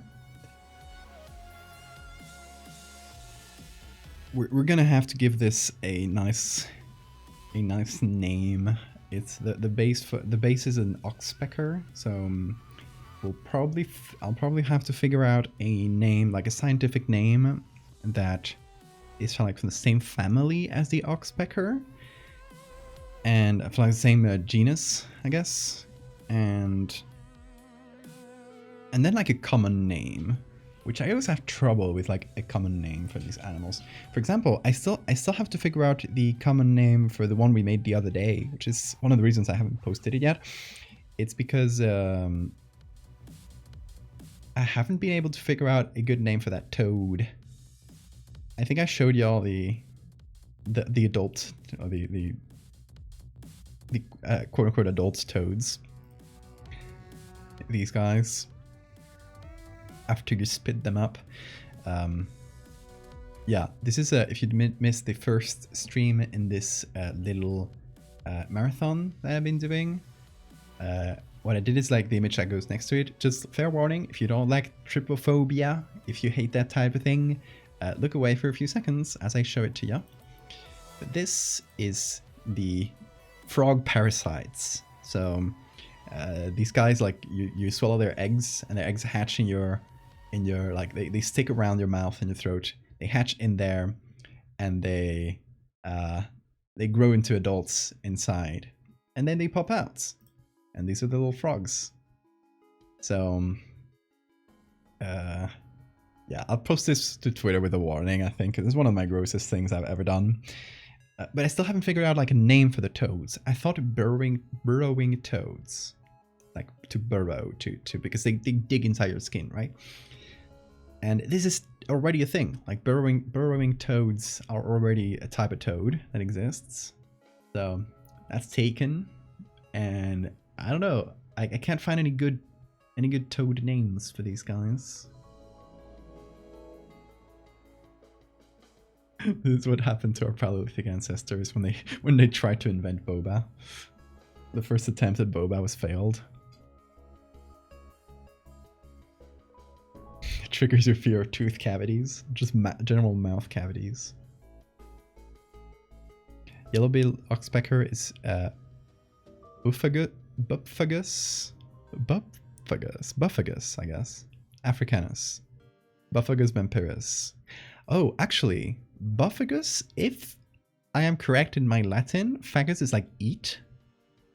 And like it's like a buffalo or something. Like it's like ox eater.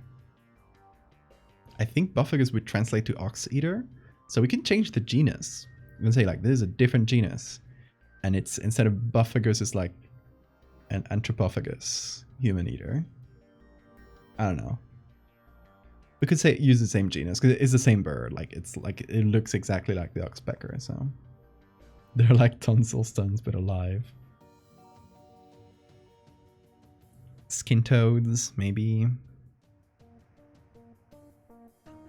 Salivary toads. Could be salivary. That might be a better one for like the Latin name. Like Pipa, which is the name of the genus. That's the name of Pipa. Pipa is like the main species in that genus. It's the one that carries their eggs on their backs. Like that's the inspiration behind this piece. So it could be like Pipa salivaris or something. Gotta note that down.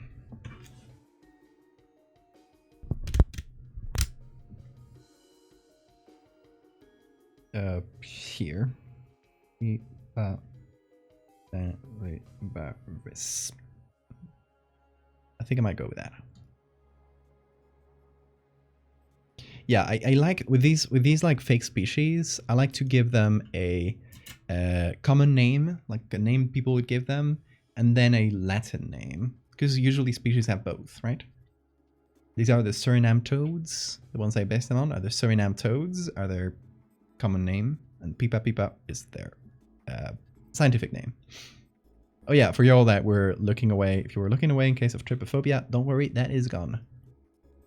You can look back at our vampire finch. It's not a finch. Vampire oxpecker.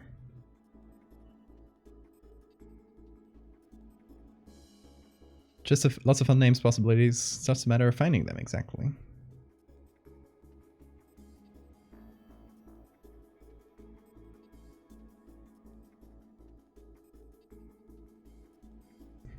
Tachus, Natius, Tedas for the toads.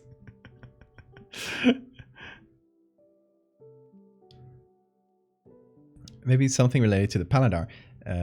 Palate, right? Palate is in English. Paladar in Spanish. I bet it's paladar in Latin as well. They could just be the palate toads in English, like the common name. Could be. Palate toads.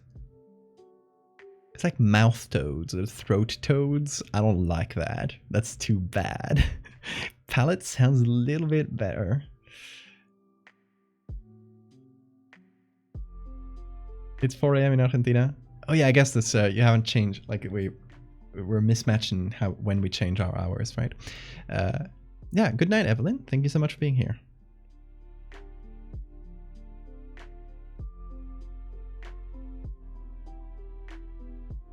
And the cats also appreciate it a lot. The palate toad. Yeah, like throat toad is, it invites bad jokes. I don't want that. I can't be good. Can't lead to anything good. I don't think there's a Latin word for palates? Really? The throat. Not the throats. Also highlights. This little guy wasn't pecking into a neck. I'd say he's pretty cute. He's a little vampire. He's cute.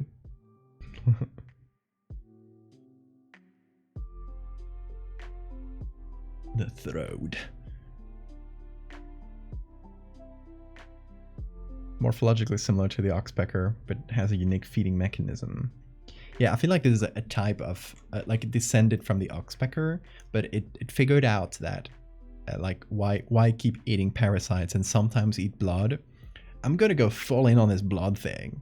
Like, putting all my money into this blood thing and seeing if it works. And they just attack, like, mammals. And sometimes they'll attack humans, and that's why people think there's vampires, because there's this weird bird that drinks blood. The man pecker.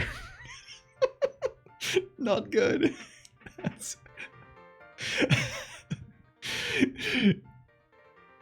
That's another one that'll invite too many jokes. Man pecker.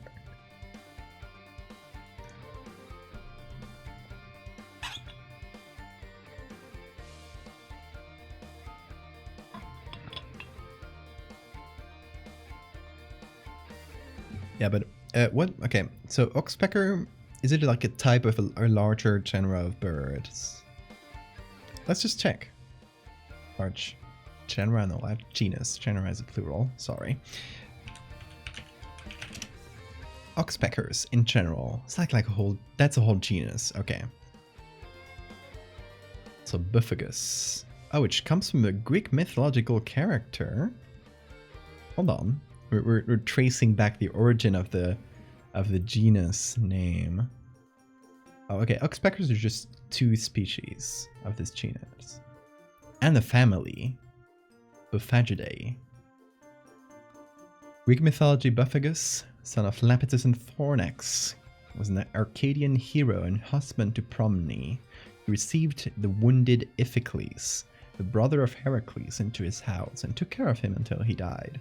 Buphagus was later killed by Artemis on Mount Pholoe for committing an unholy sin against her godhead. Buphagus, which means cattle eater. Yes, I knew it. I knew it. I got my Latin right. Jokes are good for engagement. Do it. That's true. That's like actually true. If you got a, like, for example, in the last one I posted, here we go. Give it a second. Twitter's very slow lately. Like, this is Twitter. This is how long it's taking me to load. Fucking Elon Musk turning off all the servers. Where is it? Okay, so this one, it was just found you, and like 262 comments. Like, half of them are people saying like, haha, your turn next. Which is like, oh, like we're playing catch, or we're playing like hide and seek, which is it's a nice joke, but like everybody made it. So I think that was actually good for engagement. Like, it did wonderfully well. So you're onto something, Nate. If you like set up the joke but don't fully say it and let people finish it, like 100 people will do.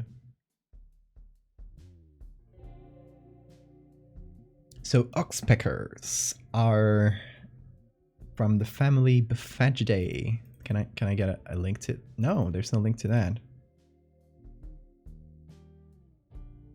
The oxpeckers are formerly usually treated as a subfamily, Buphaginae, within the starling family Sternidae.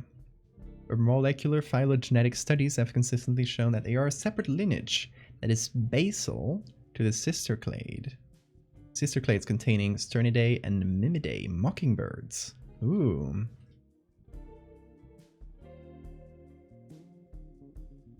So they are. You can't call them starlings then, because they are not decidedly not starlings.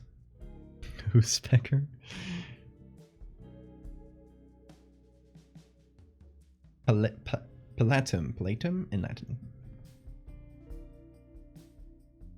Hey, Bean, why are you sitting there in the corner? I guess he just likes that spot now. He's been doing that. Oh, that's really cute. The Swahili name for the red-billed oxpecker is Sanguivoriphobia, the rhino's guard. That's really cute because they always sit on rhinos.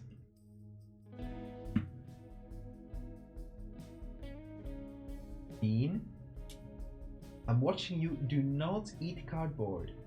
Bean, look at me. Look at me. Look at me. Do not eat it. Contain yourself. Bean. I was like, contain yourself, and he's looking at me until he goes, eats the cardboard. Bean, we have been over this. You can't eat the cardboard. It is not good for you. Okay? Get out of here. Let's get out of here. Come on. Criminal. We'll apprehend you. Here we have a criminal. Arrested on multiple charges of cardboard eating. 1 charge of cable biting. And 3 charges of being cute.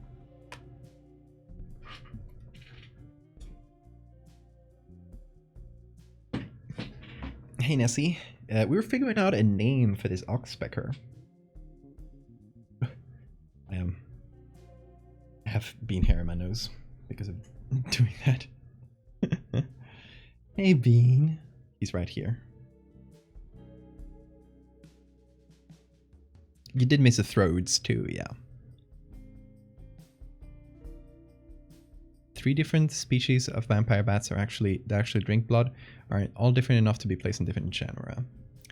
Makes sense. We could just make up our own genera. Genus, sorry. Neckpecker is a bit too obvious, yeah.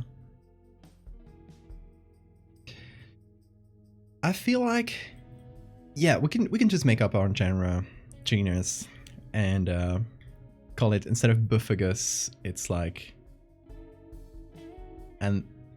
Anthropophagus.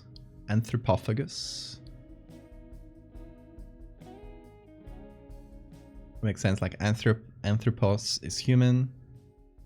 Like generally and like anthropomorphizing, or you know, it's like making, like humanizing like an animal or something.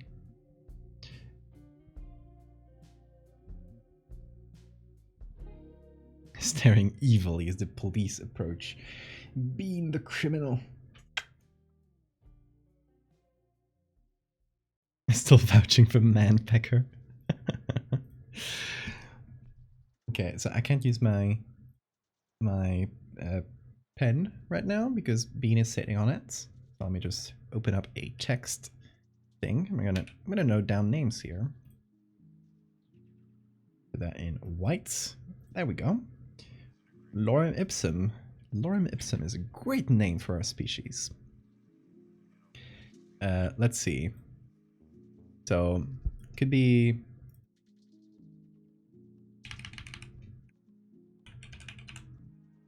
Anthropophagus. That's long. It's pretty long.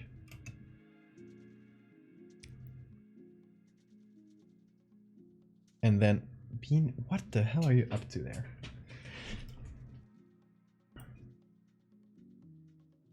And the others are like Africanus and Erythrorhynchus, which means erythro, it's like red, and rhinos is like rhinoceros nose. So it means red-nosed. It means red-billed. That's interesting. I love being able to like piece Latin. I don't know Latin. I just you know, through like related words, I like to piece together like what a word means. It's nice because it's always like the same roots and the same suffixes. Manpecker. Throats. Hemophagus. Yeah.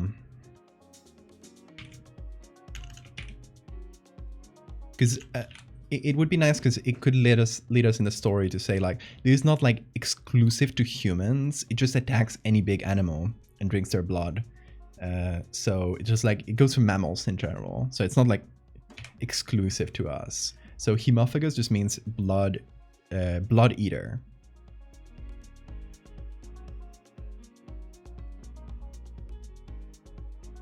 And for the species name, we could go for Africanus like the other one, but what about yellow billed? Just like the one, this one here is like Erythrorhynchus. This, but instead of erythro, we just find a root for yellow.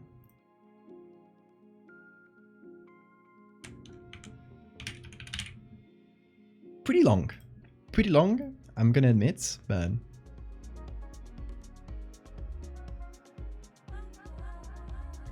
is that Laos? Don't tell me that is the root for yellow. Mephistopholo? That's super long.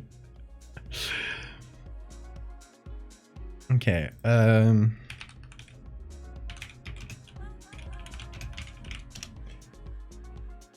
look it up. Yellow etymology, not Latin-based words for colors. Okay, I found it. So right here, we got a lot of them. Yellow is flavus, riboflavin. Ha! Ha!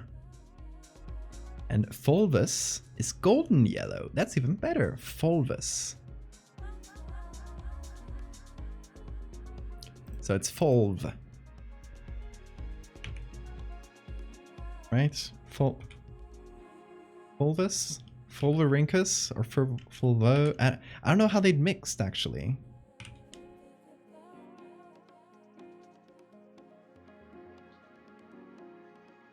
I like that golden yellow. Oh, Morty's doing an earthquake. His classic technique. The Morthquake. In Greek is kritinos, kritinorhynchus. Kritinorhynchus is also pretty long.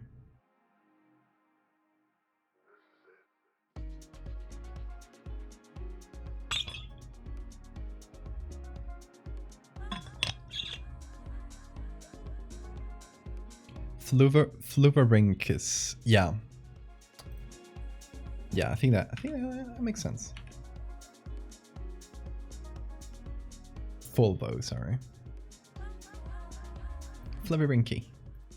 I don't think anybody knows enough Latin to actually call me out on this, but I like being precise, you know? I like things making sense. One project I have is all these made up species is to make a sort of like biology textbook with them, and use the pictures that I've been making, maybe make a few more pictures for a few of them, and just give them like longer descriptions, figure out their ecology. I don't know, do something like that. I think it would be fun. It could include the mermaids, like the cetacean mermaids I have. It could include a lot of like some of the more like folklore things, but mostly just like made up species of weird parasites and things that can sometimes hurt humans, but that are kind of just like at the edges, like they're mysterious enough, you know?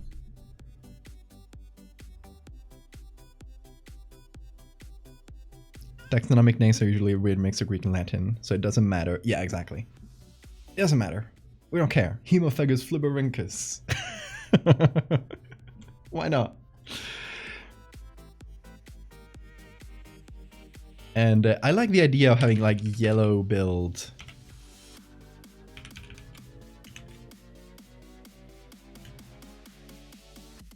Oh, we can't call it vampire oxpecker. Oh, we could call it vampire oxpecker. Yellow billed vampire burb.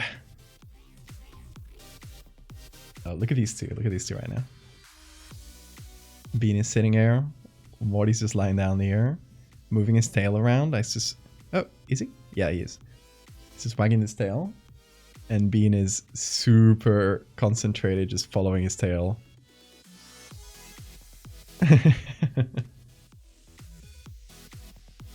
Stoker's pecker.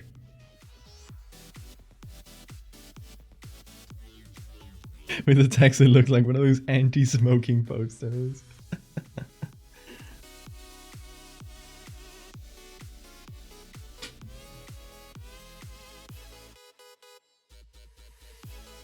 So it could just be pecker, but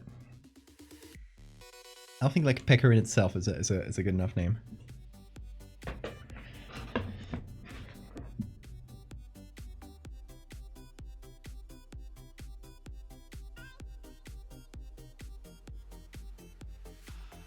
Bean is just so concentrated. It's like, oh, there he goes. The attack. The attack commences. That was just a quick attack. Just a probing assault.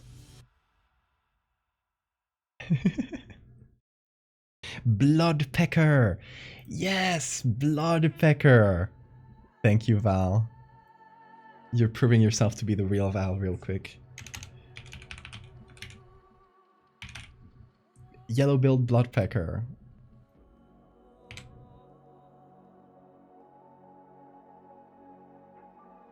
Val-to-Val communication.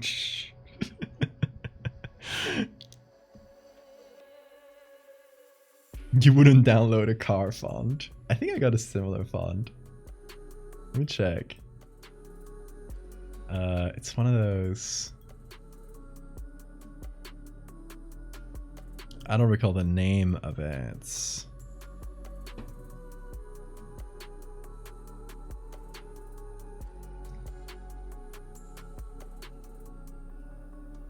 This. Was it like, it was a kind of like dirty typewriter font, was it? Or am I getting that wrong? Let me check actually.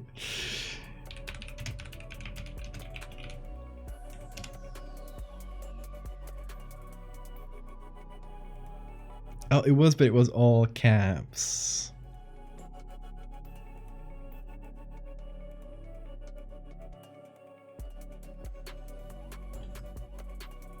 They are the true Valdevia because the monogram has the letter VH, VAH, and L. Oh no.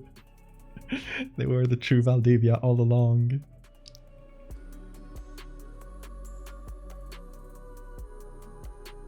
Call this Stoker's bloodpecker?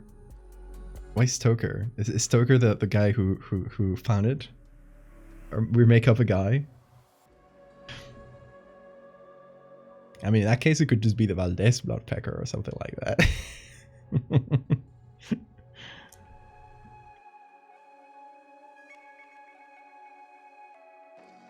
Oh, Bram Stoker. Okay. I was not getting that connection.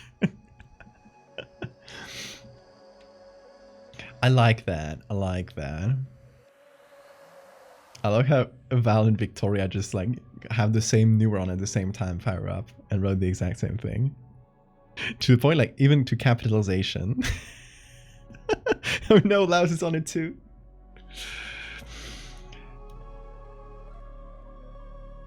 I like so good.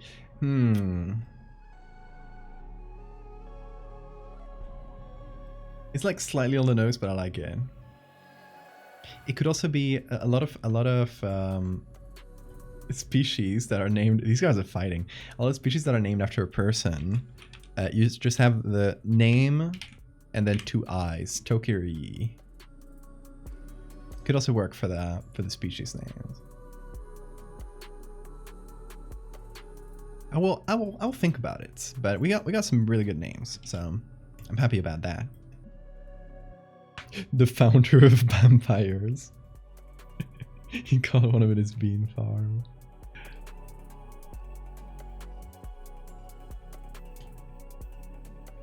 Look at these cats. They're... Bean is so concentrated. I love when he does that. Okay, what is this? This is... Oh, okay. These are the signature. So I'm just gonna simplify it. and hopefully that should make the document much smaller. Because we're just like huge copies of the same base image. I think names acquired. I think so, yeah. So we're gonna call this... It's called Vampire, but I'll probably rename the document to like Bloodpecker.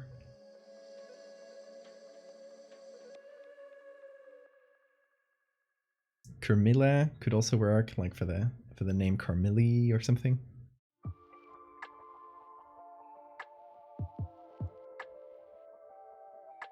But yeah, this one has been a lot of fun. I love making, and I've been this idea of a parasitic bird has been bouncing around my brain like a screensaver logo, and sometimes it hits the corner, and so I'm glad to just like get it out of my head. You guys.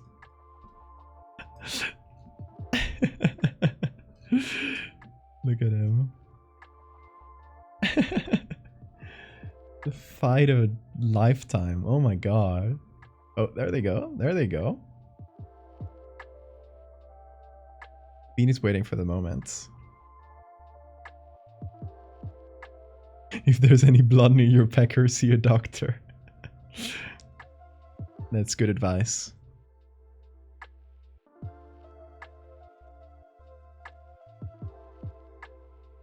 Okay, did it save right? I was not checking. I was too concentrated on the kitties.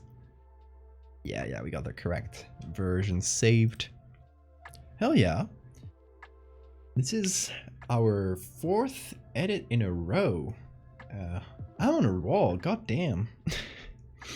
Like, okay, it might not seem like it, but this month, October, has actually been one of the most prolific in terms of like how many edits I've done. One of the most prolific months in a while. It's only that 13 of those images have been for commission that I cannot show yet, but I'm so excited to share. And it's actually like I've been working with like one of the people I admire the most, like creator of like one of my favorite shows ever, and yeah, it's been so fun. I've been doing a lot of illustrations. It's for a book, and and I've done 13 of them. They did a little scream. I don't know which one of them that was. He's just going, attacking the tail and ignoring the rest of the Morty. Oh, the vengeance. But yeah, I've done 13 images for that commission, and I just can't show them. But I've done all of them this month, so all these images I'm doing are on top of 13 more that I cannot show. Just we'll end up making this October a really prolific month, really. I can't tell you who. I mean, I could, but I think that would be telling a little bit too much about the projects. And it's still not announced yet. I haven't signed an NDA or anything. So I'm just doing it out of, you know, I don't want to reveal this project before it is, like, accidentally reveal this project before it is released or announced. So hopefully we'll know soon. Whenever the writing is done. Oh my god. Look at this. They're blurs. They've become blurs. It's funny because they usually don't like fully bite each other. They'll just go for like little nibbles. So it just becomes a flurry. Violence. I know who. Bram Stoker. You got me. Oh no, you found out.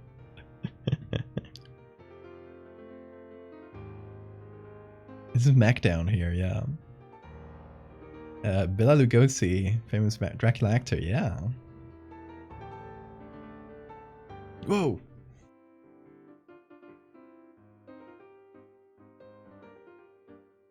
Okay, let's leave it on Morty for a sec and just see what happens.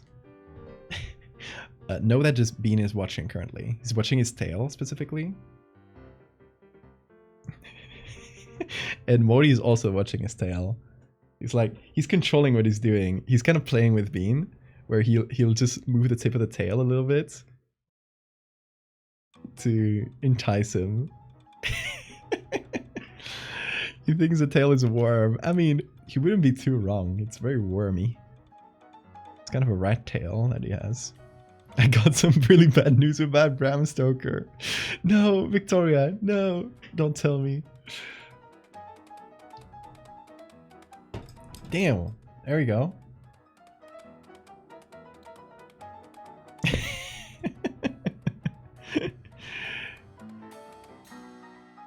I love this. It's so entertaining watching them play like this.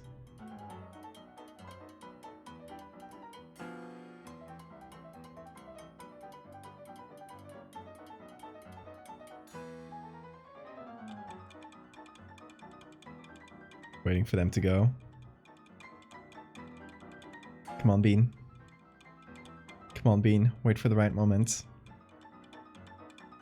One day I'll just do a stream and it'll just be a 3-hour cat fight. Whoa! He just... he took it and he pulled on it. Bean, don't hurt him, okay? Play gently. Bean plays gently. Morty's the one I'm worried about, like, going too far, because he'll get like really excited and just bite down. Sometimes he doesn't do it too much, so I'm confident that he's not too rough on Bean. Neither of them has ever like gotten hurt or anything, and it would be easy to tell on Morty because Morty, you know, you can see it on the skin if he has like a scar or a wound or something. So, no scrapes. They're fine. The only scrapes of Morty are the one he does himself by scratching his own neck. The music is perfect, actually, yeah. Go, Bean. You got this. Go for it. It's in the perfect spot. Right there against the wall. You'll get it, definitely. Yeah! That was kind of a lazy kick.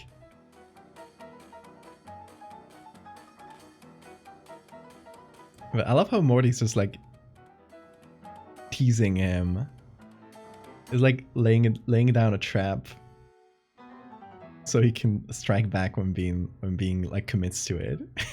And there, he's ignoring him a bit more.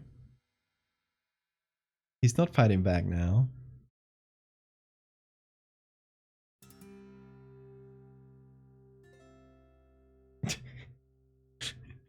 Oh, Bean and Morty, if you knew that you had an audience right now, that people are making bets on your fight. Little guys. Oh, yeah. You too. You're so cute. Hey, I'm not playing the game. Don't bite me. I'm a bystander. I'm an innocent bystander. I'm not participating in this fight. Alright. I think, y'all, this little fight has been a good moment to leave it there. We got our little Finch and, of course, googly eyes. Can't forget them. And there we go. Just at that moment, being left to go lie down. So I think he's calling that fight over, but Morty isn't. Morty's trying to get his tail. Let him go. Let him go. Just have a sleep. Have a nap. Oh. Morty gave you the side eye, yeah. Now the kitties, all three. Alright, y'all. It's been a fun one. Thank you so much for being here. We'll see each other once again tomorrow, around the same hour as today. Maybe a little different because the hour just changed. So, yeah, tomorrow I am actually not sure what we're going to be making. I have a few ideas still, so we'll see what we end up going for. But yeah, we got 3 more days in this little marathon. I know what we'll be doing in the last day on Halloween night. We'll be doing a sacrifice, human sacrifice. So one of y'all will volunteer, or we'll do a we'll cast lots among the volunteers, and one of y'all will be sacrificed, aka banned from this channel for a month, in exchange for some free goodies and the ability to choose what I'm going to be doing that stream by telling me your biggest fear. So just like these days, we've been using fears, like specific fears that I have, to create art based around them. So you'll be able to tell me, like, this is a fear I have, and we'll take that and turn it into art, but you won't be able to see it because you'll be banned. So bittersweet. I should do more architectural horror. That would be fun. Hey, Siphon, if you get chosen, you can choose architectural horror. Yeah, y'all, thank you so much once again. I will see you tomorrow. Until then, folks, take care. Have a great time zone.